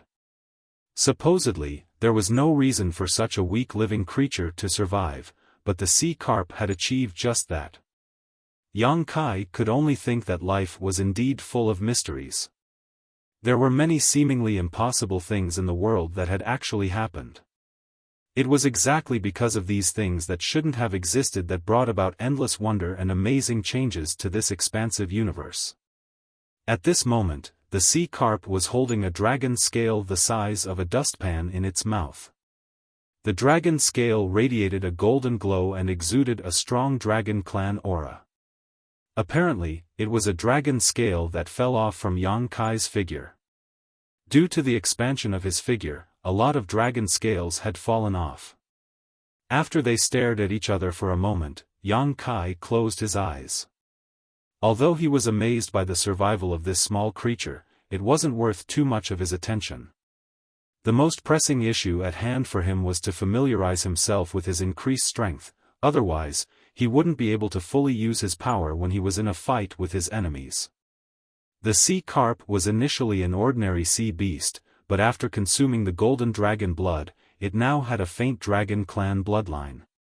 Therefore, it could be considered a dragonborn. The dragon pressure from a 20,000 meters grand dragon should have a powerful suppression on the sea carp. Usually, a weak dragonborn like the sea carp could only shiver and hang its head low in front of Yang Kai. However, the little fish didn't seem to be affected by this kind of bloodline suppression. Although it was afraid, its eyes were also filled with a sense of yearning. The sea carp was supposed to have low sentience, but its emotions were now undulating in its heart. When Yang Kai closed his eyes, the sea carp appeared to be disappointed. As its golden tail repeatedly tapped on the ocean, the sea carp caused the water to splash. A moment later, it swam forward and crawled on the beach with difficulty before putting the huge dragon scale down in front of Yang Kai. Following that, it squirmed back into the ocean and leaped out of the water with joy before swimming towards the depths of the ocean. When Yang Kai opened his eyes 2 months later, he saw that there were a lot of his own dragon scales in front of him while the sea carp was nowhere to be seen, causing him to wonder where it was. Yang Kai tilted his head slightly and looked down at the dragon scales in silence. While dragon blood was a treasure, dragon scales were equally valuable. When he was in human form, Yang Kai could summon his dragon scales around his figure to protect himself. Even just one piece of these fallen dragon scales could be used by a skillful artifact refiner to create a sturdy artifact armor of extraordinary quality. There was an awkward expression on Yang Kai's face when he realized that the things that he had literally shed from his body could well be the treasures in other people's eyes. There were about 1,000 dragon scales on the beach. It seemed the sea carp had patiently found them from the depths of the ocean and sent them to him. Just then, a gurgling sound was heard as there seemed to be a ferocious beast in the ocean. The next instant, the sea water separated to the sides and revealed the sea carp's figure. When the sea carp previously appeared, it was only 10 meters long, but barely 2 months later, it had grown to be 100 meters in length. Moreover, the golden glow around it had become much more dazzling as its scales were starting to look less like fish scales and more like dragon scales. There was no doubt that its aura had grown stronger as well. Even though the sea carp was still weak in Yang Kai's eyes, it had actually experienced shocking growth in just 2 months' time. The sea carp's eyes had become brighter and more intelligent as well. Presently, there was a dragon scale in its mouth that it had found from the depths of the ocean. Since it had consumed Yang Kai's dragon blood, it could easily locate those fallen dragon scales, otherwise, it couldn't have found so many in just 2 months. All the dragon scales that the sea carp had found from the ocean were sent to Yang Kai. As their eyes met, the sea carp leaped into the air as though it was waiting for Yang Kai's compliment. Then, it stared silently at him. Faced with the gigantic and majestic grand dragon, the sea carp wasn't frightened in the slightest. Instead, it was filled with joy. Yang Kai extended his dragon claw and grabbed the sea carp alongside a large area of the ocean before pulling them closer to himself. After giving it a thought, he sent them into his small universe. Since their fates were connected in a way, he decided to keep the sea carp. As for the large amount of dragon scales on the ground, Yang Kai didn't intend to give up on them. Although these things had fallen off from his body, they were all treasures. Sometime in the future, he could send them to Great Evolution Paradise and ask Grandmaster Ma Fan to make some artifact armors for him. Although the sea carp had exerted itself to bring back the 1,000 or so dragon scales from the ocean over the past 2 months, a lot of them remained under the waves. As a thought flashed through Yang Kai's mind, all the dragon scales, which were scattered around the ocean, seemed to have been summoned as they leaped out of the ocean and turned into rays of light before coming to Yang Kai. Strictly speaking, these dragon scales were left behind after his transformation, so he could easily summon them. He then dispelled his dragon form and turned back into a human. As he looked in a particular direction, he leaped into the air. 100 kilometers away in that direction, several figures saluted him and watched him leave respectfully. They were the great emperors of this universe world. In fact, they had already detected it when Yang Kai broke through the barrier of this universe world and arrived at this place. After all, they were the great emperors acknowledged by the heavenly way of this world, so they were fully aware of everything that was going on in it. However, Yang Kai's dragon pressure was far too intimidating, therefore, even though these great emperors had noticed the arrival of a powerful cultivator, they didn't dare to disturb him. They could only watch over him from a distance. Over the past 2 months, these great emperors had been on pins and needles. After all, they didn't know whether Yang Kai was an ill-intentioned person who wanted to harm this universe world. It wasn't until Yang Kai appeared in his dragon form and lay on the beach that they realized he was a legendary dragon clan member. At that moment, they were overwhelmed by a sense of admiration. Wherever they were, dragons were a symbol of the most powerful beings. This universe world was no exception. The great emperors could also finally set their minds at ease. After all, they had never heard of dragon clan members committing acts of evil or slaughter without provocation, so they could stop worrying. On the other hand, it was their greatest honor to personally see a dragon clan member. When Yang Kai left, they saluted him as it was a form of respect for a more powerful being. In the meantime, a loud boom sent a shockwave across 7 Stars sect in Yang Kai's small universe. No one knew what had happened in the sect as they just felt the ground shaking. Sect Master Shangguanji and the other elders quickly came over to find out what was going on, and it didn't take long before they were dumbfounded by the sight before them. That was because there was initially a huge and beautiful mountain valley in the sect, but now, it had turned into a lake. The lake was filled with clear water that reflected the blue sky. A doubtful Shangguanji asked the other elders, "Has there always been such a lake in our sect?" All of them shook their heads with Guanxian Xing replying, "This should be Serene Light Valley. I visited this place yesterday. Why did it suddenly become a lake?"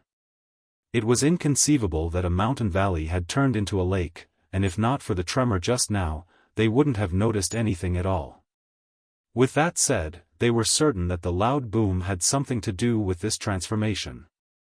After giving it a thought, Shangguanji hypothesized, perhaps it's the ancestors' doing. No one knew how powerful the ancestor truly was, not just the other great forces in the Void Continent, but even the people in 7 Stars sect. These people had tried to probe Sui regarding this matter, but even this legacy disciple knew little about it. Yang Kai had never showcased his true power in front of Sui, and even if he did, Sui wouldn't be able to comprehend it given his current vision. If Shangguanji were to describe the ancestor's power, the only word that came into his mind was, inscrutable. Everything could be explained if this was really the ancestors' doing, however, they still had to find out whether that was indeed the case. Just when Shangguanji was preparing to head to the ancestors' residence, a gigantic shadow suddenly appeared in the middle of the lake. The next moment, a dangerous aura swept out. "Watch out!" Shangguan-ji cried out in panic. He was now in the First Order Emperor realm, and other than the ancestor, he was the only Emperor realm master in 7 Stars sect. Therefore, he was the first one to detect the aura. Before the group even came to their senses, a large golden carp suddenly leaped out of the lake. Under the brilliant sun, the golden carp radiated a golden glow so bright that these people were almost unable to keep their eyes open. All of them couldn't help but narrow their gazes, pfff. The next instant, the golden carp sprayed out a mouthful of water at all of them. With a solemn expression, Shangguan-ji activated his Emperor Qi and blocked off the water. Soon after though, he realized that the water sprayed out from the golden carp's mouth wasn't harmful at all. It was as though the sea beast was just playing a prank on them. Certainly, the golden carp was puzzled by his action. After falling back into the lake, it stared at them for a moment before it became elated. As it flapped its tail, it took in a lot of water and leaped into the air before spraying it at Shangguan-ji and the others again. Shangguan-ji raised his hand again, but this time, he could feel a bit of power from the water sprayed out of the golden carp's mouth. As he kept blocking the water, the golden carp increasingly exerted more force until he was unable to fend off the water. In that instant, the leaders of 7 Stars sect were all soaked in water, causing them to appear quite embarrassed. Shangguan-ji put on a helpless smile, thinking that it must be the ancestor who placed the golden carp and lake here, otherwise, he couldn't think of any other possible explanations. He could clearly feel that this golden carp was significantly more powerful than him. The only reason he had persevered for such a long time just now was that the other party was teasing him. When Su-yi came over in a rush and saw Shangguan-ji and the others in such a state, he was naturally shocked. As though Su-yi was their savior, Shangguan-ji hurriedly asked, "Martial nephew, what's going on with this fish and lake? Has the ancestor said anything?" Su-yi quickly saluted all of them and replied, "Honored master was the one who placed the fish and lake here. He told me to take good care of it." Upon hearing that, all of them breathed a sigh of relief. Even though they had speculated that it was the ancestors' doing, it wasn't until Su-yi confirmed it that they could be certain.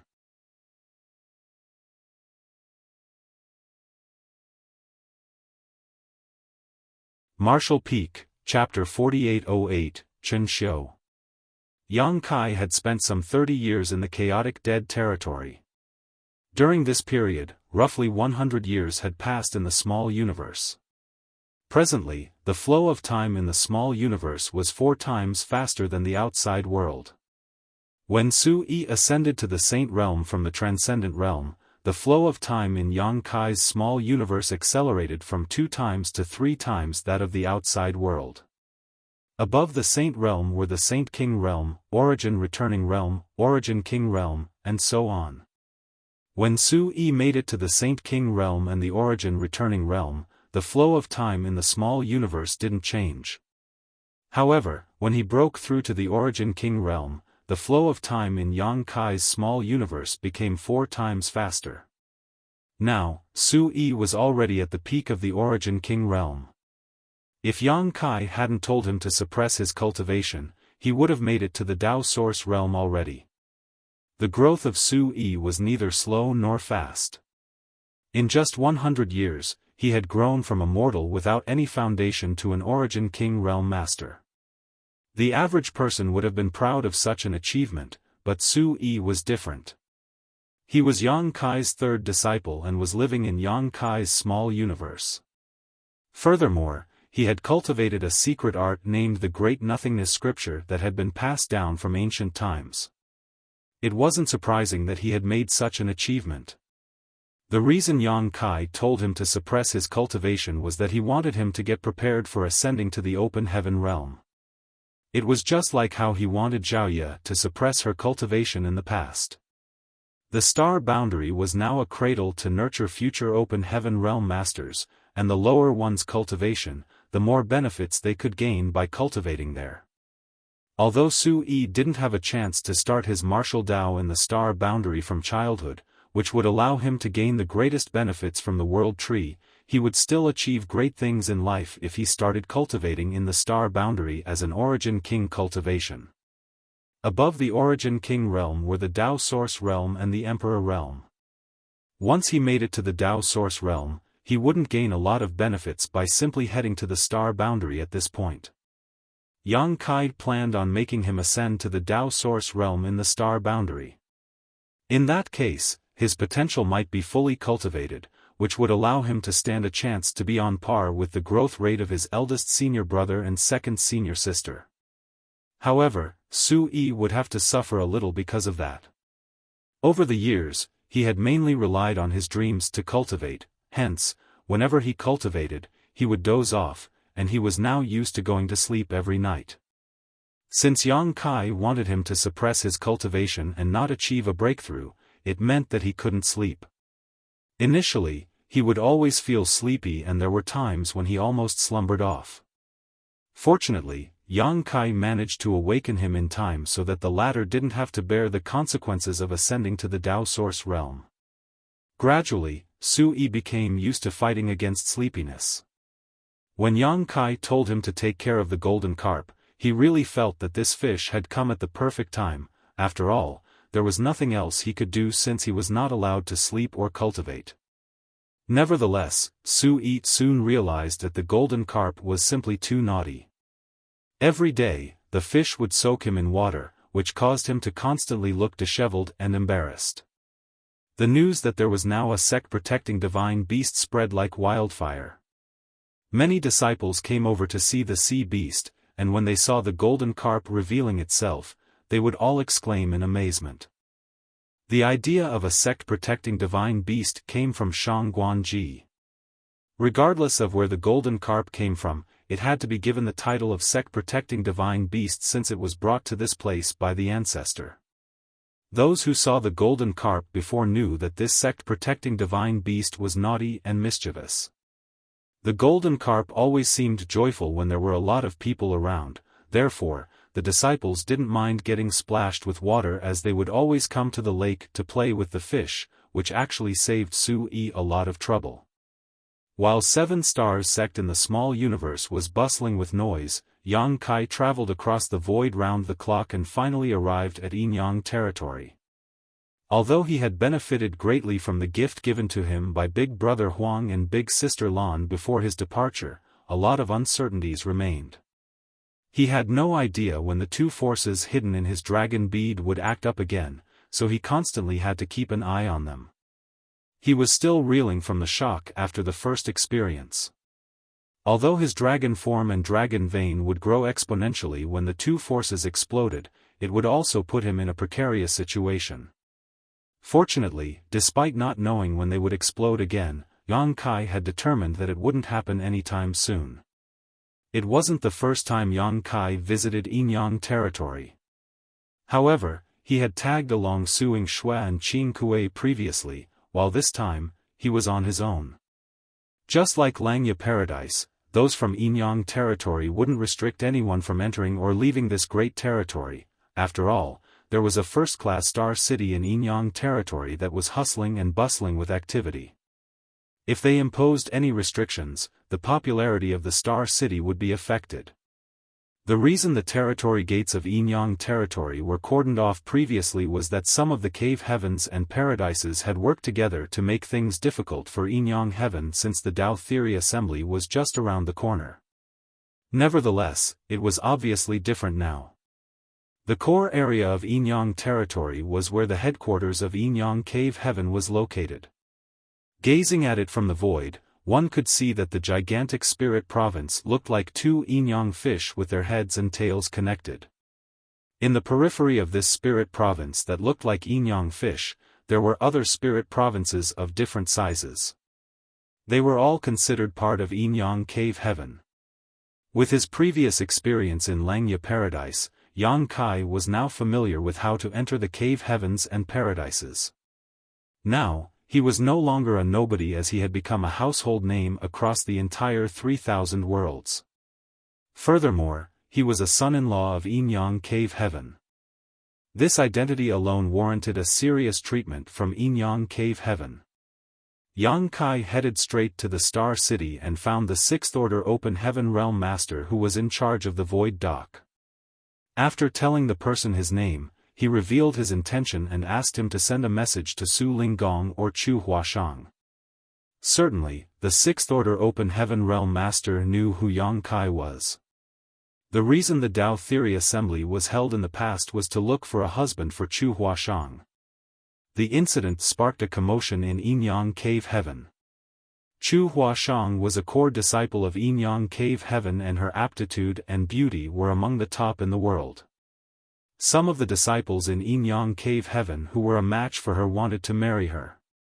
Unfortunately, she had violated the rule which stated that all the cave heavens and paradises had to stay united.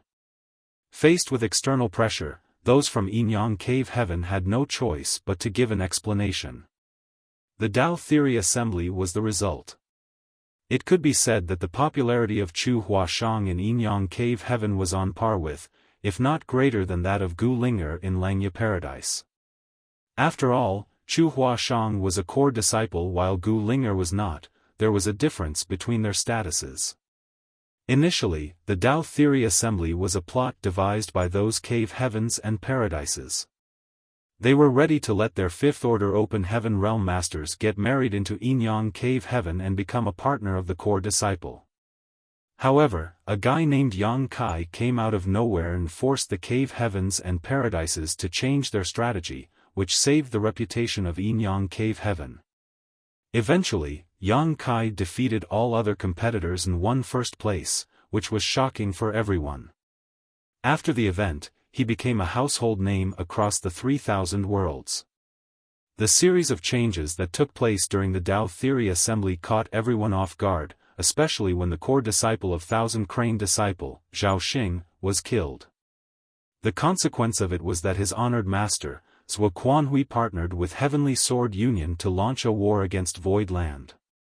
On the other hand, many of the disciples from Yin Yang Cave Heaven were grateful to Yang Kai for what he had done during the Tao Theory Assembly. If he hadn't interfered, Chu Huashang would have been forced to marry a Fifth Order Open Heaven Realm Master from one of those great forces. It would be an intolerable outcome for everyone in Yin Yang Cave Heaven. In comparison, Yang Kai didn't come from one of the cave heavens and paradises, nor did he have a powerful background. Furthermore, he only made it to the Fifth Order when he ascended to the Open Heaven Realm, so his future was dimmer compared to Chu Huashang's. It could be said that he was not an equal match for Chu Huashang. However, since he had killed Zhao Xing, it didn't seem unacceptable to let him become a Yin Yang Cave Heaven son-in-law. Cultivators always respected the strong. After the Tao Theory Assembly, Chu Huashang had to be confined for 100 years as punishment for her actions. Now that 100 years had passed, Chu Huashang had stepped out of confinement. Nevertheless, Yang Kai still hadn't shown up at this point. Instead, they heard a lot of strange news from the outside world. Therefore, when the Sixth Order Open Heaven Realm Master, who was in charge of the Star City's Void Dock, saw Yang Kai, he was surprised and doubtful. After confirming Yang Kai's identity, he didn't make things difficult for him as he told him to get some rest in a room and hurriedly sent a message to the sect. Certainly, Yang Kai had seen the surprise and doubt in that person's eyes. He had a feeling that his visit to Yin Yang Cave Heaven this time wouldn't be smooth sailing as he had imagined. With that said, he was here to meet up with Chu Huashang following the 100-year promise. With Su Linggong around, he wouldn't have to worry about anything as the latter would just solve any problems that were thrown at him. He had come into contact with quite a number of high-rank Open Heaven Realm Masters, including some of the Eighth Order ancestors, hence, the mystery and pressure surrounding the high-rank Open Heaven Realm Masters wouldn't affect Yang Kai anymore. Those from Yin Yang Cave Heaven reacted quickly. 1 hour after Yang Kai sat down, an elderly man, who was a Seventh Order Open Heaven Realm Master, personally came over. Upon opening the door, the elderly man looked smilingly at Yang Kai and nodded, it said that the next generation will always be better than the previous one. It's when I see young people like you that I realize I'm old. Yang Kai quickly saluted him, "Greetings, martial uncle. You're still very strong." He was puzzled. Initially, he thought that either Qin Kuei or Suing Shui would meet him and bring him to Yinyang Cave Heaven. However, none of them came to this place. Instead, there was a seventh-order open heaven realm master that he didn't know. Without reading too much into it, Yang Kai asked, "May I ask your name, senior?" The elderly man replied with a smile, "My name is Chen Xiu." "So it is Martial Uncle Chen." Yang Kai saluted him again. "This is not a suitable place to have a talk. Come to the sect with me." "Yes." With Chen Xiu leading the way, it was easy for them to enter Yinyang Cave Heaven. When Yang Kai visited this place previously, he was told to stay on a certain spirit peak.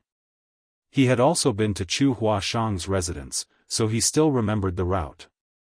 However, Chen Xiu didn't intend to lead him to see Chu Huashang or Su Linggong. Instead, he was heading to an unfamiliar spirit peak. Yang Kai looked around with a calm expression. Apparently, this spirit peak was where Chen Xiu cultivated. Upon arriving at the spirit peak, they entered a grand hall and each took a seat. Soon, an alluring and demure woman entered the hall. With her head hung low, she appeared to be quite bashful. The bit of redness on her cheeks was as beautiful as sunset. What surprised Yang Kai was that the woman exuded a powerful aura which suggested that she was in the sixth-order open heaven realm. Although her face was alluring, her eyes were as pure as spring water. Her clear eyes reflected everything that she could see. Charm and innocence perfectly integrated into her being, giving her a fascinating attraction.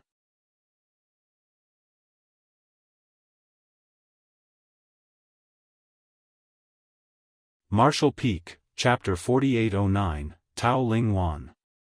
The woman poured a cup of tea for Chen Xiu before elegantly walking up to Yang Kai. In an instant, a pleasant fragrance tickled his nose. "Please have some tea, senior brother," the woman said in a small voice, which sounded as delightful as a silver bell. As she spoke, she took a quick glance at Yang Kai before lowering her gaze. "Many thanks, junior sister." Yang Kai nodded in response. The woman started blushing and held the tray in her arms.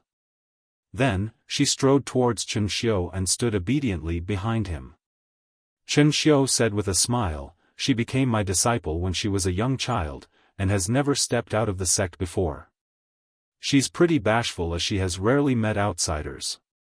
Please don't laugh at her, martial nephew." After giving it a thought, Yang Kai replied, "Junior sister is beautiful and innocent. It's rare to find anyone with such a temperament in this world." When the woman behind Chen Xiu heard his compliment, she hung her head even lower as her chin almost came into contact with her plump chest. "What happened to you, martial nephew?" Chen Xiu didn't seem to have the intention of talking about his disciple as he quickly changed the topic. There was a helpless smile on Yang Kai's face as he replied, "It's a long story. After I left Langya Paradise, something happened and held me up for quite some time." "Has senior sister Chu been released from her confinement, martial uncle?" Chen Xiu nodded. "She was released almost 10 years ago, and she had been waiting for you. Unfortunately." As he spoke, he shook his head as though he felt sorry for Chu Huashang. A shocked Yang Kai asked, "Did anything happen to senior sister?" Chen Xiu waved his hand, "Not really. It's just that since you never showed up after she waited for a long time, she decided to cultivate in seclusion. She hasn't exited even now." Upon hearing that, Yang Kai set his mind at ease. When he saw Chen Xiu's expression just now, he thought that something had happened to Chu Huashang. Now that he knew she was fine, there was nothing he had to worry about. "Martial uncle, where is martial uncle Su? What about senior brother Qin Kuei and senior sister Suing Shui? Why don't I see them?" Yang Kai was curious about this point. He was a Yin-Yang Cave Heaven son-in-law on paper. As a 7th Order Open Heaven Realm Master from Yin-Yang Cave Heaven, Chen Xiu naturally had the right to receive him. However, this matter had something to do with Su Linggong, so he should have been the one to show up. Even if Su Linggong wasn't in Yin-Yang Cave Heaven at the moment, could Qin Kuei and Suing Shui be busy as well? Chen Xiu explained, senior brother Su and his disciples were given an important task, so they left the sect almost 100 years ago. Yang Kai was stunned. 100 years ago? It had been 100 years since Chu Huashang was confined, and Su Linggong had left Yin-Yang Cave Heaven at around the same time. In other words, not long after the Tao Theory Assembly ended, Su Linggong left the sect with his 2 disciples. After making some calculations, Yang Kai reckoned that the incident happened after the matter regarding the world tree in the star boundary was settled. After all, Su Linggong was still in the star boundary at that time as he introduced the powerful cultivators from the cave heavens and paradises to Yang Kai. Then, he was also the one who helped persuade the higher-ups to let Yang Kai enter the universe temples to study the universe array. Yang Kai had the urge to ask what kind of task Su Linggong was given that the latter still hadn't returned from after 100 years. However, as an outsider, it wasn't his place to ask about such things. This task must be important and highly confidential, otherwise, they wouldn't have asked a 7th Order Open Heaven Realm Master like Su Linggong to do it. He had even brought his disciples with him. Yang Kai reckoned that if Chu Huashang hadn't been confined, she would have been taken as well. It was no wonder that he hadn't seen Su Linggong or any of his disciples. Upon that realization, he set his mind at ease. Yang Kai was previously nervous as he thought that Su Linggong was displeased with the fact that he hadn't shown up on time. Perhaps the older man was hiding in the shadows somewhere, just waiting for a chance to hack at him with his sword. "Martial uncle, where is senior sister Chu now? I'd like to see her. Can you tell me?" Yang Kai asked politely. Yang Kai found the issue to be thorny as Su Linggong and his disciples were not in Yin-Yang Cave Heaven. Other than Su Linggong and his disciples, he basically knew no one else in Yin-Yang Cave Heaven.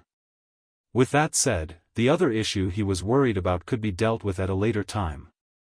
He was a Yin-Yang Cave Heaven son-in-law, so he supposedly had to get married into the sect. Nevertheless, he naturally wouldn't agree to this. It wouldn't have mattered if he were on his own, however, he was the leader of Voidland and High Heaven Pavilion. He was tangled up in many issues, so it was unrealistic for him to get married into Yin-Yang Cave Heaven.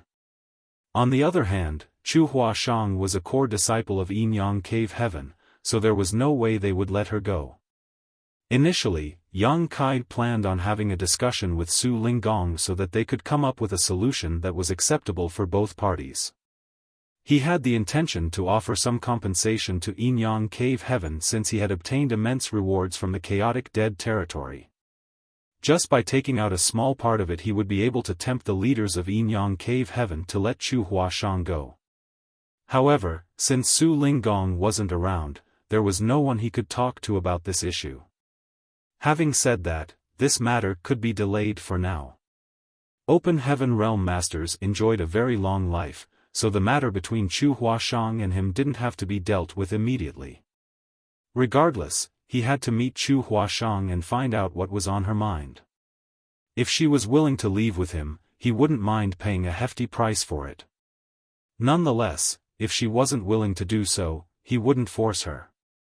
Upon hearing this question though, Chen Xiu appeared hesitant. There has not been any news about martial niece Chu since she started cultivating in seclusion, so it won't be easy to see her. I'm sure you're aware that a cultivator is most wary of external disturbance when he or she is cultivating in retreat. If that happens at a critical moment, they will suffer from cultivation dissonance. Or worse, lose their life. Yang Kai nodded as he was fully aware of this truth, thus, he cupped his fist and said, "Please tell me where she is, martial uncle. I'll not disturb her as I'll just wait outside. There will come a day when she steps out of it."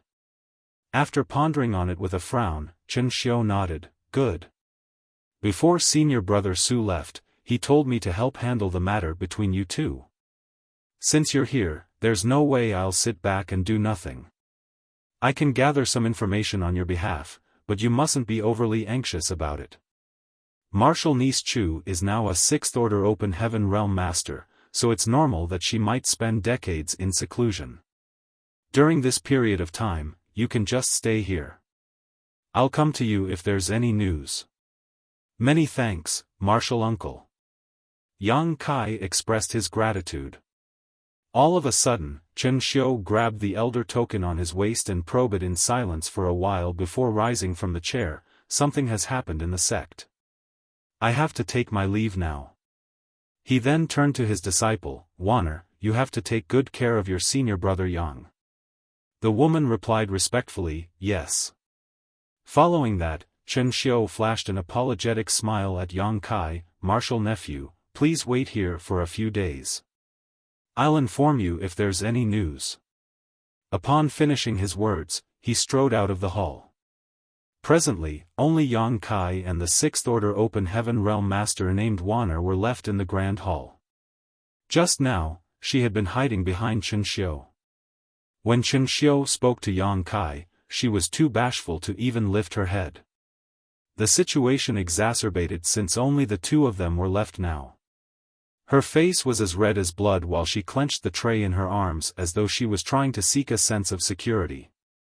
Yang Kai looked up at her and happened to see her stealing a glance at him. As their eyes met, the woman quickly looked away as though she was a frightened little animal. She appeared to be on pins and needles. There was a helpless smile on Yang Kai's face when he saw her behaving like this. If she wasn't pretending, she must be very naive and innocent. However, Yang Kai couldn't see any traces of pretense, so he reckoned that the woman was indeed just sheepish. You are junior sister Wanner, right? Yang Kai asked in a gentle voice as he was worried that he would shock her if he spoke any louder. With her head hung low, the woman nodded and replied in a small voice, Tao Ling Wan. Yang Kai reckoned that it was her name, thus, he got up and said, please get me a room to stay, junior sister. Tao Ling Wan seemed to be in a dazed state and she didn't seem to hear him.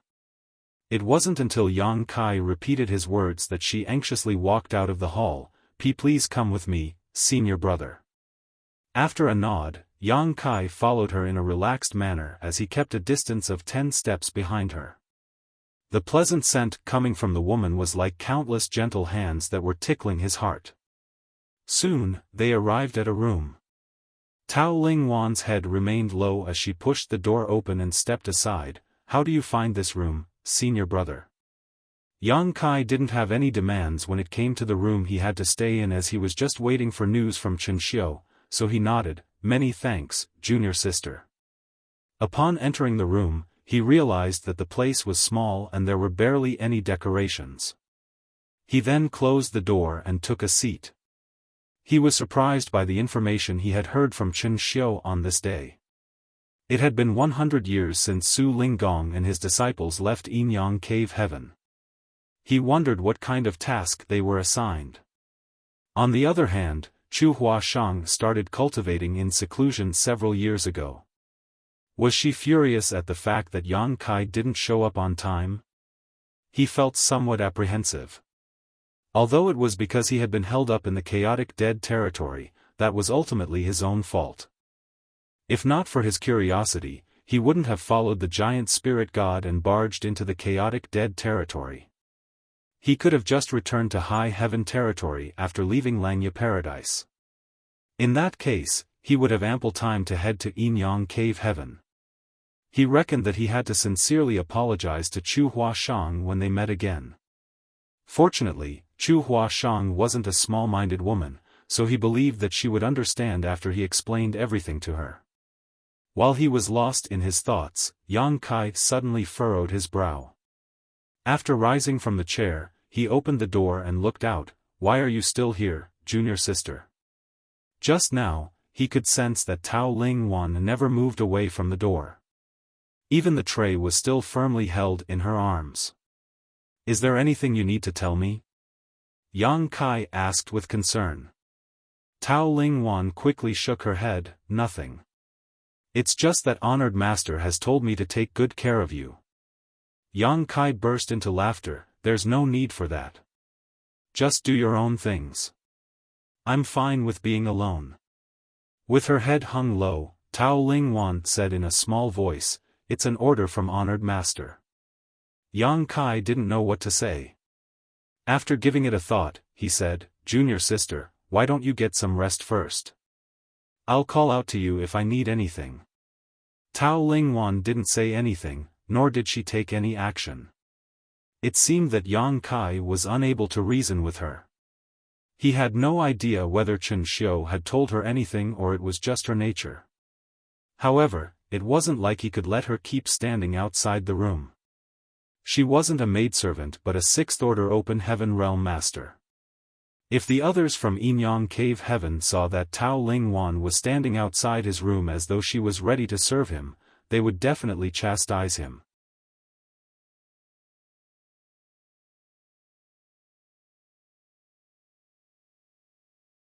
Martial Peak, Chapter 48-10, Cultivation Dissonance.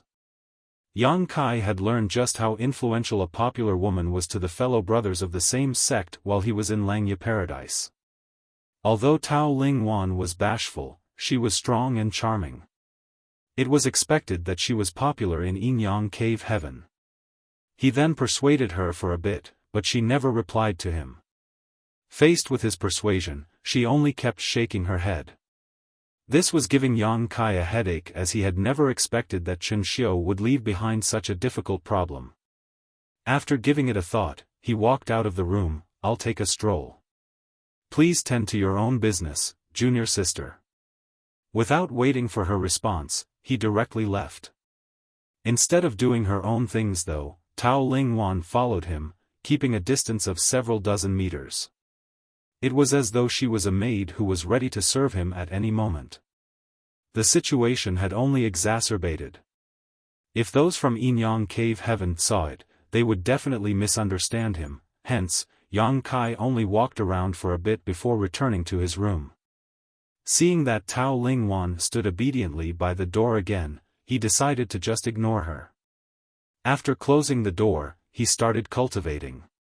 He could feel that he was just a step away from the seventh order. In fact, if not for the 100-year promise with Chu Huashang, he would have started cultivating in seclusion in an attempt to break through to the seventh order. However, just by looking at the proprietress situation, Yang Kai knew that he couldn't make it to the seventh order in a short time. It had been over 100 years since she started cultivating in seclusion, but she hadn't managed to achieve an ascension yet. Therefore, he decided to settle the issue in Yinyang Cave Heaven before attempting to break through to the seventh order. With that said, even though Yang Kai had rarely cultivated in retreat over the years, his heritage continued to grow due to the uniqueness of his small universe. Furthermore, with the help of Su Yi, who cultivated the Great Nothingness scripture, the flow of time in his small universe was now 4 times faster than the outside world.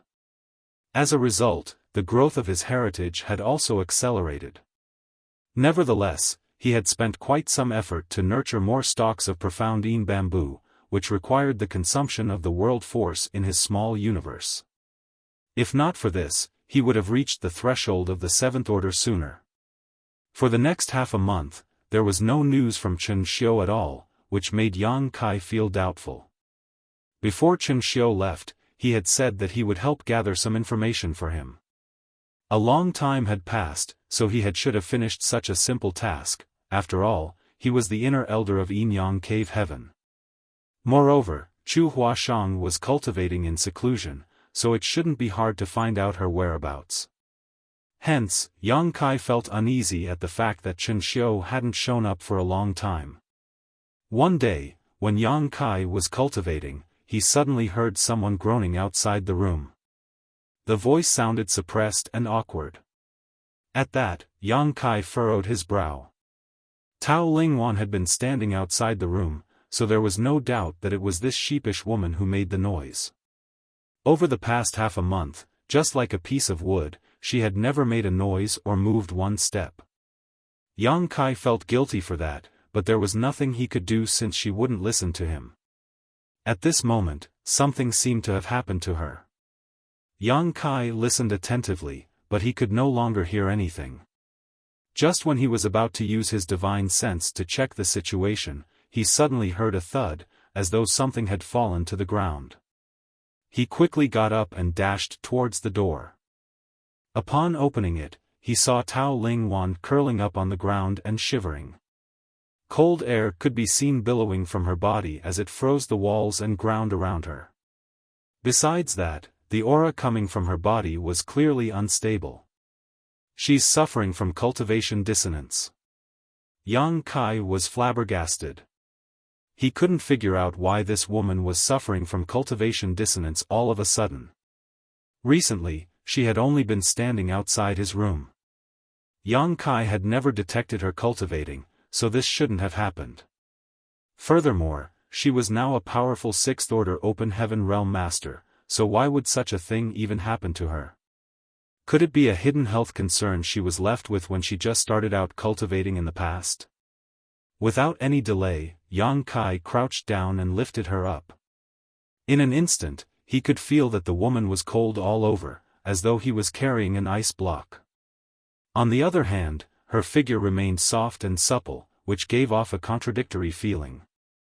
Upon feeling the man's warmth, Tao Ling Wan, who was usually bashful, stuck closer to Yang Kai as though she was trying to merge with him in an attempt to seek his warmth. Her actions made Yang Kai feel uneasy, so he quickly walked up to the bed and tried to set her down, but he was unable to do that because she had wrapped her arms around his neck and clung on to him like an octopus. Junior Sister Tao. Junior Sister Tao. Yang Kai anxiously called out to her.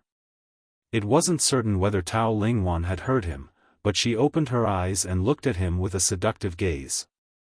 Yang Kai was most familiar with this kind of gaze, which suggested that this woman wanted to bed him. The enchantress Shan Qing Luo and the charm demon Yu Meng would always seduce him in such a way. He immediately realized that something was off. Without any time to ponder on it, he apologized to her and pressed his palm against her forehead. The next moment, he activated the power of his small universe in an attempt to help restore the chaos in her body to order.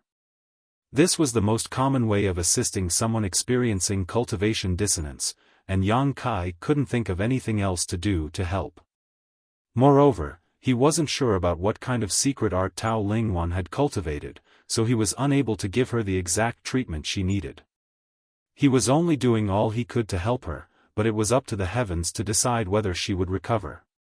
From the looks of it, she hadn't completely lost her mind as she was seemingly trying to deal with the danger that came with cultivation dissonance. Surprisingly, the treatment was working. Yang Kai could feel that the power of his small universe could be perfectly absorbed by Tao Ling Wan, without a hint of conflict at all. This revelation astounded him. It had to be noted that the Tao every open heaven realm master was good at was different, so the powers of their small universes were never the same. He and Tao Ling Wan had cultivated secret arts that were not connected in any way, and they grew up in vastly different environments. Supposedly, even if there were no conflicts between the powers of their small universes, they wouldn't have been perfectly matched. Nevertheless, such a thing had actually happened. Tao Ling Wan's small universe had accepted his power without any repulsion. As time passed, she stopped shivering as her body regained some warmth. It wasn't until half a day later that Yang Kai retracted his hand. At this moment, Tao Ling Wan was seated in front of him while breathing stably. Her face was slightly red, and her long eyelashes fluttered. There was no doubt that she was fully conscious.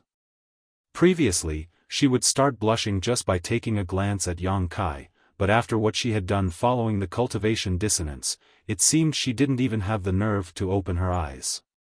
She could feel Yang Kai examining her, so she started trembling again as her face turned as red as blood. After measuring his words, Yang Kai said, "If you feel any discomfort, you can tell me about it. If everything is well now, you don't have to say anything." Tao Ling Wan remained silent. Upon getting her hint, Yang Kai nodded. "In that case, you can get some rest here, and I'll go to another room." Just call out to me if there's anything you need help with. There was a room just beside this one. Previously, Yang Kai told her to stay in that room and stop standing outside his door, but she refused. Now, Yang Kai had to stay in that room. However, before he could make a move, he felt two powerful auras approaching from the distance. Upon sensing who they were, he became elated. That was because he knew both of them. One of them was Chen Xiu, who hadn't shown up for half a month now. It wasn't surprising that he was coming, but the other one was Wuxia Dai. After Su Linggong and his two older disciples left the star boundary, Yinyang Cave Heaven sent Wuxia Dai to be stationed in the star boundary. Yang Kai had frequently come into contact with her, and they had previously worked on the Langya Paradise issue together. It could be said that Wuxia Dai had taken good care of him. Yang Kai had never expected that she was in Yinyang Cave Heaven, as he thought that she was still in the star boundary. While he was lost in his thoughts, he suddenly heard Chen Xiu say, "What are you doing, junior sister? Why did you come here without informing me? If you had told me earlier, I could have prepared a welcome party for you." Wuxia Dai snorted, "Do you think I have no idea what you're up to? Where's Yang Kai? Brat, get out here now." Yang Kai, who was initially joyful, shrank his neck upon hearing that. He had no idea how he offended Wuxia Dai that she suddenly became so aggressive towards him. Certainly, he didn't dare to be negligent. Chen Xiu didn't seem like a reliable person. Other than telling a sixth-order female disciple to serve Yang Kai, he hadn't even come back with any information after half a month. Since Wuxia Dai was here, Yang Kai naturally had to see her. Before Yang Kai could even respond though, Wuxia Dai scanned the spirit peak with her divine sense and instantly found him. The next moment, a figure abruptly appeared in front of his room. "Martial Antyu," Yang Kai saluted her. When he was in the star boundary, he was the great emperor of the universe world who was in control of the world tree, thus allowing him to be on an equal footing with the envoys from the cave heavens and paradises. However, in this place, he was just a junior. Wuxia Dai nodded firmly, but when she caught a glimpse of Tao Ling Wan, who was seated cross-legged on the bed, her expressions changed drastically and she questioned, "What did the two of you do?" An embarrassed Yang Kai quickly explained, "Don't get us wrong, Martial Antyu. Just now, junior sister Tao suddenly suffered from cultivation dissonance for some reason, so I just assisted her. Whatever it was, I was fortunately able to be of some use to junior sister Tao. We didn't do anything else." Upon hearing that, Wuxia Dai's jaw dropped for a time before letting out an exasperated sigh. What a disaster. Her expression seemed to suggest that Yang Kai had done something terribly wrong, which made his heart skip a beat. "What are you trying to say, Martial Ant? We really didn't do anything." Just then, Chen Xiu finally arrived. While standing outside the room, he took a glance inside and put on a smile, as though everything was going according to his plan. Wuxia Dai turned and glared at him, "Are you happy now?" Chen Xiu shook his head, "What are you talking about, junior sister? I don't understand." Wuxia Dai delivered a swift kick, but the well-prepared Chen Xiu easily dodged it. "What are you doing, junior sister?" Chen Xiu asked in shock. Wuxia Dai said through clenched teeth, "Despicable." Upon finishing her words, she ignored Chen Xiu entirely and glowered at Yang Kai before shouting, "Come with me."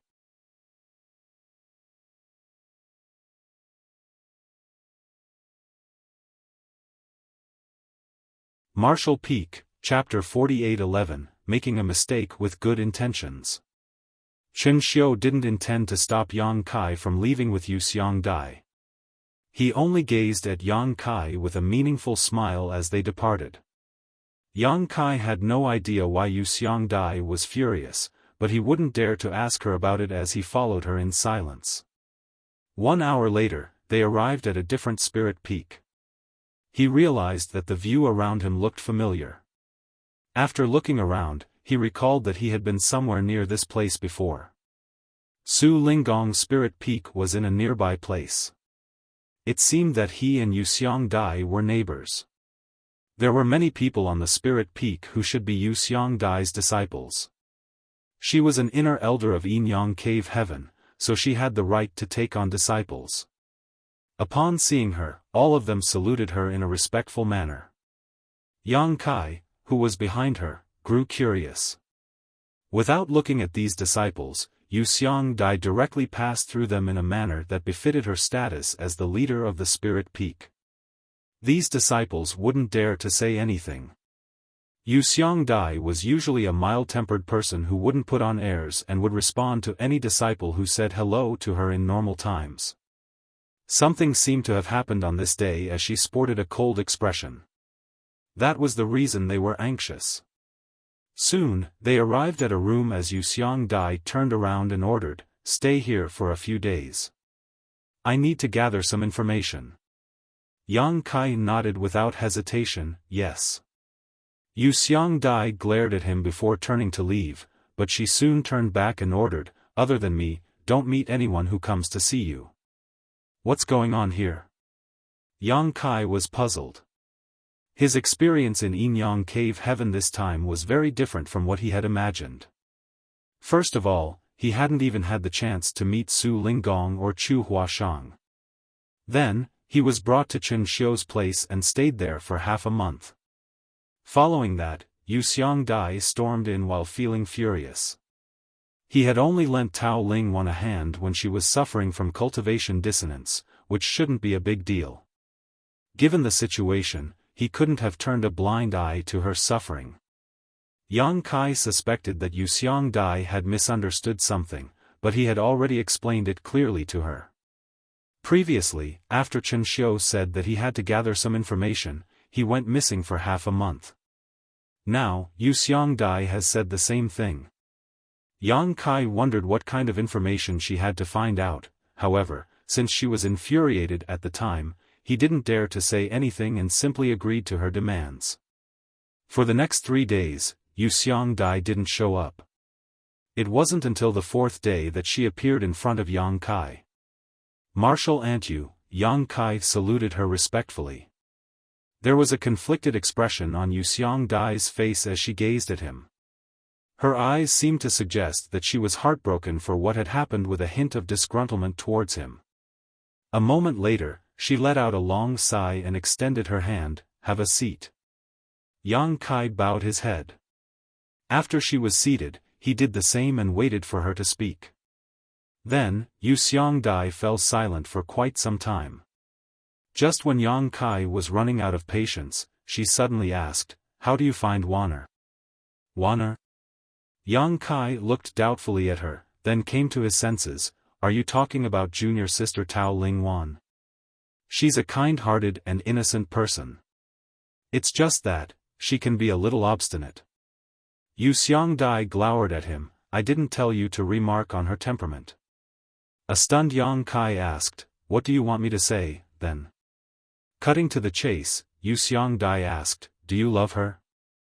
Yang Kai burst into laughter. "It's only been a short time since we first met, and we have rarely spoken to one another.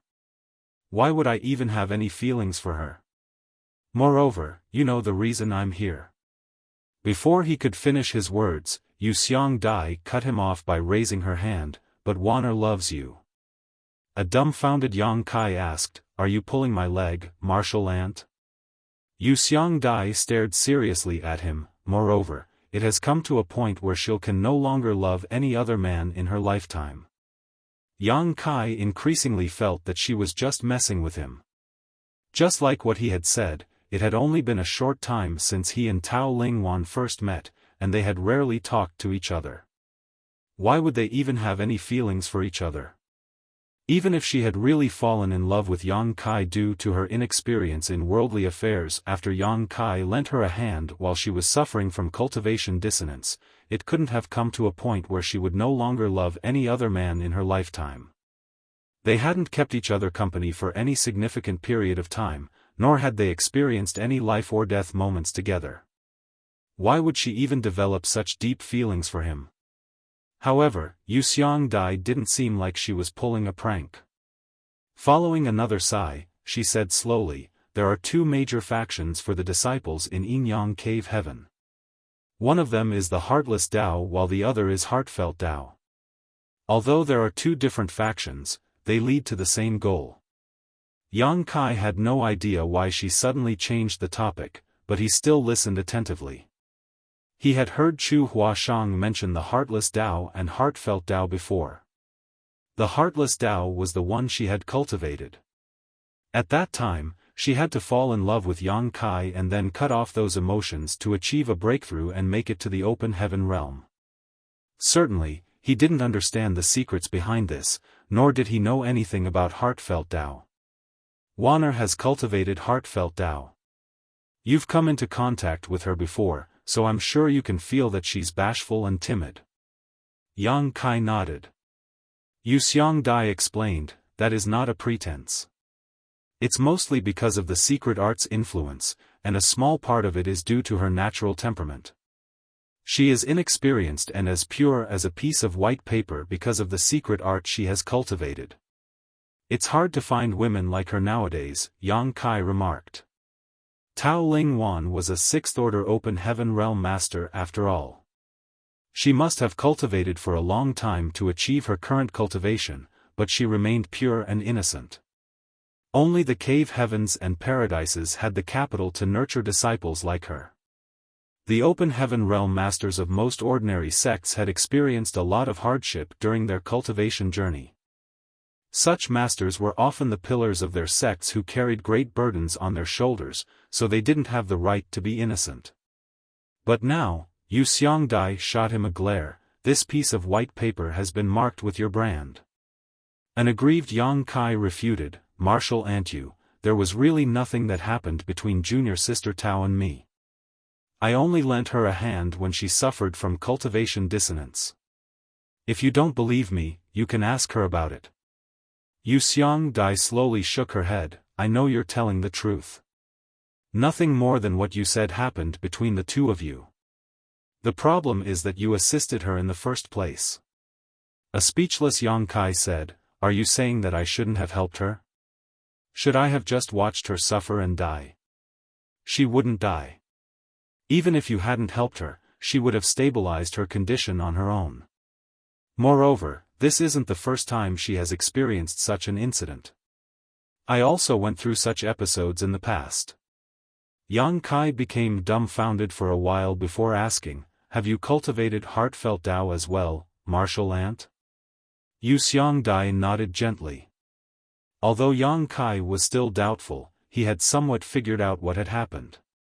Yuxiang Dai said that the white sheet had been left with his brand, and that Tao Ling Wan would never fall in love with another man in her lifetime. He reckoned that it had something to do with the Heartfelt Tao and the fact that he had helped her when she was suffering from cultivation dissonance. After straightening his face, Yang Kai said, please enlighten me, Martial Ant. Yuxiang Dai was pleased with his attitude. After measuring her words, she replied, the Heartless Tao and Heartfelt Tao are two major factions of Yin-Yang Cave Heaven that have been existent since time immemorial. Although there is some competition between the two, we generally coexist harmoniously. With that said, we obviously have different cultivation methods from each other. I'm sure Chuer has told you that she has cultivated the Heartless Tao. Only by falling in love and then cutting off that love could she ascend to the open heaven realm. Yang Kai nodded his head as he was aware of this. After all, Chu Huashang didn't hide anything from him. As for the Heartfelt Tao, we don't have to go to such lengths to make it to the open heaven realm. Cultivators of this Tao won't face any difficulty when ascending to the open heaven realm. The problem starts when we want to ascend to the seventh order open heaven realm. Cultivators of the Heartfelt Tao have to look for suitable partners when they are in the sixth order open heaven realm and obtain their Yin Qi or Yang Qi. Only when Yin and Yang are merged can they achieve completion and break through to the seventh order. At the same time, their small universes would also materialize. However, before that, the more powerful a cultivator of the Heartfelt Tao is, the more hidden concerns she would be left with. I'm sure you understand that yin or yang cannot grow on their own, so these hidden concerns break out from time to time. Cultivation dissonance. Yang Kai finally understood what had happened. Yu Xiangdai nodded, yes, cultivation dissonance, but different from ordinary cultivation dissonance. While the two look similar on the surface, even without any external aid, one who had cultivated the heartfelt Tao can overcome these episodes with enough focus and effort. That wasn't the first time Wanner suffered from cultivation dissonance, but no one ever helped her in the past. An embarrassed Yang Kai scratched his head awkwardly, I had no idea. She was suddenly struck with cultivation dissonance, so I just tried to. Yu Xiangdai sighed, it's not your fault. Any conscientious person wouldn't have turned a blind eye to it in that situation, but that was where you made a mistake. Did you feel anything strange when you were helping her? Yang Kai nodded, my strength perfectly merged with hers. That's the uniqueness of the heartfelt Tao, Yu Xiangdai explained, she can perfectly accept the first power from the opposite sex and merge with it, thus becoming the life companion of that man. Yang Kai was dumbfounded as he asked, Martial Ant, didn't you say a cultivator of heartfelt Tao has to look for a partner? Yu Xiangdai replied, there are two ways of selecting a partner. One of them is to fall in love. If Wanner had really fallen in love with anyone, that would be her choice. The other way is to merge her power with another party. This way is more forceful and dominating. One might fall out of love with their partner, but since their strength has already merged, it can never be untangled.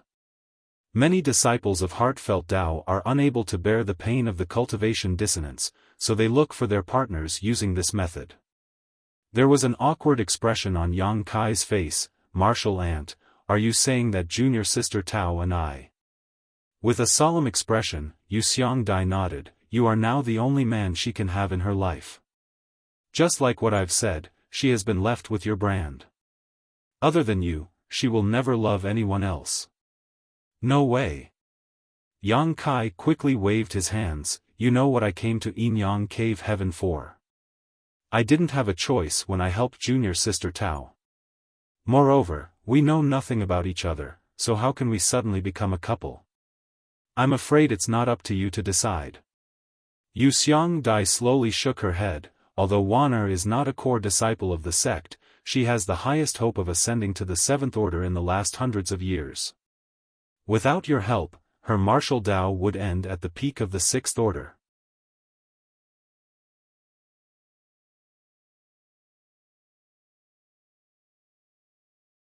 Martial Peak, Chapter 48-12, Embarrassing Situation. Yang Kai had never expected that his attempt to help someone would end up causing such a big problem. He reckoned that the secret arts of Yin Yang Cave Heaven were indeed abstruse. If it was just like what Yu Xiangdai had said, Tao Ling Wan would never be able to accept another man's Yang Qi as her small universe had absorbed Yang Kai's strength. In that case, without Yang Kai's help, she would never be able to make it to the seventh order in her lifetime. It wasn't something those from Yin Yang Cave Heaven wanted to see. A seventh order open heaven realm master was valuable to every cave heaven or paradise. Tao Lingwan had high hopes of ascending to the seventh order. If her future was ruined by Yang Kai, those from Yin Yang Cave Heaven wouldn't let him off. Yang Kai felt helpless while his mind was a mess. It had only been a short time since he and Tao Lingwan first met, and they had barely even spoken to each other. However, if her future was destroyed because of him, he would feel guilty. Nevertheless, he couldn't bring himself to simply accept her. He had come all the way to this place for Chu Huashang. It wasn't the right thing to do if he was tangled up with another woman while he hadn't even met Chu Huashang. Chen Xiu. Yang Kai suddenly cursed. He was puzzled previously, but upon hearing Yu Xiangdai's explanation, he seemed to have realized something. It was Chen Xiu's doing, right? Tao Lingwan was Chen Xiu's disciple, so he must be fully aware of her situation. Perhaps he knew that Tao Lingwan would be struck with cultivation dissonance soon at that time, so he insisted on making her serve Yang Kai. After that, he went missing for half a month. On the other hand, he never told Yang Kai anything. Chen Xiu knew that once Tao Ling Wan suffered from cultivation dissonance in front of Yang Kai, the latter wouldn't turn a blind eye to it. The moment Yang Kai decided to help, he would fall into the trap. This probably wasn't a well-thought-out plan. After all, Chen Xiu had no idea when Yang Kai would visit Yinyang Cave Heaven, so he had most likely improvised it. When Yang Kai arrived, it just so happened that Tao Ling Wan would be struck with cultivation dissonance soon. Yu Xiangdai parted her lips for a moment before letting out a sigh. You figured it out, after all. With a frown, Yang Kai asked, but, why? Regardless, Tao Ling Wan was a powerful sixth-order open heaven realm master who was also strikingly beautiful. If such a beautiful woman got together with Yang Kai, outsiders would think that he had found a partner that was out of his league. However, Yang Kai couldn't figure out Chen Xiu's intention for doing this. It wasn't like he didn't know that Yang Kai and Chu Huashang were engaged. The titles of Yang Kai, which included Star Boundary Great Emperor and Void Lands Lord, were probably not prestigious enough to make him sacrifice a legacy disciple just to establish a connection. It's for Chuer. Yu Xiangdai replied. What do you mean? Yang Kai became even more doubtful. Yu Xiangdai explained, 100 years ago, you won first place in the Dao Theory Assembly and became engaged with Chuer. Supposedly, you should have come to Yinyang Cave Heaven a few years ago. Yang Kai nodded. That was my plan, but I was held up by something. It was the chaotic dead territory, right? Yu Xiangdai asked. Yang Kai was shocked. How do you know? The ancestor who is responsible for monitoring the chaotic dead territory is from Luosheng Cave Heaven. When he saw that you entered the chaotic dead territory alongside the giant spirit god, he asked around to find out about your identity. That was how all cave heavens and paradises knew that you had entered the chaotic dead territory. Yang Kai nodded gently. The appearance of a giant spirit god and someone entering the chaotic dead territory were both major events. Since the ancestor from Luosheng Cave Heaven had seen it, he would definitely inform everyone about it. The cave heavens and paradises naturally had channels to communicate with each other, hence, it wasn't a secret that Yang Kai had barged into the chaotic dead territory alongside the giant spirit god. The chaotic dead territory is a dangerous place. Even the eighth-order ancestor from Luosheng Cave Heaven could only stay in the periphery for a short moment before having to retreat. What do you think the outsiders would speculate when you had gone missing for decades? Yu Xiangdai stared at him and asked. After giving it a thought, Yang Kai replied, they must have believed that I was dead. Yu Xiangdai nodded, exactly. In fact, I just came back from the Star Boundary not long ago. I was also shocked when I heard that you had entered the chaotic dead territory back then. I too believed that you were killed, however, when I asked the head manager of High Heaven Pavilion, she firmly declared that you were fine. If I hadn't seen you with my bare eyes this time, I wouldn't have believed it. At that time, she was puzzled by Hua Qingxi's confidence. No one could survive after entering the chaotic dead territory, but Hua Qingxi told her to rest assured and said that her sect master must be fine. As for when he would leave the chaotic dead territory, she didn't have a clue either. Yu Xiangdai didn't probe her further. Since Hua Qingxi had said so, she chose to believe her. When she returned to Yinyang Cave Heaven, she really met Yang Kai. While Yu Xiangdai didn't understand the reason behind it, Yang Kai knew why Hua Qingxi was so certain. That was because he had the loyalty list which had 9 names written in it. The life or death of those 9 hinged on Yang Kai. If something happened to him, Mao Zhe and the others would instantly lose their lives as well. Since Mao Zhe and the others were still alive and kicking, it meant that Yang Kai was fine. But others wouldn't think of it this way. All the cave heavens and paradises believed that you were dead. This speculation was further verified since you didn't show up after the 100-year promise was due. Yang Kai appeared worried. Did senior sister Chu enter seclusion because of this? Yes. Yu Xiongdai nodded. If you were still alive and had come to this place on time, those from Yinyang Cave Heaven wouldn't have gone back on their word. You would still be a son-in-law of Yinyang Cave Heaven. However, since you were thought to be dead, the engagement became invalid as well. Chu'er is one of the sect's core disciples who has a bright future after all. Given the uniqueness of the secret art she has cultivated, those from Yinyang Cave Heaven decided to look for a partner for her. Yang Kai narrowed his eyes and asked calmly, what did senior sister Chu think about the idea? Yu Xiongdai shook her head. She naturally refused. It was because of this that she decided to cultivate in seclusion. Out of sight, out of mind. At the same time, she wanted to wait for you to appear. Yang Kai fell silent, thinking that he didn't deserve Chu Huashang's trust. If he had simply come on time, all this wouldn't have happened. Chu'er's stance was firm. However, since she is a core disciple, the sect has the right to interfere in her affairs. She can't change anything on her own. If Brother Su were still around, he could have put in a word for her. However, since he's gone, Chu'er was all by herself while I was far away in the star boundary. There was no one in the sect who could speak up for her. She had tried her best by choosing to cultivate in seclusion to avoid this problem. So, who is the partner that your noble sect has selected for senior sister Chu? Yu Xiongdai shot him a glance. Chu'er is a core disciple who has the hope to ascend to the 8th Order Open Heaven realm one day and become an ancestor. There are not many people in the sect who are a match for her. First of all, his aptitude must be similar, and his seniority comes next. With that said, there is a suitable person. He is Chen Xiu's disciple as well as Tao Ling Wan's junior brother, Feng Qingxi. He was the most recent core disciple before Chu'er who had directly ascended to the 6th Order. Although he's much older than Chu'er, they are of the same seniority. In fact, the sect's managers initially wanted Chu'er and Feng Qingxi to get together. However, since she had violated the taboo, they had no choice but to hold the Tao Theory Assembly. Yang Kai frowned in puzzlement. According to you, Feng Qingxi is Chen Xiu's disciple, so why would he set me up to help junior sister Tao Ling Wan resolve her cultivation dissonance? He wouldn't gain any benefits out of it, nor would it be beneficial to junior sister Tao.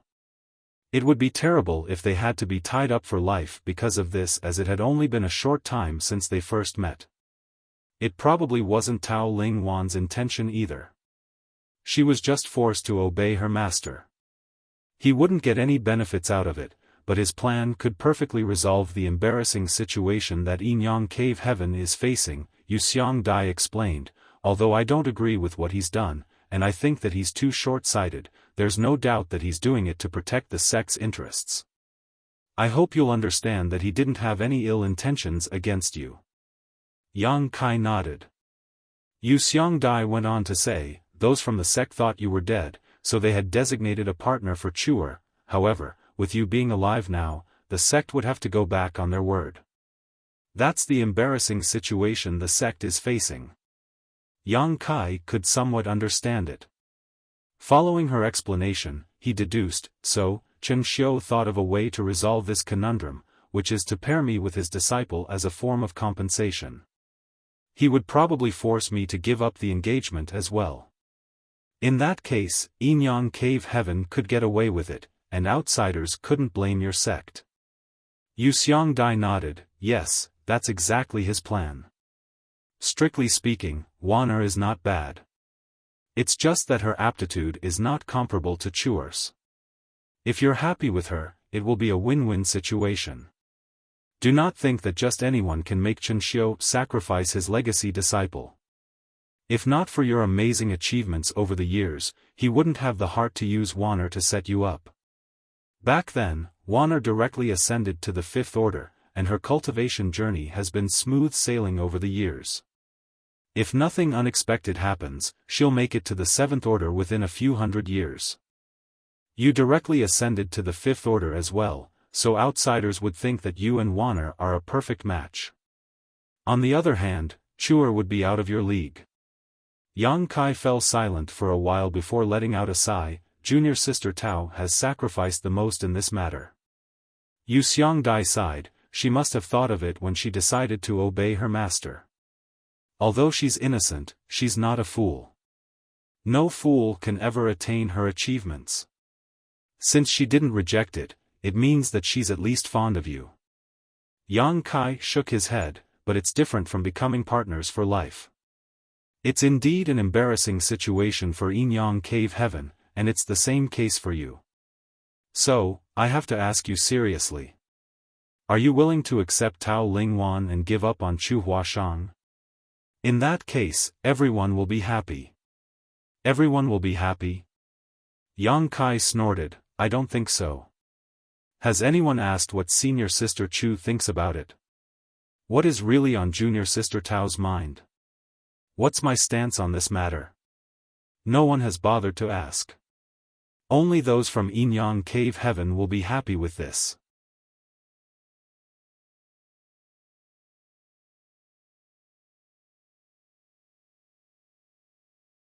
Martial Peak, Chapter 48-13, Difficult Challenge. Yu Xiongdai breathed a sigh of relief. Good. Those from the sect told me to ask you about it. Since that's what you think, you've given me an answer, and I have a reply to them. Although Brother Su is not around, I won't allow anyone to bully Chuer as I had watched her grow up. An idea suddenly flashed through Yang Kai's mind as he examined Yu Xiongdai. She had said that she had cultivated heartfelt Tao, and she had gone through the same experience as Tao Lingwan. Now, she was already in the seventh order open heaven realm. In other words, her crisis was resolved when she suffered from cultivation dissonance in the past, which allowed her to break free from her chains. That was why her small universe had materialized, and she had ascended to the seventh order. So, who was the partner she had selected back then? Involuntarily, the image of Su Linggong sprang into Yang Kai's mind. After Su Linggong left the star boundary in the past, Yu Xiongdai came over to be stationed there, and she had taken good care of Yang Kai. Now, she seemed concerned about Chu Huashang. The average martial ant wouldn't have gone to such lengths. It seemed to suggest that Yu Xiongdai was very close to Su Linggong and his disciples. While Yang Kai was amazed by the revelation, he asked, What do you plan on doing, martial ant? Yu Xiongdai shook her head, It's about what you have to do, not what I plan on doing. A humble Yang Kai asked, Please enlighten me, martial ant. Yu Xiongdai replied, The place where Chuer is cultivating in seclusion is special. It's a place in Yin Cave Heaven where a cultivator's heart is trained. It's called the Samsara Pavilion. Those who enter it will experience a number of reincarnations, but remain unaware of it. Only when one finds her true love would she be able to break through the fog and retrieve her true heart. Yang Kai frowned as he didn't understand. Yu Xiongdai went on to say, The Samsara Pavilion is where many female disciples of Yin Cave Heaven would select their life partners. Any female disciple who enters the Samsara Pavilion will temporarily lose her memory. She will only remember the things in her current life after the reincarnation.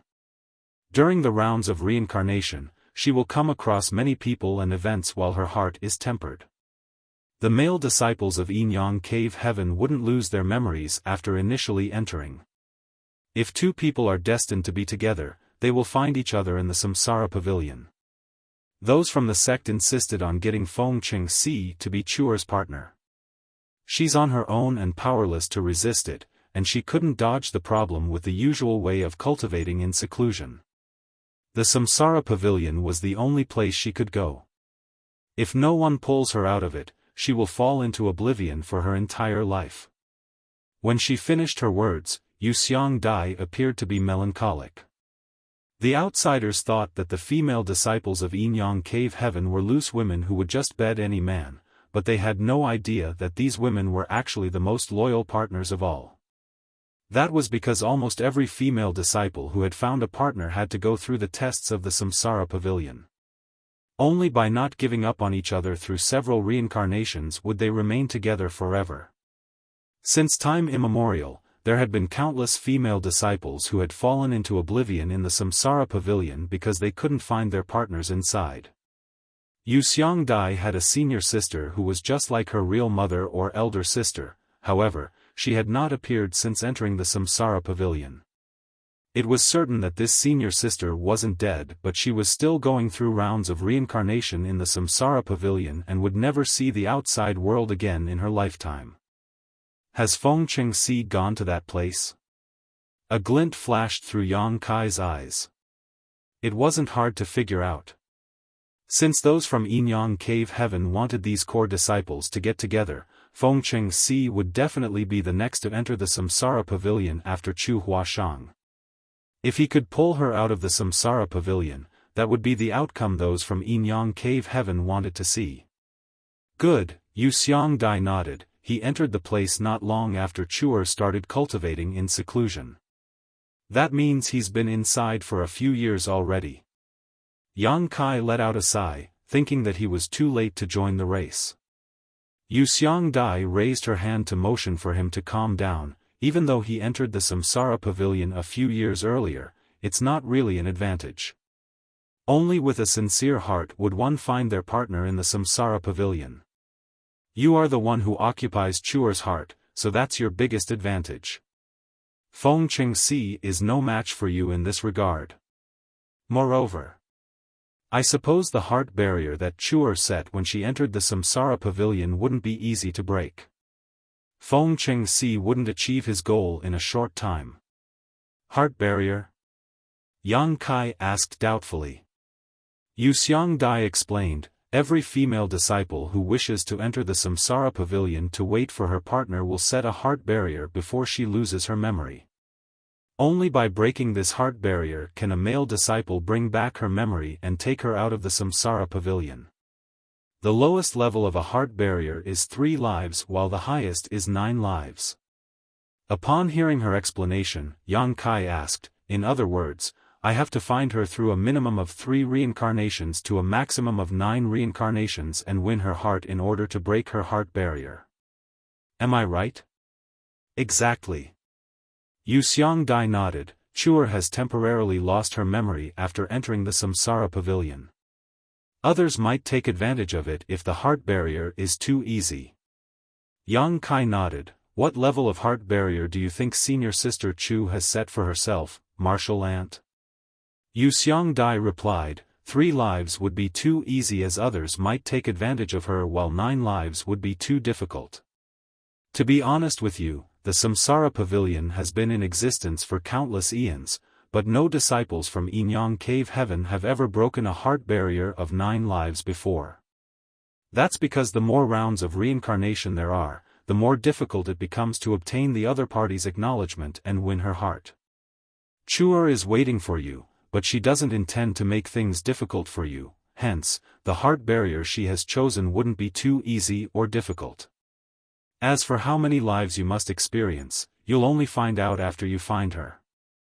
Upon hearing that, Yang Kai grinned and revealed his white teeth. That's a pretty difficult challenge. Yu Xiangdai snorted, I hope you'll still be confident when the time comes. I'll tell you this, if you can't bring Chuer out of there, you should just stay inside forever. Yang Kai bowed his head, don't worry, Martial Ant. I'll bring senior sister Chu out of the samsara pavilion safely. However, as an outsider, do I have a right to enter the samsara pavilion? I'm afraid Chen Xiu wouldn't agree to it. Yu Xiangdai scoffed, I'll handle it. That shameless old fart has used such a dirty trick. I'll let him know what it means to go for wool but come back shorn. Upon finishing her words, she suddenly appeared dejected, it's just that Wanner will have to suffer. Yang Kai remained silent as he felt helpless about this point as well. He had been dragged into an improvised plot while he was unsuspecting.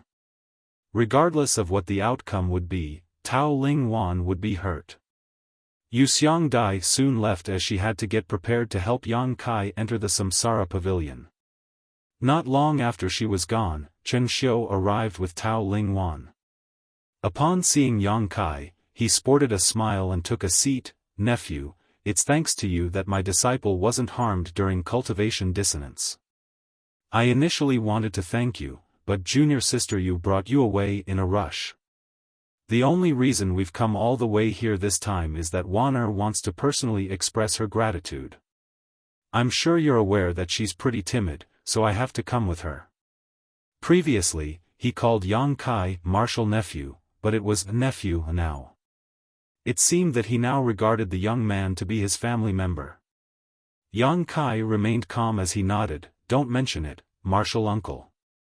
It was the least I could do. Chen Xiu waved his hand. It might be the least you could do, but you have saved Wanner's life. Wanner, you should express your gratitude to your senior brother now. After taking a step forward, Tao Ling Wan saluted Yang Kai in an elegant manner and said in a hushed voice, "Many thanks for lending me a hand, senior brother Yang." Strictly speaking, Tao Ling Wan was older than Yang Kai, and she had started cultivating much earlier.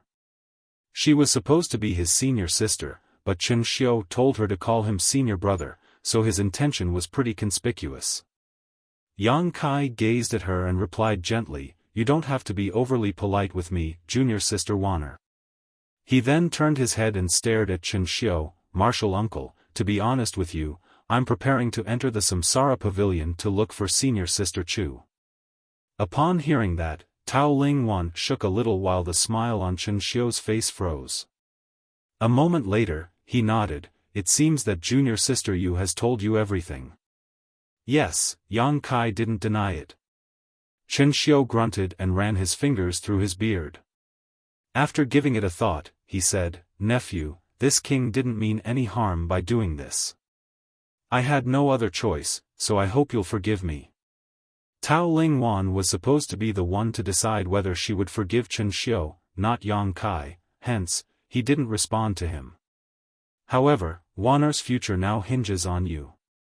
I don't object to you looking for martial niece Chu, but what about Wanner?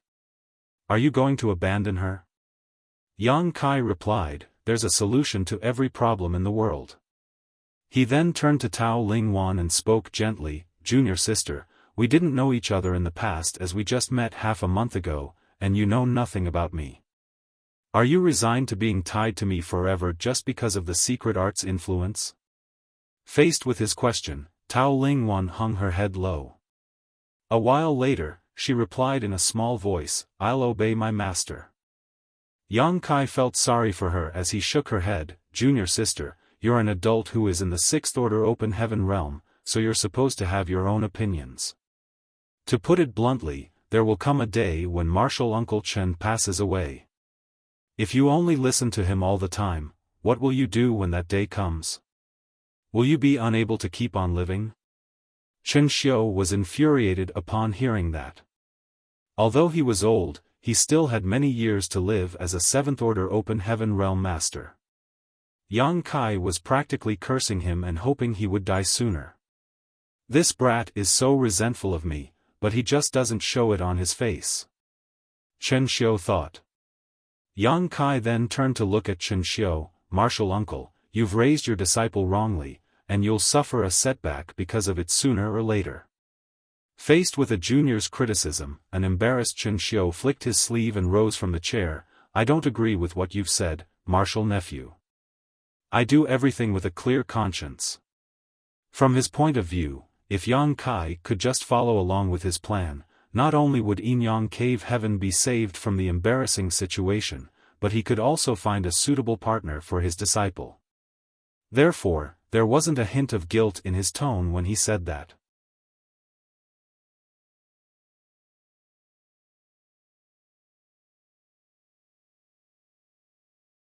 Martial Peak, Chapter 48-14, My Decision.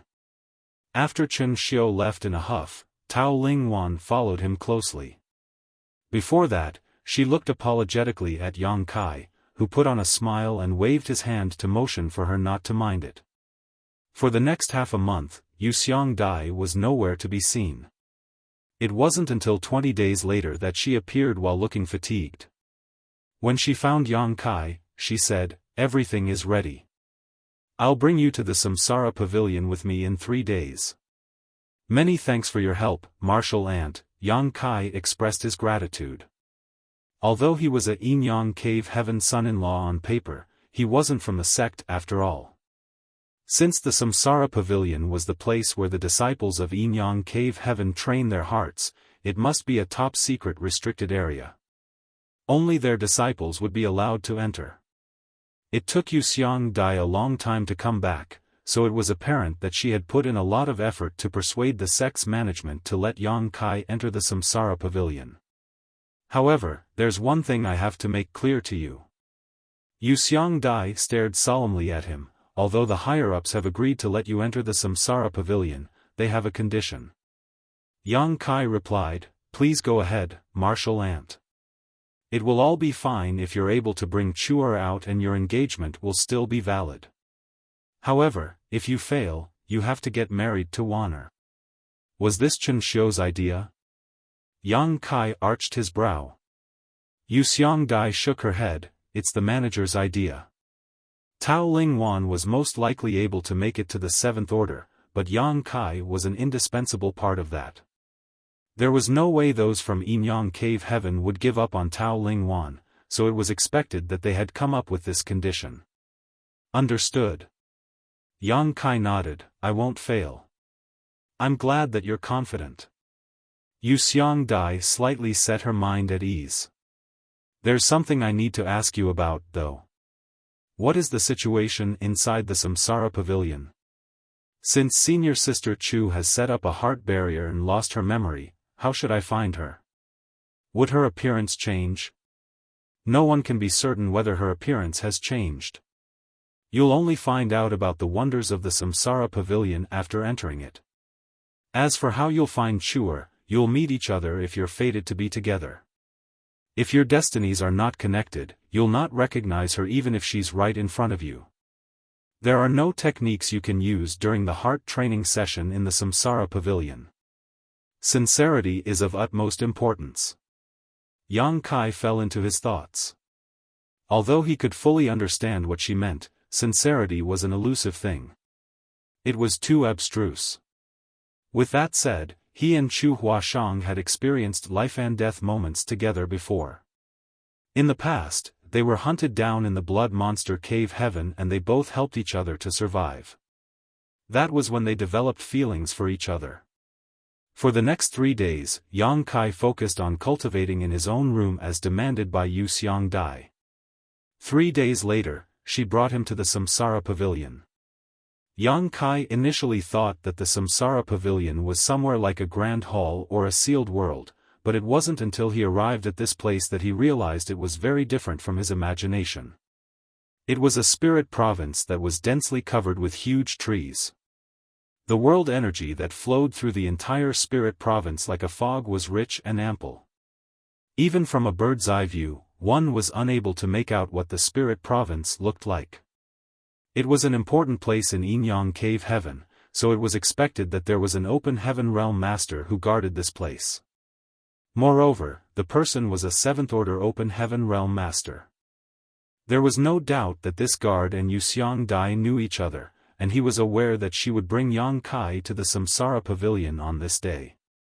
Therefore, after a bit of small talk with Wuxia Dai, he allowed them to pass. Upon entering the spirit province, they arrived at the edge of the dense forest. Yang Kai could instantly see a large-scale shopping district where many disciples of Yinyang Cave Heaven moved around together. Some of them were unwilling to part ways as they bid each other farewell with loving words. After that, the female disciples would steadfastly enter the forest and disappear while hoping that their partners would find them. The male disciples would wait for a moment before entering the forest as well. There were also some men and women who entered the forest on their own. On the other hand, there was a loving couple who just stepped out of the forest. The woman's smile was as sweet as honey while the man looked lovingly at her. It was as though she was the entire universe and there was no one else in the world in his eyes. However, there were also some dejected men and women whose faces were covered in tears. Looking at the young disciples who entered and left the forest, Wuxia Dai sighed, many couples who think that their love for each other would never change are unable to pass the tests in the Samsara Pavilion, and they have to part ways as a result. This place is where the disciples of Yin-Yang Cave Heaven look for their partners, but it's also the source of suffering for many of us. Yang Kai asked curiously, Martial Ant, didn't you say that a female disciple would fall into oblivion in the Samsara Pavilion if her heart barrier is not broken? Why do I see some female disciples leaving the forest while sobbing? I suppose their male partners didn't manage to break their heart barriers. Yu Xiangdai explained, a female disciple will indeed fall into oblivion if her heart barrier is not broken. However, if she has only set up a heart barrier of 3 lives for herself, she'll still be able to retrieve her memory after 3 reincarnations even if the male disciple is useless. However, this wouldn't happen if there are more than 3 incarnations. The more rounds of reincarnations there are in the Samsara Pavilion, the more difficult it would be for the female disciple to recognize herself. Yang Kai nodded, got it. Go in now. There's nothing you need to do. Just allow nature to take its course. Yes, Yang Kai replied and stepped forward, and his figure was soon engulfed by the fog. Yu Xiangdai stayed on the same spot for a while before deciding to leave. However, as soon as she turned around, she saw 2 people walking towards her. She frowned and looked doubtfully at them. What are you doing in the Samsara Pavilion, senior brother Chen? These 2 were none other than Chen Xiu and Tao Lingwan. While Chen Xiu was walking at the front, Tao Lingwan followed closely behind. Chen Xiu shot her a dispassionate glance and replied, what else can we do here? Yu Xiangdai took a glance at Tao Lingwan, who was behind him, and instantly realized what was going on. Her expression changed drastically as she snapped, are you out of your mind? Do you not care about her life or death just because you want to let your other disciple get all the benefits? Are you even human? There was an impassive expression on Chen Xiu's face as he was unfazed by her accusation. He simply turned to Tao Lingwan and said, go in now. Be careful. Tao Lingwan nodded and stepped forward. All of a sudden, she turned around and fell on her knees before gently pressing her forehead against the ground 3 times in front of Chen Xiu. After she got to her feet in silence though, Yu Xiangdai blocked her way and persuaded her by saying, Wanner, don't be so foolish. Just tell me if anyone has forced you to do this. I'll stand up for you. Tao Lingwan hung her head low and shook her head. Listen to me. Go back with me, and we'll have a talk, Yu Xiangdai said and extended her hand. Nevertheless, Tao Lingwan dodged it and replied in a hushed voice, please let me go in, Martial Ant. No. Yu Xiangdai directly rejected her, even if the ancestors were here to persuade me, I'll not let you enter the Samsara Pavilion. That's not a place you should go. She then glowered at Chen Xiu, you're really a good master to her, aren't you? What has Wanner done to be unlucky enough to become your disciple? Chen Xiu stared calmly at her without any intention to refute her. Just when Yu Xiangdai wanted to speak further, Tao Lingwan suddenly looked up and gazed at her, please don't blame my master, Martial Ant. This is my decision. Yu Xiangdai sneered, I'm fully aware of your temperament. There's no way this is your decision. It's obvious that this old fart has forced you to enter the Samsara Pavilion to achieve his goal. Faced with her fierce accusation, Chen Xiu never explained anything and just looked down. Tao Lingwan spoke in a firmer tone, Martial Ant, this is the first decision I've made for myself after all these years. Please don't make things difficult for me. Yu Xiangdai frowned as she darted her gaze between Tao Lingwan and Chen Xiu. At that moment, she doubted herself. Furthermore, she had never seen Tao Lingwan speaking in such a loud voice with a determined gaze before. She stared fixedly at Chen Xiu in an attempt to find the answer, but he only nodded in silence. At that instant, Yu Xiangdai was in a dilemma. It took one a lot of courage to decide to enter the Samsara Pavilion. She initially thought that it was Chen Xiu's order, but it didn't seem to be the case now. After giving it a thought, she said, "Waner, why do you want to enter the Samsara Pavilion? Young boy is looking for chore. Even if you go in, you might not be able to come out again. In that case, you'll be trapped inside forever." Tao Ling Wan spoke in a small voice again, "I'll be careful." "No." Yu Xiongdai shook her head, "It's not like you'll be safe just by being careful. I can't let you go in. If you enter that place, you'll end up in a horrible state. Even if I can't go in today, I'll do it tomorrow. Even if I can't go in tomorrow, I'll do it the day after tomorrow, unless you can stay here forever." Tao Ling Wan looked into her eyes without the intention to back down. Yu Xiongdai was lost for words. Every disciple of Yinyang Cave Heaven had the right to enter the Samsara Pavilion. It wasn't like she could stay here forever to block her path. She wasn't supposed to stop her from entering the place to begin with. If she was doubtful just now, she was now 100% certain that Chen Xiu hadn't forced Tao Lingwan into this. It was indeed her own decision to enter the Samsara Pavilion. While she was in a dazed state, Tao Lingwan suddenly dashed forward. When Yu Xiongdai came to her senses, she quickly extended her hand. Chen Xiu instantly appeared in front of her and pushed out his palm. Both of them were sent flying away for several dozen meters. Yu Xiongdai glowered at him, "Do you want her to die?" Chen Xiu replied in a grim voice, "She wants to go in to find her own answer. Do you think I didn't intend to stop her? None of you actually know what she's like. Once she has made a decision, no one can change her mind. I took her on as a disciple when she was just a baby and raised her all by myself. She may be my disciple, but she's also like a daughter to me." Yu Xiongdai was rendered speechless.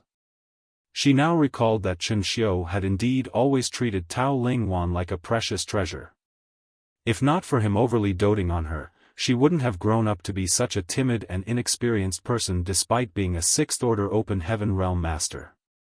Certainly, such a master who loved his disciple so much wouldn't sacrifice her one day for the sake of another disciple. Yang Kai is a talented young man who is a good match for Waner. She's an adult now, and it's impossible for me to stay by her side forever. Over the years, I found quite a few potential partners for her, but none of them were to my liking. Yang Kai is not bad. It will be perfect if Waner can marry him. However, it seems that I've done something wrong.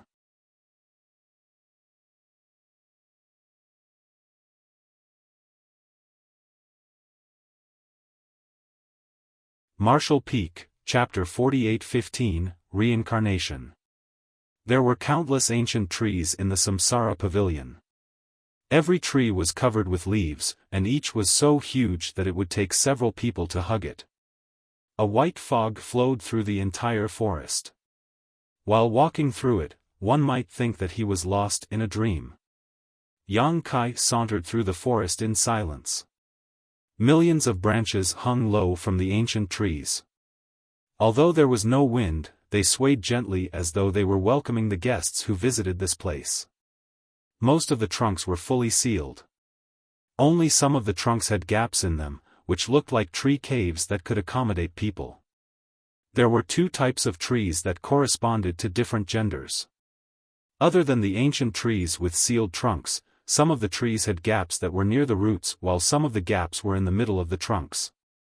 All of the disciples who entered this place had to enter a tree cave and stay inside the tree of their choice. With the help of the forest's mysterious power, they could enter the real Samsara Pavilion and go through reincarnations to train their hearts. Previously, Yu Xiongdai had told Yang Kai about the things he had to take note of in the Samsara Pavilion. Hence, he knew that the gaps that appeared in the middle of the trunks were for the female disciples while the tree caves near the roots were for the male disciples. Although they appeared similar on the outside, they were starkly different inside. If one had selected the wrong tree cave, they were unable to enter the real Samsara Pavilion. The difficulty of the heart barriers that the female disciples of Yinyang Cave Heaven set up had something to do with the locations of the ancient trees. The further they went, the more difficult the heart barrier they would be able to set up. Those who just wanted a heart barrier of 3 lives could just find an ancient tree in the periphery. They didn't have to go further into the forest. However, the heart barrier that Chu Huashang had established must be more than 3 lives, so Yang Kai reckoned that he should travel deeper. For the male disciples, the locations of the ancient trees didn't matter, but Yang Kai wanted to get closer to Chu Huashang, though he had no idea which ancient tree she was in. 1 hour later, Yang Kai arrived at the depths of the forest where he was blocked by a certain ancient tree. There was a gap near the roots of the ancient tree that had formed a tree cave that could accommodate a person. The branches that hung low kept swaying back and forth. Just when Yang Kai was ready to go further, he suddenly stopped in his tracks and turned to look at his own shoulder. Above his shoulder, there was a curly branch that seemed to have turned into a petite hand and hooked his clothes at some point. Yang Kai decided to stop moving forward. Instead, he turned around and shuffled towards a nearby tree cave. The Samsara Pavilion was a place where hearts were trained, and sincerity was of utmost importance. Yu Xiangdai had told him to let nature take its course, and he was ready to follow her advice. Upon entering the tree cave, Yang Kai sat down with his legs crossed. The tree cave was pretty big, so he didn't feel cramped while sitting inside. After he emptied his mind for a bit, the tree cave suddenly started squirming and closing until he was fully covered by it. From the outside, there didn't seem to be any traces that suggested there was once a tree cave here. Upon realizing that his thoughts were running wild, Yang Kai quickly pulled himself together and stopped resisting. There came a moment when his soul seemed to have left his body as it passed through a colorful passage and reached for an unknown place. Everything was going just like what Yu Xiangdai had described, so Yang Kai just waited patiently. A moment seemed to have passed, but it also felt as if millions of years had gone by. Finally, a glimmer of light came into sight at the end of the colorful passageway. The light rapidly expanded until Yang Kai could no longer see anything else. In the meantime, he realized that his soul finally landed on the ground, and he was equipped with a new body. He could hear the sounds of weapons clanging with each other. The place was bustling with noise, and the people around him were clearly cheering. Yang Kai looked around and realized that he was standing close to an arena. He was basically sandwiched among a group of people. On the stage, 2 figures were locked in an intense battle as they wielded their weapons. After a moment of observation, Yang Kai realized that even though their techniques appeared sophisticated, they were really just flashy without much power. With a frown, he examined himself and realized that there was a special power flowing through his meridians. This was not world energy, though it was similar. What he found unsatisfactory was that the power was far too weak, equivalent to maybe an initial element realm 3rd stage cultivator. Before he could familiarize himself with the situation, the crowd was heard cheering again as there was a winner on the stage. This didn't seem to be a life-or-death battle. One person was obviously more powerful. While the loser cupped his fist and conceded defeat, the winner responded to him with respect. The atmosphere was harmonious. This was the real Samsara Pavilion, which could also be called the Samsara World. There were innumerable Samsara worlds in the Samsara Pavilion. The Samsara world every person entered could be different. Only 2 people whose hearts were connected had a chance to enter the same Samsara world and go through reincarnations together. From the looks of it, Yang Kai reckoned that the martial Tao of the Samsara world he had entered was quite low, but that didn't matter. The reason he was here was to look for Chu Huashang, unlike his previous experience in the small source world where he had to rise to become an overlord of that world. Hence, the low martial Tao wasn't a big deal. He was certain that Chu Huashang was also in this Samsara world. As for where to look for her, he was clueless. Certainly, he wasn't interested in the battles on the stage. The most pressing issue at hand for him was to find out more about this world and look for Chu Huashang. Just when he turned around and was ready to leave, an old man with a goatee appeared on the stage with a piece of yellow silk cloth. After sweeping a glance over the people around the stage, he announced, "The next fight. Yang Kai vs. Luo and Guo. Yang Kai turned to look at the stage and arched his brow. A burly figure emerged from the crowd and walked up the stage in a few steps. His heavy build caused the stage to shake a little. The man, who looked like a bear, swept a condescending glance over the crowd and ripped his top apart, which revealed his hairy chest. He then demanded provokingly, "Where's Yang Kai? Come out so I can destroy you." Yang Kai put on a smile, thinking that this was what Yu Xiang Dai meant by allowing nature to take its course. The way a cultivator was trained in the Samsara pavilion was similar to that of the small source world. After he entered this Samsara world, he was given a new identity. It was just that his name was never changed, as he was still Yang Kai. Just now, he had no idea where to look for clues that would help him find Chu Huashang. Now, it seemed that the fight on the stage might help him with it. He turned around and ambled towards the stage. The crowd took the initiative to separate to the sides. When he reached the stage that was around waist height, he pressed his hands against it and leaped up. Seeing that, the crowd broke into laughter. Everyone who went on stage would do their best to show off their prowess. The different skills and movements would elicit applause from the crowd. It was the first time they saw someone clumsily climb up onto the stage like what Yang Kai had done. On the stage, Luo and Guo gaped at the frail Yang Kai, whose limbs seemed as thin as twigs, and put on a grin. "Are you Yang Kai?"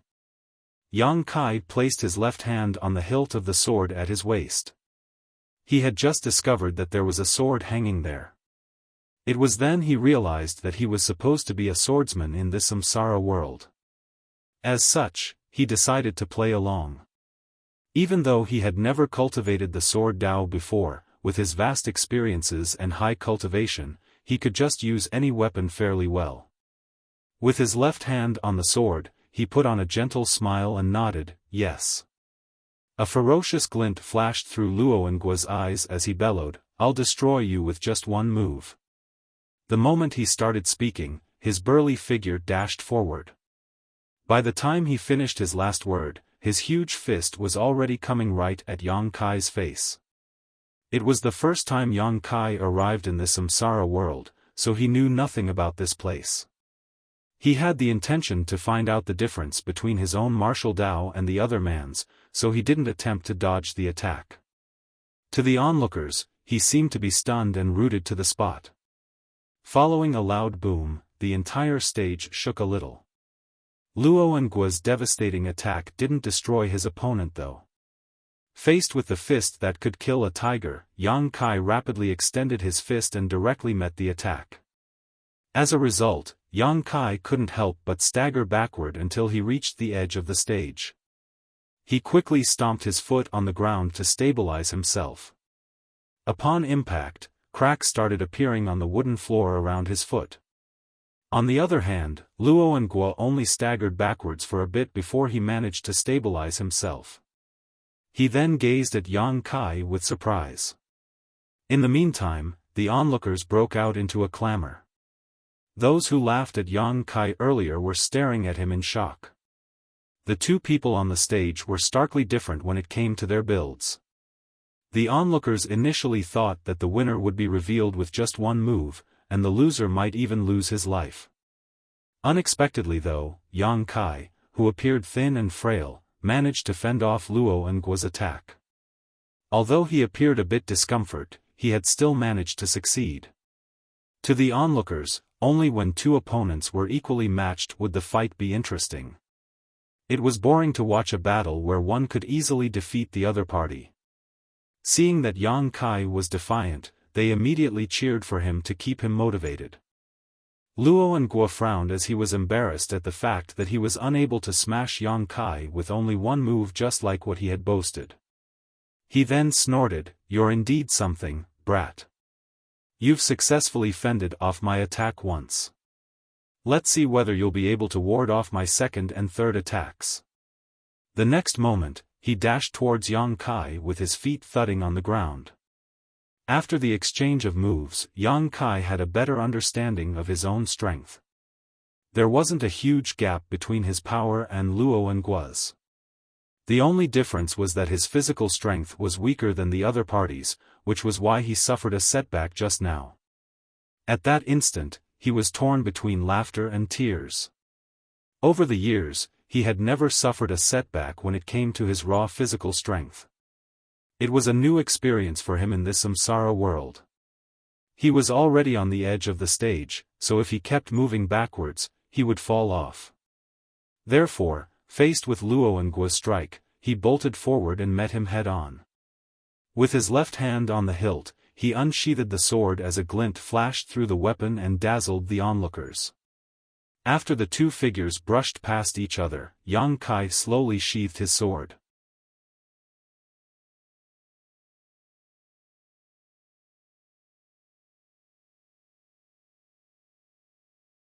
Martial Peak, Chapter 48-16, Meng Manor.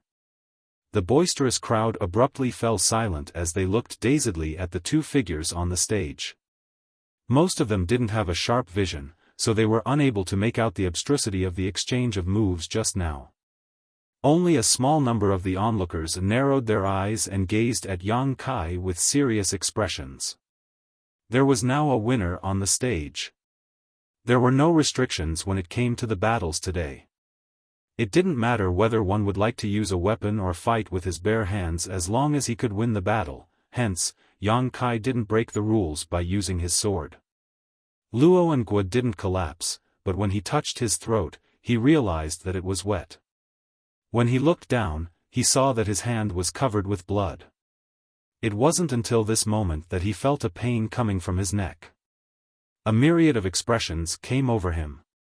He knew that the other party didn't intend to kill him, otherwise, he would have been beheaded instead of getting cut slightly. Despite that, this kind of outcome was still unacceptable for him. During the exchange of moves just now, he didn't even manage to make out how Yang Kai unsheathed his sword. He didn't have a chance to counterattack as the other party's attack was too fast for him to even perceive. The old man with a goatee seemed to have received an instruction as he quickly went on stage and announced, "The winner is Yang Kai." Following that, he told the two of them to leave the stage and spoke no further. For the next half a day, more people jumped on stage to fight. Some of them were weak cultivators with only flashy moves while some of them were truly powerful. As Yang Kai observed it, he realized that there seemed to be a selection process going on here, though he wasn't sure what it was for.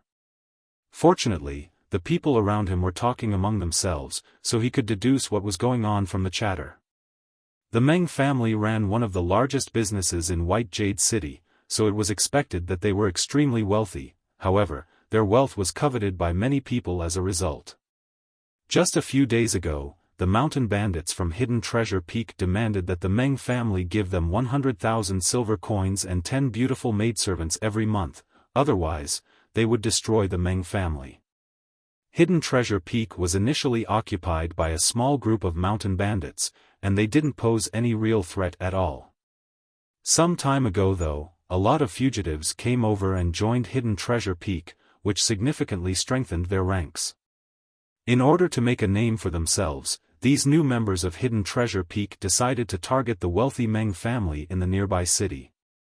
Although there was a city lord in White Jade City, who had his own soldiers, the Meng family wouldn't dare to entirely rely on others.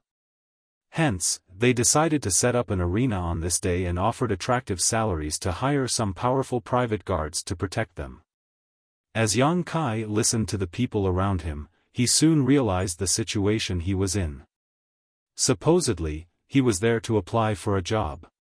Is senior sister Chu in the Meng family? Yang Kai couldn't help but have this speculation, otherwise, he couldn't explain why he had to take part in a selection battle right after entering this samsara world. Considering all this, he started looking forward to what was ahead of him. It wasn't until evening that the competition ended. There were some powerful cultivators from the Meng family who were hidden from the crowd here to watch the battles on the stage and make their judgments. Those who were qualified would be brought back to the Meng family manor while those who were not good enough would be given some money and told to go home. Yang Kai had performed pretty well, so at the end of the day, the old man with a goatee called out to him and announced that he had passed the test. Luo Ngua, who was defeated by Yang Kai, was also accepted. Although he had lost the battle, his power could not be underestimated. It was just that he had come across a stronger opponent named Yang Kai. The powerful cultivators from the Meng family had acute eyesight, so they didn't accept the candidates solely based on the results of the battles. Instead, they made their own judgments. Those who were knocked out didn't have any complaints as they were fully aware of their true strength. The reason they even took part in the competition was to get some money from the Meng family. Now that they had achieved their goal, they were more than thankful. There were many people left as there were 40 to 50 of them.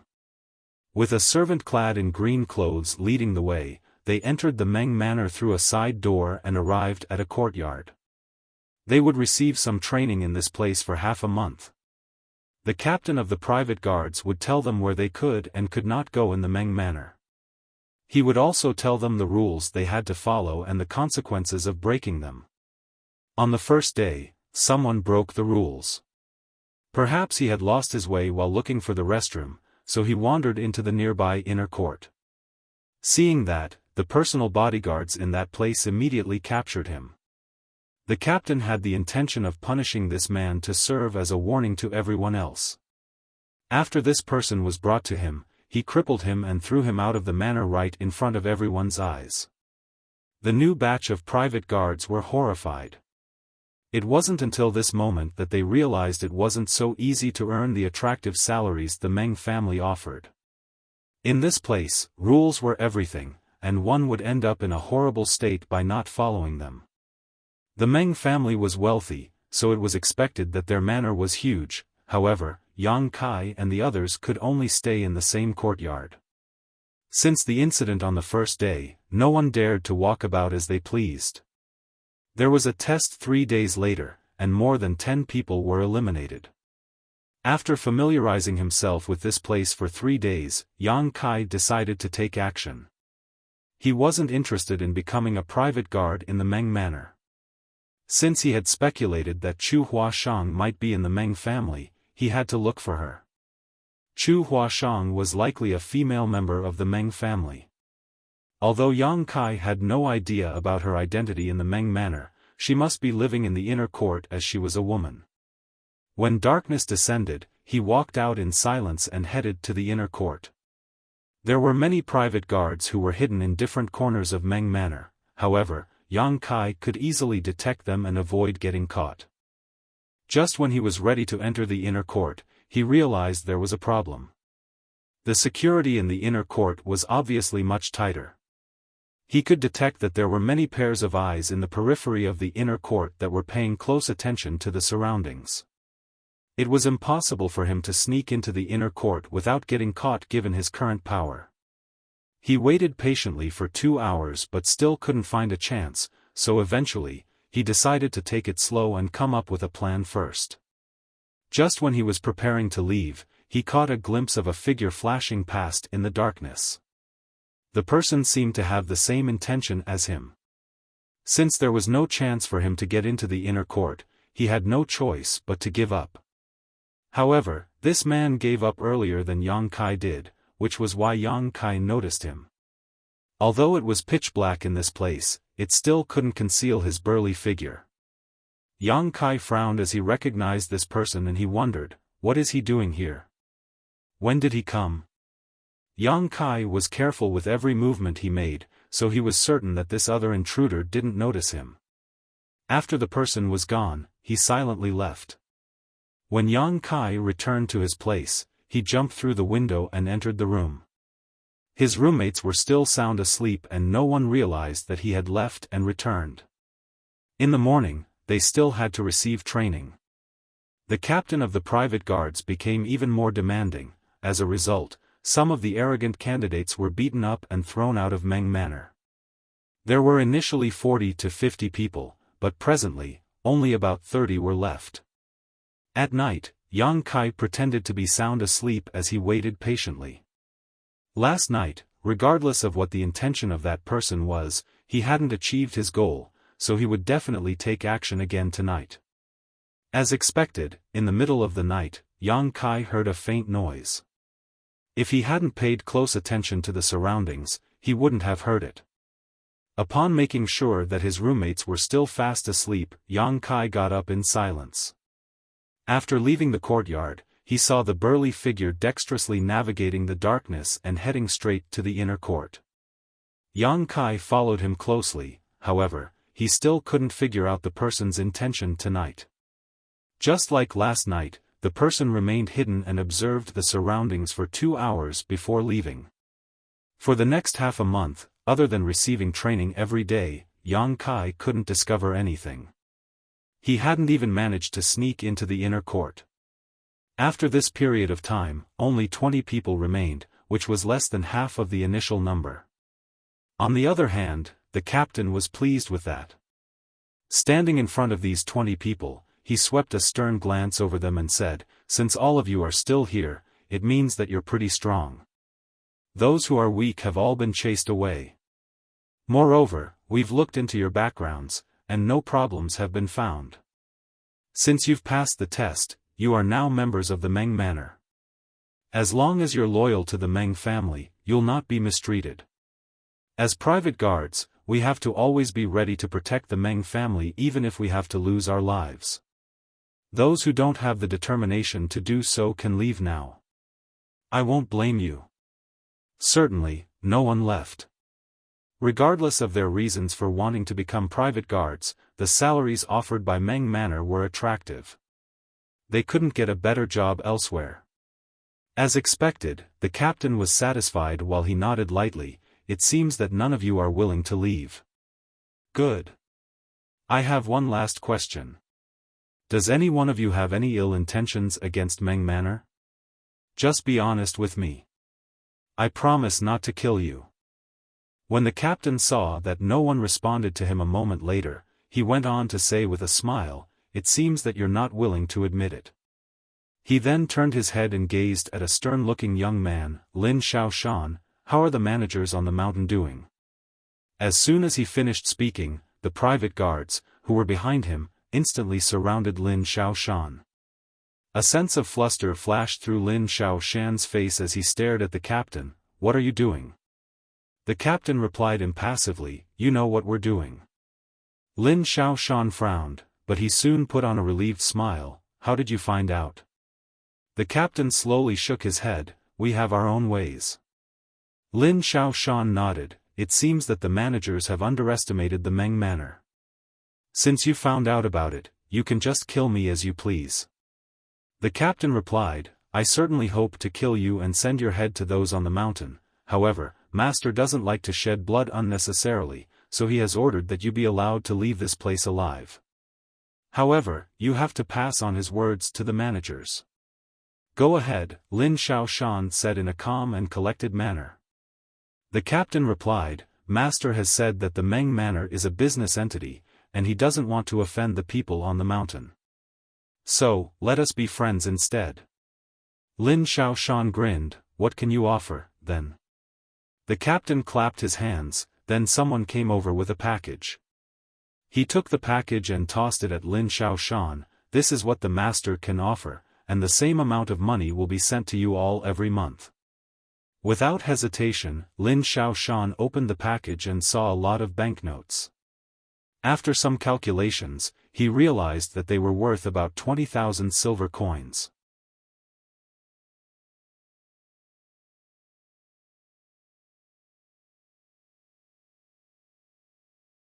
Martial Peak, Chapter 48-17, Night Attack. After examining the banknotes in the package, Lin Xiaoshan frowned. "It's too little. The managers want 100,000 silver coins, and there's a lack of women on the mountain." The captain of the private guards shook his head. "This is what Meng Manor can offer. We won't give you any more or any less." Lin Xiaoshan stored the package. "Got it. I'll bring this back to the managers. However, as for what decision they'll make, I have no right to interfere." Upon finishing his words, he leaped onto the roof and stepped on the tiles in light steps. He soon left the place. The personal bodyguards of Meng Manor didn't intend to stop him as they watched him leave. In fact, Meng Manor had offered them a lot of money. Nevertheless, if those from Hidden Treasure Peak were not satisfied with it, the conflict would still be irresolvable. Therefore, they didn't dare to fire any more personal bodyguards. After half a month of training, new private guards that included Yang Kai were given some tasks. Yang Kai hoped to be stationed inside the inner court. In that case, it would be easier for him to gather information in the inner court and look for Chu Huashang. With that said, he knew that it was an unrealistic idea. Regardless of anything else, they were new private guards whose loyalty was not time-tested. They would be given some tasks, but they would not be stationed in important places. As expected, Yang Kai was told to watch over some courtyards in the outer court, and he had a veteran private guard named Yin Zhiyong as his partner.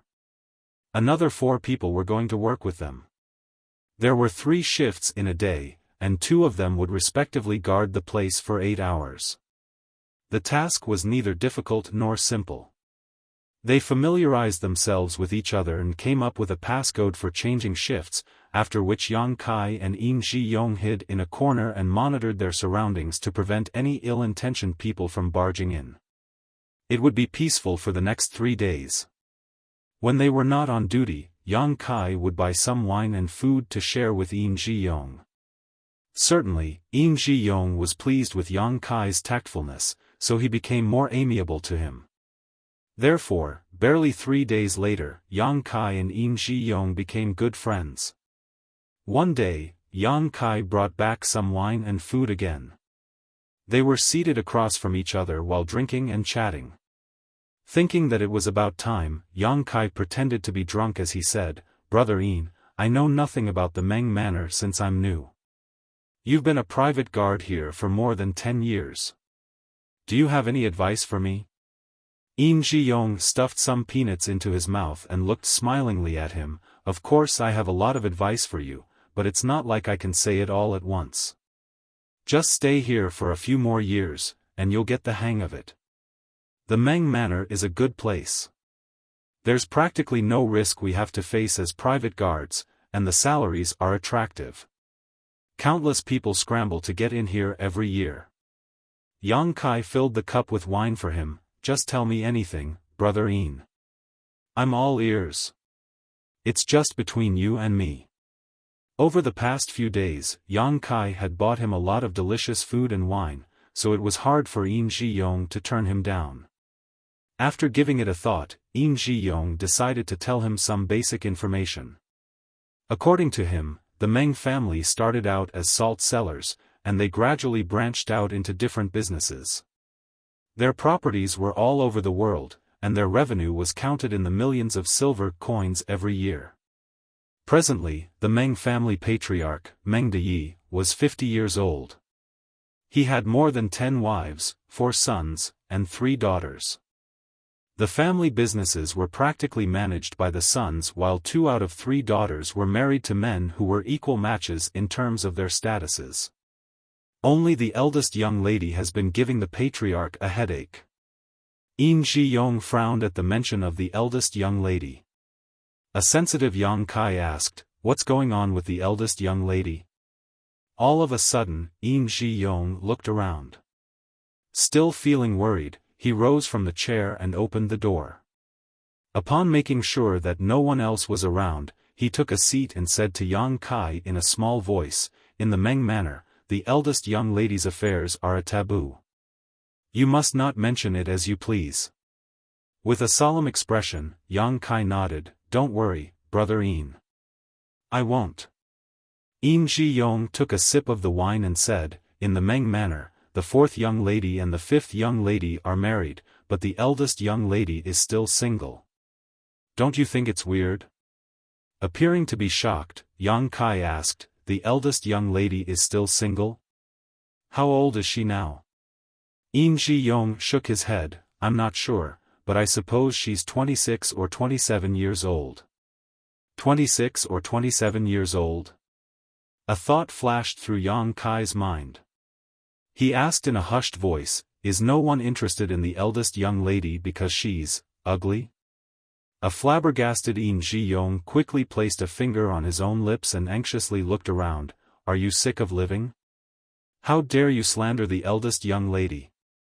Don't drag me into this. Yang Kai hurriedly patted his own mouth. After pulling himself together, Yin Ji-yong went on to say, I'm telling you, the eldest young lady is not ugly. Rather, she's incredibly beautiful. A curious Yang Kai asked, how do you know, Brother Yin? Yin Ji-yong replied with a smile, I've been a private guard in the Meng Manor for more than 10 years, after all. When I was still a rookie here, the eldest young lady was just a teenager, and she was already beautiful at that time. There's no way she'd be ugly after maturing fully. Since many years ago, the eldest young lady has rarely stepped out of the inner court. Even when she does, she'd be wearing a veil and a hat. However, 3 years ago.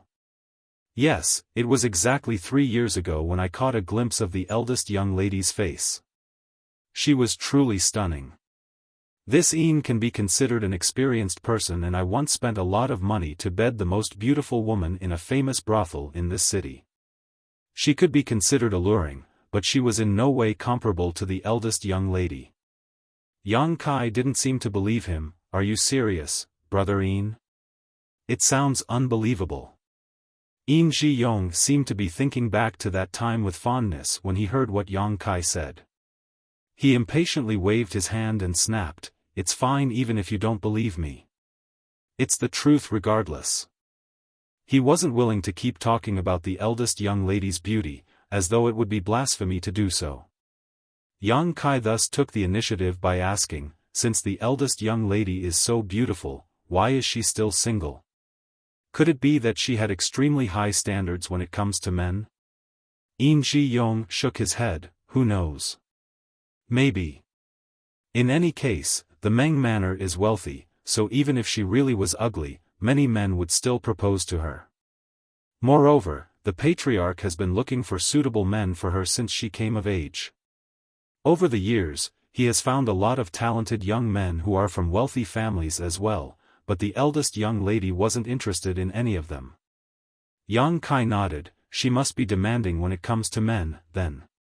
Yin Ji-yong chuckled, rumor has it that the eldest young lady once told a maidservant the reason she's not married up until now isn't that she thinks those talented young men are not good enough, instead, she's been waiting for a man who is destined to be with her. Pfft, destiny, what nonsense. Since he was tipsy, Yin Ji-yong began spouting nonsense. He lamented that life was unfair to him. Despite being powerful, he wasn't given any important tasks. He had been loyal to the Meng Manor for more than 10 years, but he was still a mere guard. On the other hand, Yang Kai's eyes lit up. It was very likely that the eldest young lady of the Meng Manor was Chu Huashang. In this samsara world, the eldest young lady of the Meng Manor was already 26 or 27 years old. The patriarch had been looking for potential partners for her since she came of age, which was about 10 years ago. Chu Huashang had entered the samsara pavilion at around the same time. Furthermore, she had been waiting for a man who was destined to be with her. After entering the samsara pavilion, Chu Huashang set up a heart barrier and reincarnated into this samsara world. Although she had lost her memory, the heart barrier was real. Under the influence of the heart barrier, she would do things that were true to her heart. Yang Kai reckoned that he had to go to the inner court and see the eldest young lady of the Meng Manor. Only by doing so could he be certain whether she was the real Chu Huashang. While he was lost in his thoughts, a flustered voice was heard shouting from somewhere in the Meng Manor, "Fire! There's a fire!" Yang Kai looked out the window and indeed saw a tinge of redness. A shocked Yang Kai quickly got up and opened the door before leaping onto the roof. As he looked around intently, he saw that a particular place in the Meng Manor was on fire while everyone was flustered and in a panic. A lot of servants rushed over with buckets of water in an attempt to put out the blaze. A tipsy Yin Ji-yong appeared beside him and frowned as he had a bad feeling. "Brother Yin," Yang Kai turned to look at him. "Don't make any rash moves without orders. Although Yin Ji-yong was slightly drunk, he was still clear-headed. As a person who had worked for the Meng Manor for a long time, he knew that it was a taboo to be absent from one's duties without permission during a crisis. The best way to deal with the situation was to stay where they were supposed to be. Just when Yang Kai was about to nod his head though, he suddenly felt his chest tightening. When he turned his head, he saw that over 10 people had appeared on a higher roof with bows in their hands. Under the night sky, cold glints flashed off the arrows from the fire in the distance. Enemy attack! Yang Kai growled and tackled Yin Ji-yong down from the roof. The next moment, several arrows struck the place where they were standing just now. The violent force directly broke the roof. Yin Ji-yong instantly sobered up as he got to his feet and nodded at Yang Kai as a form of gratitude. Nevertheless, before they could compose themselves, they felt gusts of wind coming from both left and right sides. Instinctually, Yang Kai unsheathed his sword with his left hand and slashed it across the person behind him. A short shriek was heard as the attacker behind him was killed. Another sword brushed past his chest and cut his clothes open. An agile Yang Kai stepped forward and wielded his sword as shrieks were continuously heard. When he finally stopped, 6 people had already collapsed to the ground behind him. All of them were respectively killed with a single stroke. Blood could be seen dripping from the sword and dyeing the ground crimson. A dumbfounded Yin Ji-yong gazed at Yang Kai. Just now, by the time he unsheathed his sword, the enemies had all fallen to the ground. A moment later, he praised the young man by saying, "Little brother, you're incredible." As soon as he finished speaking, Yang Kai came right at him with the sword as murderous intent was written all over his face. Yin Ji-yong felt his legs trembling as he instinctively raised his sword. Yang Kai dodged it and pressed his hand against the older man's shoulder. Upon impact, Yin Ji-yong was forced to whirl around. It just so happened that he dodged an arrow that was coming from behind as a result.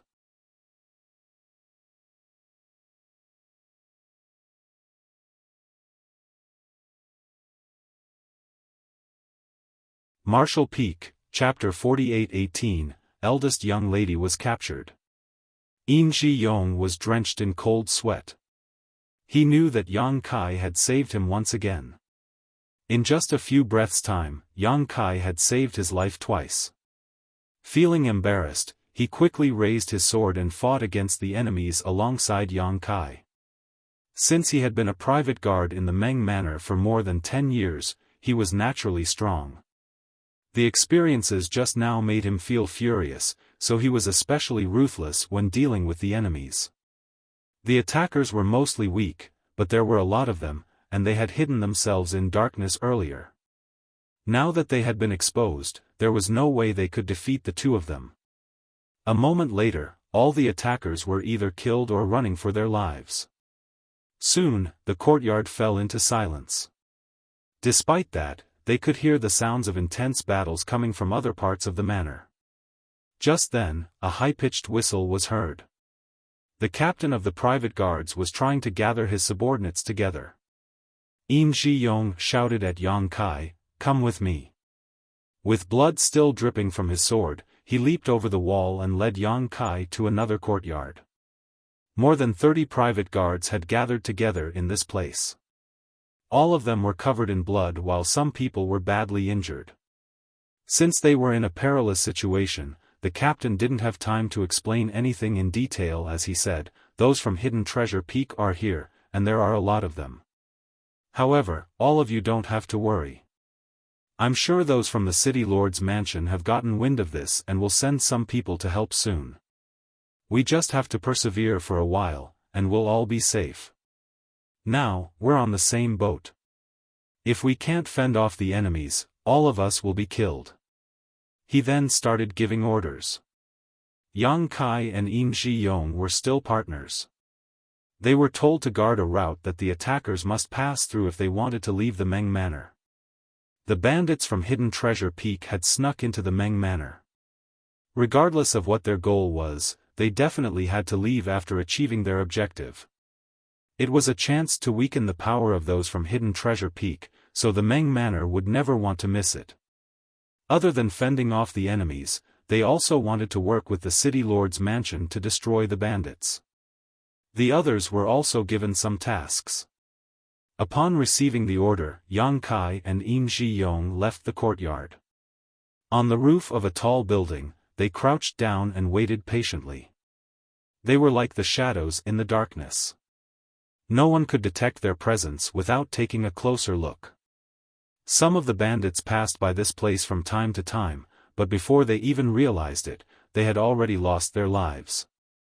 Yin Ji-yong increasingly admired the strength that Yang Kai had showcased. The chaos in the Meng Manor continued. Yang Kai stared intently at the inner court.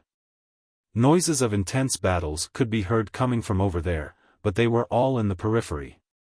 The core area of the inner court was serene, and all the lights were off. A moment later, a large group of bandits tried to escape out of the Meng Manor. The private guards, who had been waiting at the important routes, appeared and hacked them to death.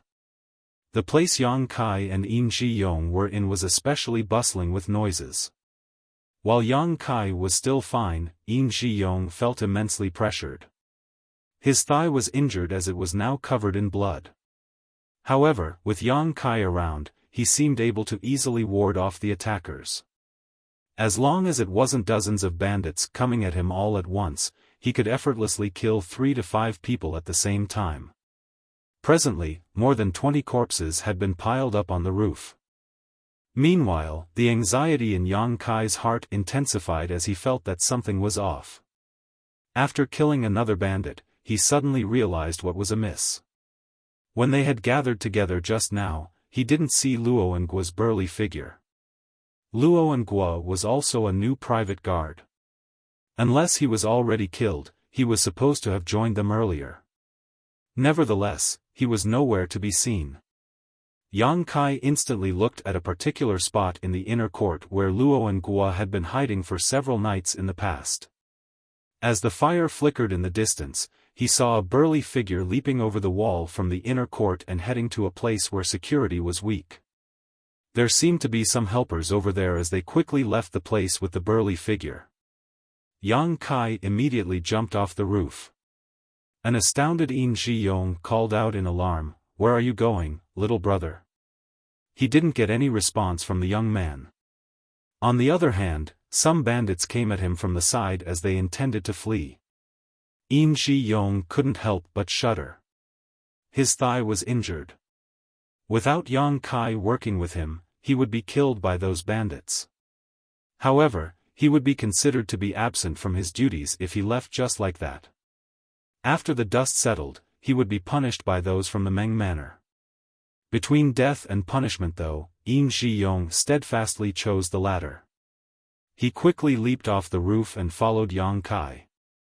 At the front, Yang Kai ran after the burly figure on the roof and soon left the Meng Manor. A large group of people could be heard coming from behind. Supposedly, the support from the city lord's mansion had arrived. On the other hand, Yang Kai stared fixedly at the burly figure ahead. It wasn't until this moment that he realized there was something on the sturdy figure's shoulder. Despite that, it didn't affect his agility as the towering figure remained as dexterous as a rabbit. Around him, his companions were seen charging forward. Sensing that there was someone running after him, Luo Nguo turned his head to take a look without stopping in his tracks.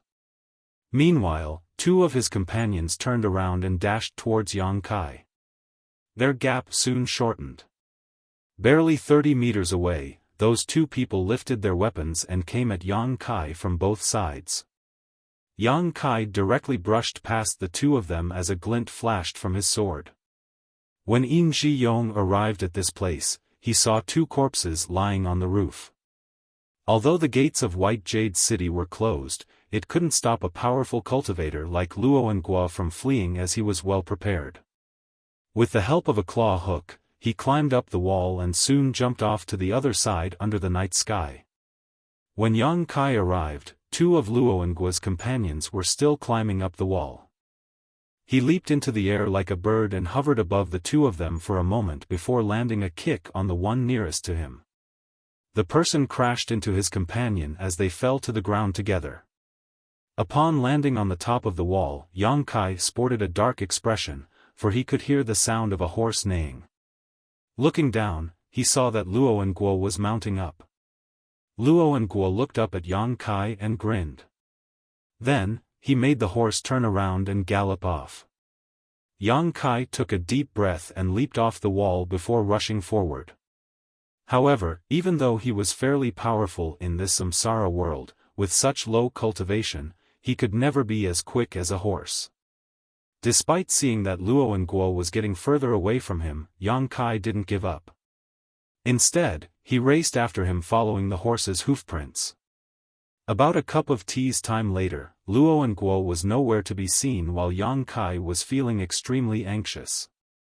Just then, a horse could be heard galloping towards him from behind. He turned his head and saw Yin Ji-yong rushing towards him on horseback. The horse stopped in front of Yang Kai as Yin Ji-yong panted and said, "The eldest young lady was captured."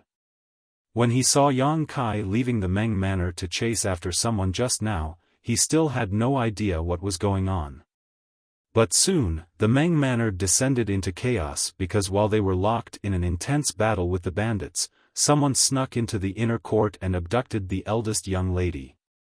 Yin Ji-yong immediately thought of the person that Yang Kai was running after. With no time to report the matter to the higher-ups, he took a horse from the stable and dashed off in the direction of Hidden Treasure Peak. He faced an obstacle when trying to pass through the city gates, for they were already closed. The people guarding the gates were from the city lord's mansion, and a mere private guard from the Meng Manor had no authority to make them open the gates. Fortunately, Yin Ji-yong was friends with the leader of the guards on duty, and he told him what was going on. He also promised a reward from the Meng family before he was allowed to pass through the gates. He believed that if his speculation was right, Yang Kai was just in front of him. Just as he had expected, he soon found Yang Kai. Following that, he leaped off the horse and said grimly, "Only you can save the eldest young lady, little brother. If you're able to do it, we won't have to worry about money ever again." He had seen Yang Kai's true strength just now, so he had confidence in him. Moreover, there was only one horse, and he was injured, therefore, he wasn't willing to follow him to slow him down.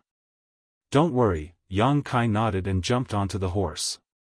After clenching his thighs, he galloped off in a hurry. Yang Kai wasn't sure where Hidden Treasure Peak was exactly, but fortunately, Luo and Guo had left behind some traces while escaping. Furthermore, Luo and Guo was a burly man, and he had to carry the eldest young lady with him, therefore, it was expected that Yang Kai could outpace him on his horse. At the break of dawn, Yang Kai had a feeling that he was getting closer to his target. After galloping a few more kilometers, he indeed saw Luo and Guo. The noise from behind alerted Luo and Guo, and when he turned his head and saw someone chasing after him, he was astounded. The distance between them was getting shorter. Luo and Guo turned his head several times and finally made out Yang Kai's face. Instantly, he burned with murderous intent. He could never forget about the humiliation inflicted upon him by Yang Kai, who defeated him with his sword on the selection stage. Nevertheless, he didn't show it on his face over the past few days. After all, he was on a mission in the Meng Manor, so he didn't have time to settle the score with Yang Kai. However, when he saw Yang Kai relentlessly pursuing him at this moment, he was infuriated. Since Yang Kai's horse could apparently run faster, there was no way he could flee. After giving it a thought, Luo and Guo slowed his horse down and turned around, choosing to wait on the same spot in silence. A moment later, Yang Kai stopped at a spot a few dozen meters away from him. As their eyes met, Luo and Guo put on a grin while Yang Kai remained calm and collected. "Brat, you're pretty bold. How did you have the gall to chase after me on your own?" Luo and Guo cracked his neck. Yang Kai took a glance at the horse and saw a black cloth bag. There seemed to be a person who was squirming in the cloth bag. Perhaps her mouth had been sealed, so she could only grunt. "Do you want to save the damsel in distress?" Luo and Guo sneered. "Release her." Yang Kai placed his left hand on the hilt of his sword with a cold expression. Luo and Guo scoffed, "You just joined the Meng Manor recently, why are you pretending to be loyal? Brat, you're pretty strong. Why don't you follow me to the mountain? You can get all the money and women that you want. It's better than working as a private guard in the Meng family. Release her." Yang Kai repeated his words dispassionately. The smile on Luo and Guo's face disappeared. "I wanted to offer you an opportunity since you're quite talented. However, since you refuse a toast, you must drink a forfeit. Don't blame me for being rough with you." As soon as he finished speaking, he leaped into the air. The horse was unable to bear the impact as all its legs broke while it neighed in pain. While in midair, Luo and Guo bellowed, "Do you seriously think you're more powerful than me just because you beat me back then? I'll show you my true power." In the next instant, his fists turned into countless shadows that rained down on Yang Kai.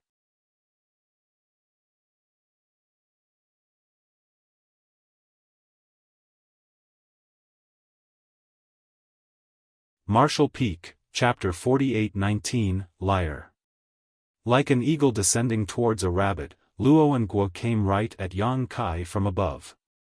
His towering figure gave off immense pressure to his opponent. If a timid person was faced with such a violent attack, he would be scared out of his wits before even making a move. In that case, he wouldn't be able to defeat him even if they were equally matched. Nevertheless, Luo and Guo was surprised at the fact that Yang Kai remained calm and collected. Yang Kai leaped into the air and unsheathed his sword with his left hand as a glint flashed through his weapon. As the two figures brushed past each other, they landed on the ground with a thud and grunted. Luo and Guo widened his eyes and covered his neck with his hands. Blood could be seen spurting out through the gaps of his fingers. Disbelief was written all over his face. In the past, he had hidden his true power on the stage, so he was unresigned after he was defeated by Yang Kai with a sword. Therefore, when he saw Yang Kai racing after him just now, he intended to show his true power to the other man. Nevertheless, he never expected that this would be the outcome. Just like what had happened on the stage, he was defeated by Yang Kai with a single slash once more. However, the attack was even quicker this time, and he was completely unable to ward it off. The difference was that Yang Kai didn't intend to kill him on the stage back then, but this time, he had sent him to hell. Luo and Guo still hadn't figured out how Yang Kai managed to defeat him. It was supposedly impossible for Yang Kai to unsheath his sword from that angle, and the timing at that moment was beyond a human's control. However, he really did it. As a result, Luo and Guo's blood was rapidly leaving him as he felt cold all over his body. He didn't understand why Yang Kai wanted to be a private guard in the Meng Manor since the latter was such an expert in martial arts. Regardless of how hard he tried, Luo and Guo was unable to stop his blood from spurting out as he gasped in pain. Nevertheless, he wouldn't die so soon. He fell on one knee with a thud as he was engulfed in the fear and pain of death. Yang Kai put his sword back into the sheath and shuffled forward without sparing him a glance.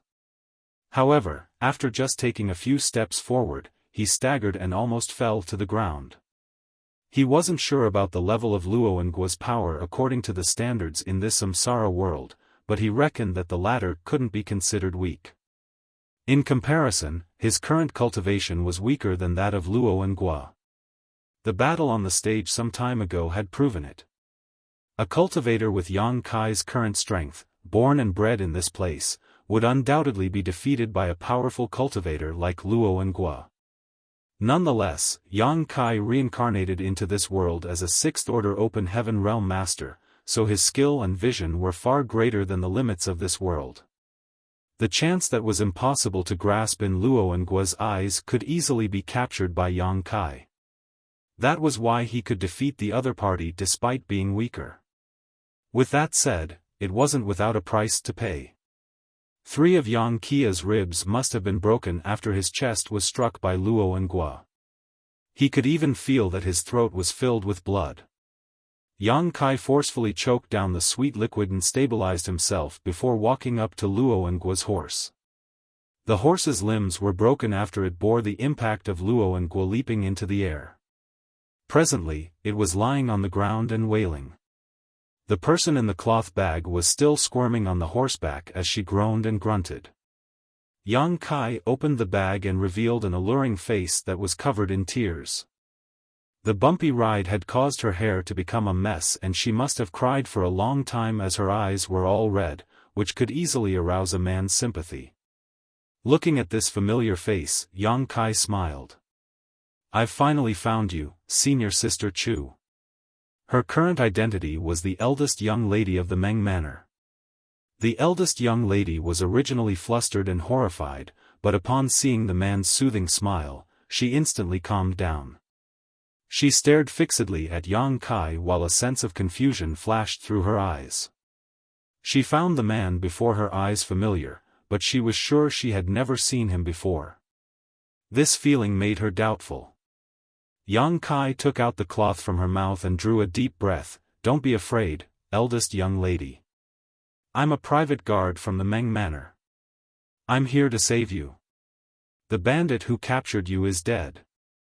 It was only then that the eldest young lady saw the corpse kneeling on the ground up ahead. The puddle of blood horrified her as the color drained from her alluring face. She exclaimed and instinctively crashed into the oddly familiar guard's arms. Yang Kai grunted as blood leaked out of his mouth. Some of his ribs were broken to begin with, and this impact exacerbated his injuries. Upon hearing his groan, the eldest young lady looked up and saw that her rescuer seemed to be in pain, so she asked caringly, "Are you hurt?" "I'm fine." Yang Kai helped her up. "We shouldn't stay here any longer. We have to get back to the Meng Manor as quickly as possible." The eldest young lady nodded repeatedly. Yang Kai led her to his own horse and helped her get on. Just when they were preparing to leave though, he heard some noises coming from the distance. Yang Kai turned his head and saw some dust rising in the air. There seemed to be some horses coming right at them. Quickly making a decision, Yang Kai pointed in a particular direction and shouted, "Eldest young lady, ride in that direction. Don't ever stop." The eldest young lady looked down at him. "What about you?" Yang Kai flashed a smile at her. "I'll get some rest before leaving." Upon finishing his words, he unsheathed his sword and slapped the horse's bottom with the back of the weapon. The horse then neighed and galloped off with the eldest young lady on its back. Following that, Yang Kai turned around and took the sword with his right hand as he waited in silence. Luo and Gua's helpers from Hidden Treasure Peak had arrived. The dust rising in the distance was surely caused by those bandits. Perhaps they had agreed to meet up in a particular place, but since Luo and Gua hadn't shown up after a long time, they decided to look for him. More than 100 horses came into Yang Kai's sight as he licked the blood around his mouth while feeling excited and high-spirited. In this place, he couldn't rely on space principles or his powerful sixth-order open heaven realm cultivation. All he had was the powers given to him in this samsara world and his own experiences. Despite his profound skill, it was impossible for him to deal with more than 100 people in his current condition. Although he supposedly didn't have a chance to survive, it had ignited his fighting spirit and fierce nature. What would happen if he was killed in this samsara world? Yu Xiang Dai never told him about it. However, Yang Kai knew that he must not die. Before the heart barrier of Senior Sister Chu was broken, she wouldn't be able to move into the next reincarnation. Just then, Yang Kai heard the sound of a horse galloping towards him from behind. With a frown, he turned around and saw that the eldest young lady had returned. Her beautiful face was pale as she was terrified to see that more than 100 horses were coming at them. Despite that, she still summoned her courage and didn't hesitate to come back. The eldest young lady apparently had some excellent riding skills as she accurately stopped the horse in front of Yang Kai. With a furious expression, she snapped, liar." This was giving Yang Kai a headache as he asked, "Why did you come back?" I don't know," the eldest young lady stammered. She had no idea why she decided to come back just now, but she instinctively turned around when she heard the noises from behind. Yang Kai gritted his teeth and took the reins before leaping onto the horse. He said beside her ear, "Hold on tight." He then turned the horse around and rushed towards White Jade City. It was unrealistic to tell the eldest young lady to leave on her own now, for the other party had seen her already. If they separated to chase after her, she would be in a perilous situation. In that case, Yang Kai reckoned that he had to take matters into his own hands and protect her personally. On the horse, the eldest young lady hung her head low while blushing. She had never come into such close contact with a man before. The bumpy ride caused her back to rub against the man's chest from time to time. The panting she heard from the man made her feel flustered while she felt as if there were butterflies in her stomach. More than 100 horses arrived at the place where Luo and Guo was killed soon after. Someone examined the figure that was kneeling on the ground, and upon confirming that Luo and Guo was dead, all of them were agitated as they chased after Yang Kai and the eldest young lady. The reason Yang Kai was able to catch up to Luo and Guo earlier was that his horse could run faster. After all, Luo and Guo had a heavy build, and he had to bring the eldest young lady with him. On the other hand, Yang Kai was on his own. That was the reason he could reach Luo and Guo. Nevertheless, it was the opposite now. While Yang Kai had to bring the eldest young lady to safety on a single horse, more than 100 bandits from Hidden Treasure Peak riding down on them. The distance between them was shortening while the sounds of hooves thudding on the ground became louder. The eldest young lady was no longer in the mood to let her thoughts run wild. For a moment, a sense of anxiety flashed through her face, however, she seemed to recall something all of a sudden as she soon calmed herself down. Right then, the sound of something breaking through the air was heard. The distance between both parties was short enough, so an expert in archery among the bandits from Hidden Treasure Peak shot an arrow at Yang Kai. However, he missed his target as the arrow landed on a spot that was 10 meters away from the left of Yang Kai. More arrows came from behind as the sounds of breaking through the air were continuously heard. Most of the arrows were not threatening at all, and for the ones that posed a risk, Yang Kai turned his head and accurately slashed across them. Behind him, a person with a hooked nose at the front of those bandits was dumbfounded by this sight, for he had never expected Yang Kai to be so strong and skillful. It was only then that he realized it wasn't just bad luck that Luo and Guo was killed. Yang Kai was apparently an expert in martial arts given his dexterity and eyesight. The hooked-nosed man had his interest piqued as he didn't know that there was such a powerful cultivator in the Meng Manor. Since Luo and Guo was dead, the losses could be made up for if they could make Yang Kai join them. The prerequisite was that they had to capture him alive. As the gap shortened, more arrows were seen flying. Although Yang Kai had tried his best to ward them off, his defense wasn't impenetrable. An arrow jabbed right into the horse's thigh and almost caused it to collapse, but a nimble Yang Kai quickly tightened the reins and used his force to help the horse stabilize. It was obvious that they were unable to flee. They couldn't run as fast as the other party to begin with, and the fact that the horse was injured exacerbated the situation. Nevertheless, it would still take them 4 to 5 hours before they could return to White Jade City. Yang Kai initially hoped that those from the Meng Manor or City Lord's mansion could send some people to help so that the two of them could stand a chance to survive, but they were still nowhere to be seen. Left with no choice, Yang Kai could only save himself and the eldest young lady. He went through the route he had taken to reach this place in his mind in an attempt to find a useful place. The sounds of breaking through the air were heard again. Although Yang Kai warded off some of the arrows, one of them still jabbed into the horse's stomach. The horse that had helped Yang Kai flee for the entire night collapsed to the ground after running for another kilometer. The eldest young lady, who was seated at the front, exclaimed while Yang Kai promptly wrapped his arm around her waist and stomped his feet on the horseback. They leaped into the air and then stably landed on the ground. "Wrap your arms around me," Yang Kai ordered. A flustered eldest young lady nodded and quickly draped her arms around the young man's neck to stabilize herself.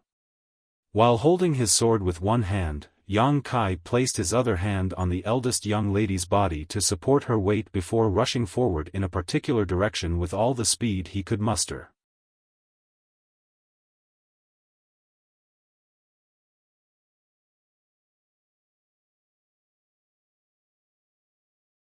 Martial Peak, Chapter 48-20, Bloody Battle.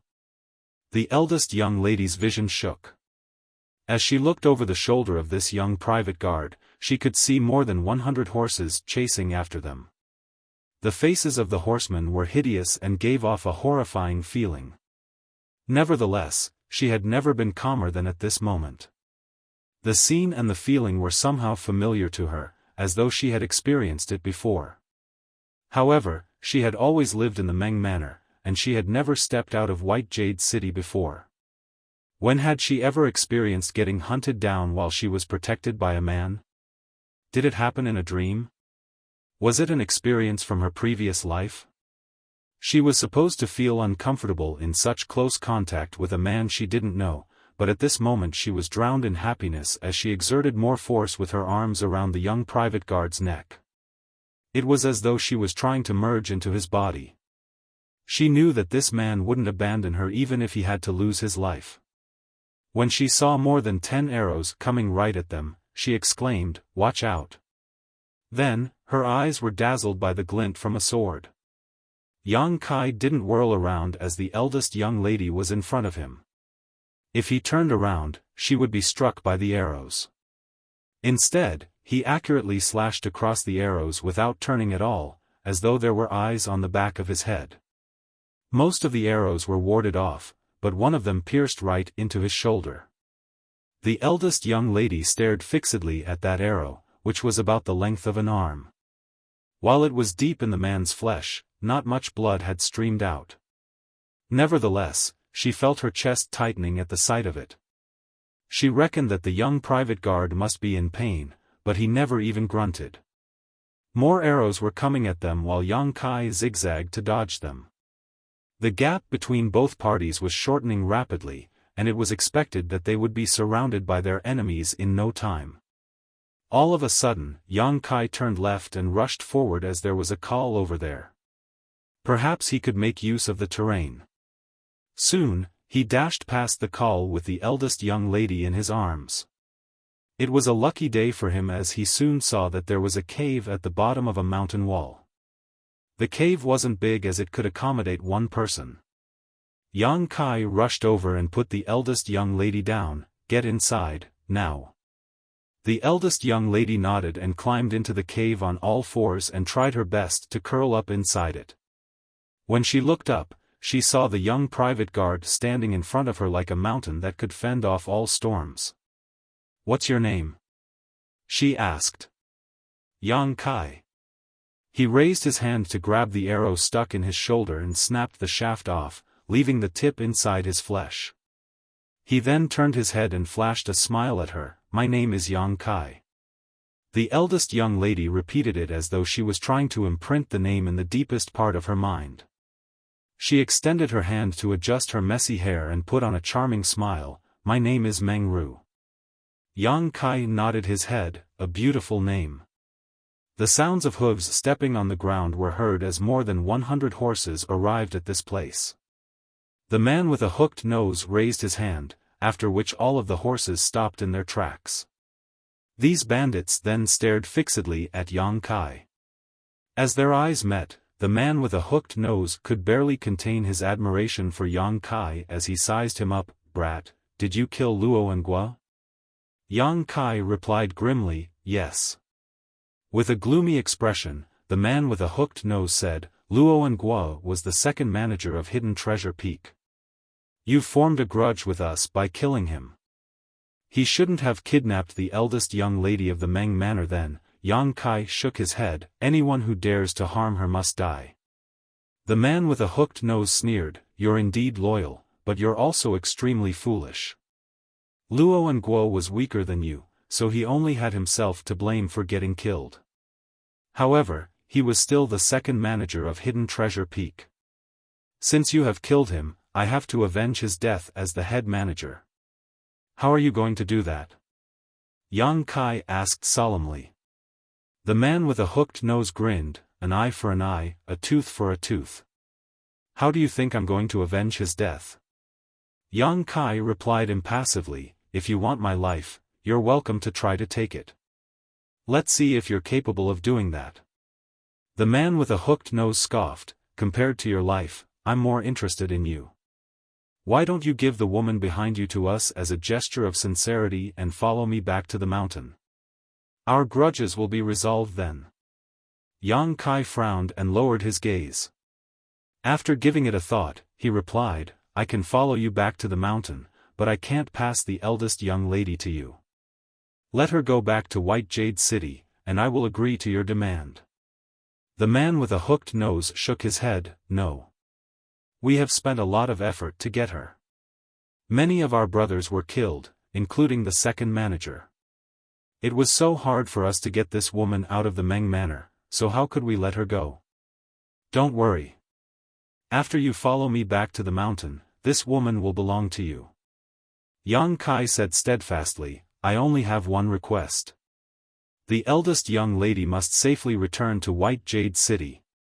The expression of the man with a hooked nose darkened. He had paid Yang Kai due respect and expressed his willingness to let him join Hidden Treasure Peak, but the other party rudely turned him down. I'll go to the mountain. The voice of the eldest young lady Meng Ru was suddenly heard coming from behind. Don't speak nonsense. Yang Kai snapped. Meng Ru obediently shrunk back into the hole. It seems that there's no room for discussion, then. The hooked-nosed man found it to be a pity as he waved his hand and ordered, kill.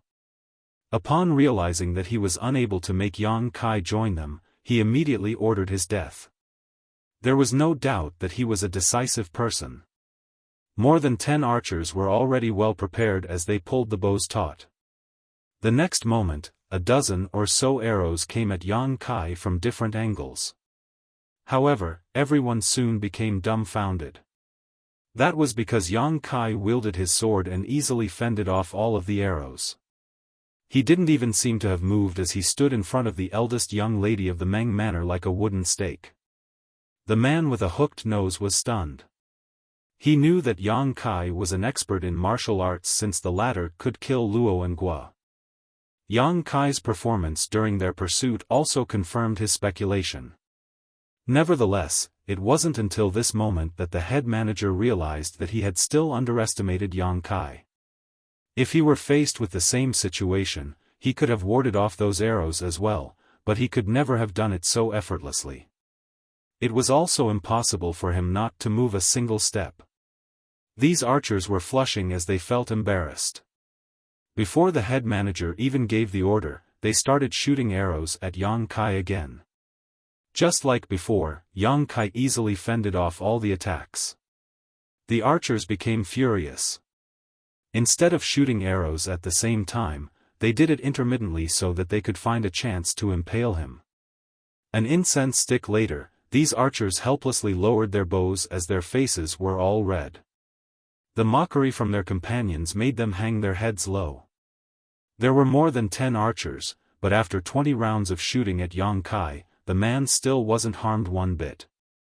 On the other hand, they had no more arrows left. The head manager sported a gloomy expression as well. He reprimanded the people who were laughing and pointed at Yang Kai before giving the order, "You guys over there, go kill him." The smiles of those who were ordered to kill Yang Kai froze as they sported bitter expressions. However, they could not disobey the head manager, so they had no choice but to drive their horses forward. At the very least, they knew that they had to work together. They separated and surrounded Yang Kai from different directions. As they exchanged glances, one of them suddenly charged towards Yang Kai and hacked at him with a sword while the others seized the chance and dashed forward. Yang Kai lowered his figure to dodge the attack and unsheathed his sword as a glint flashed across his weapon. The second person extended his sword while the third person, who had excellent riding skills, leaned far off his horse and swept his sword at Yang Kai's legs while brushing past him. The others showcased their skills and launched fatal attacks on Yang Kai. With Yang Kai as the center, several horses crisscrossed each other. However, many fell off their horses and collapsed to the ground, apparently dead. Only 2 of them survived, and when they turned their heads, their faces instantly paled. Yang Kai remained on the same spot. His top had been cut open as the flesh around his wounds rolled up. His figure was already covered in blood. Nevertheless, he didn't seem to care about it one bit. Blood dripped from his sword and made some pattering sounds on the blood puddle, which was piercing to the ears. The head manager had never been more embarrassed in his life as he growled, "Wastes. You can't even kill a single person. All of you, go get him. You don't have to follow me back to the mountain if you can't kill him." The death of their companions left the others fuming with fury. Although Yang Kai appeared powerful, he was all alone after all. There was no way they were unable to kill him when there were more than 100 of them. They drew their weapons at the same time and drove the horses forward. They appeared as intimidating as a storm. Yang Kai tried his best to stabilize his breathing and pulled off his tattered top from his body.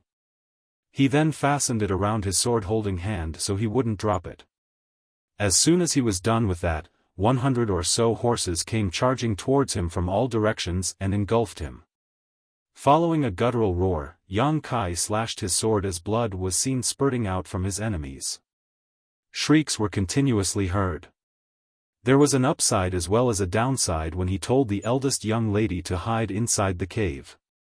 The upside was that he didn't have to worry about her safety. As long as he stood steadfastly in front of her, he could ensure that she wouldn't be harmed. The downside was that he was unable to move around freely. Once he revealed the woman behind him, those from Hidden Treasure Peak might be able to capture her. Once that happened, Yang Kai wouldn't be able to save her despite being stronger than these bandits. It was the same case for those from Hidden Treasure Peak. While they were pleased to see that the eldest young lady was confined to a spot by Yang Kai, they were unable to freely deal with him in such a small place. Yang Kai only had to face 7 or 8 of them at the same time while the others could only circle around in the periphery. There was nothing they could do. As more people were killed, the spot in front of the cave began running red with blood. The smell of blood was nauseating. However, the eldest young lady, who was hiding in the hole, realized in shock that she wasn't afraid of such a situation. She couldn't figure out what was going on as it was the first time she saw dead people. Any other young lady would have passed out in this situation, but she remained clear-headed while she was still able to monitor the young private guard's condition. All of a sudden, a corpse collapsed in front of her. It was a bandit who tried to capture Meng Ru while Yang Kai wasn't paying attention. As soon as he reached this place though, Yang Kai directly killed him with his sword. It was apparent that the bandit was horrified before his death. Presently, the corpse was right in front of the eldest young lady. She shot a glance at the corpse before snatching the sword from his hand. While clenching the hilt with both hands, she pressed the tip against her chest. You're tuning into the Xiaofan's Wuxia Tales YouTube channel. Don't forget to subscribe and join us on this journey to catch the most captivating stories.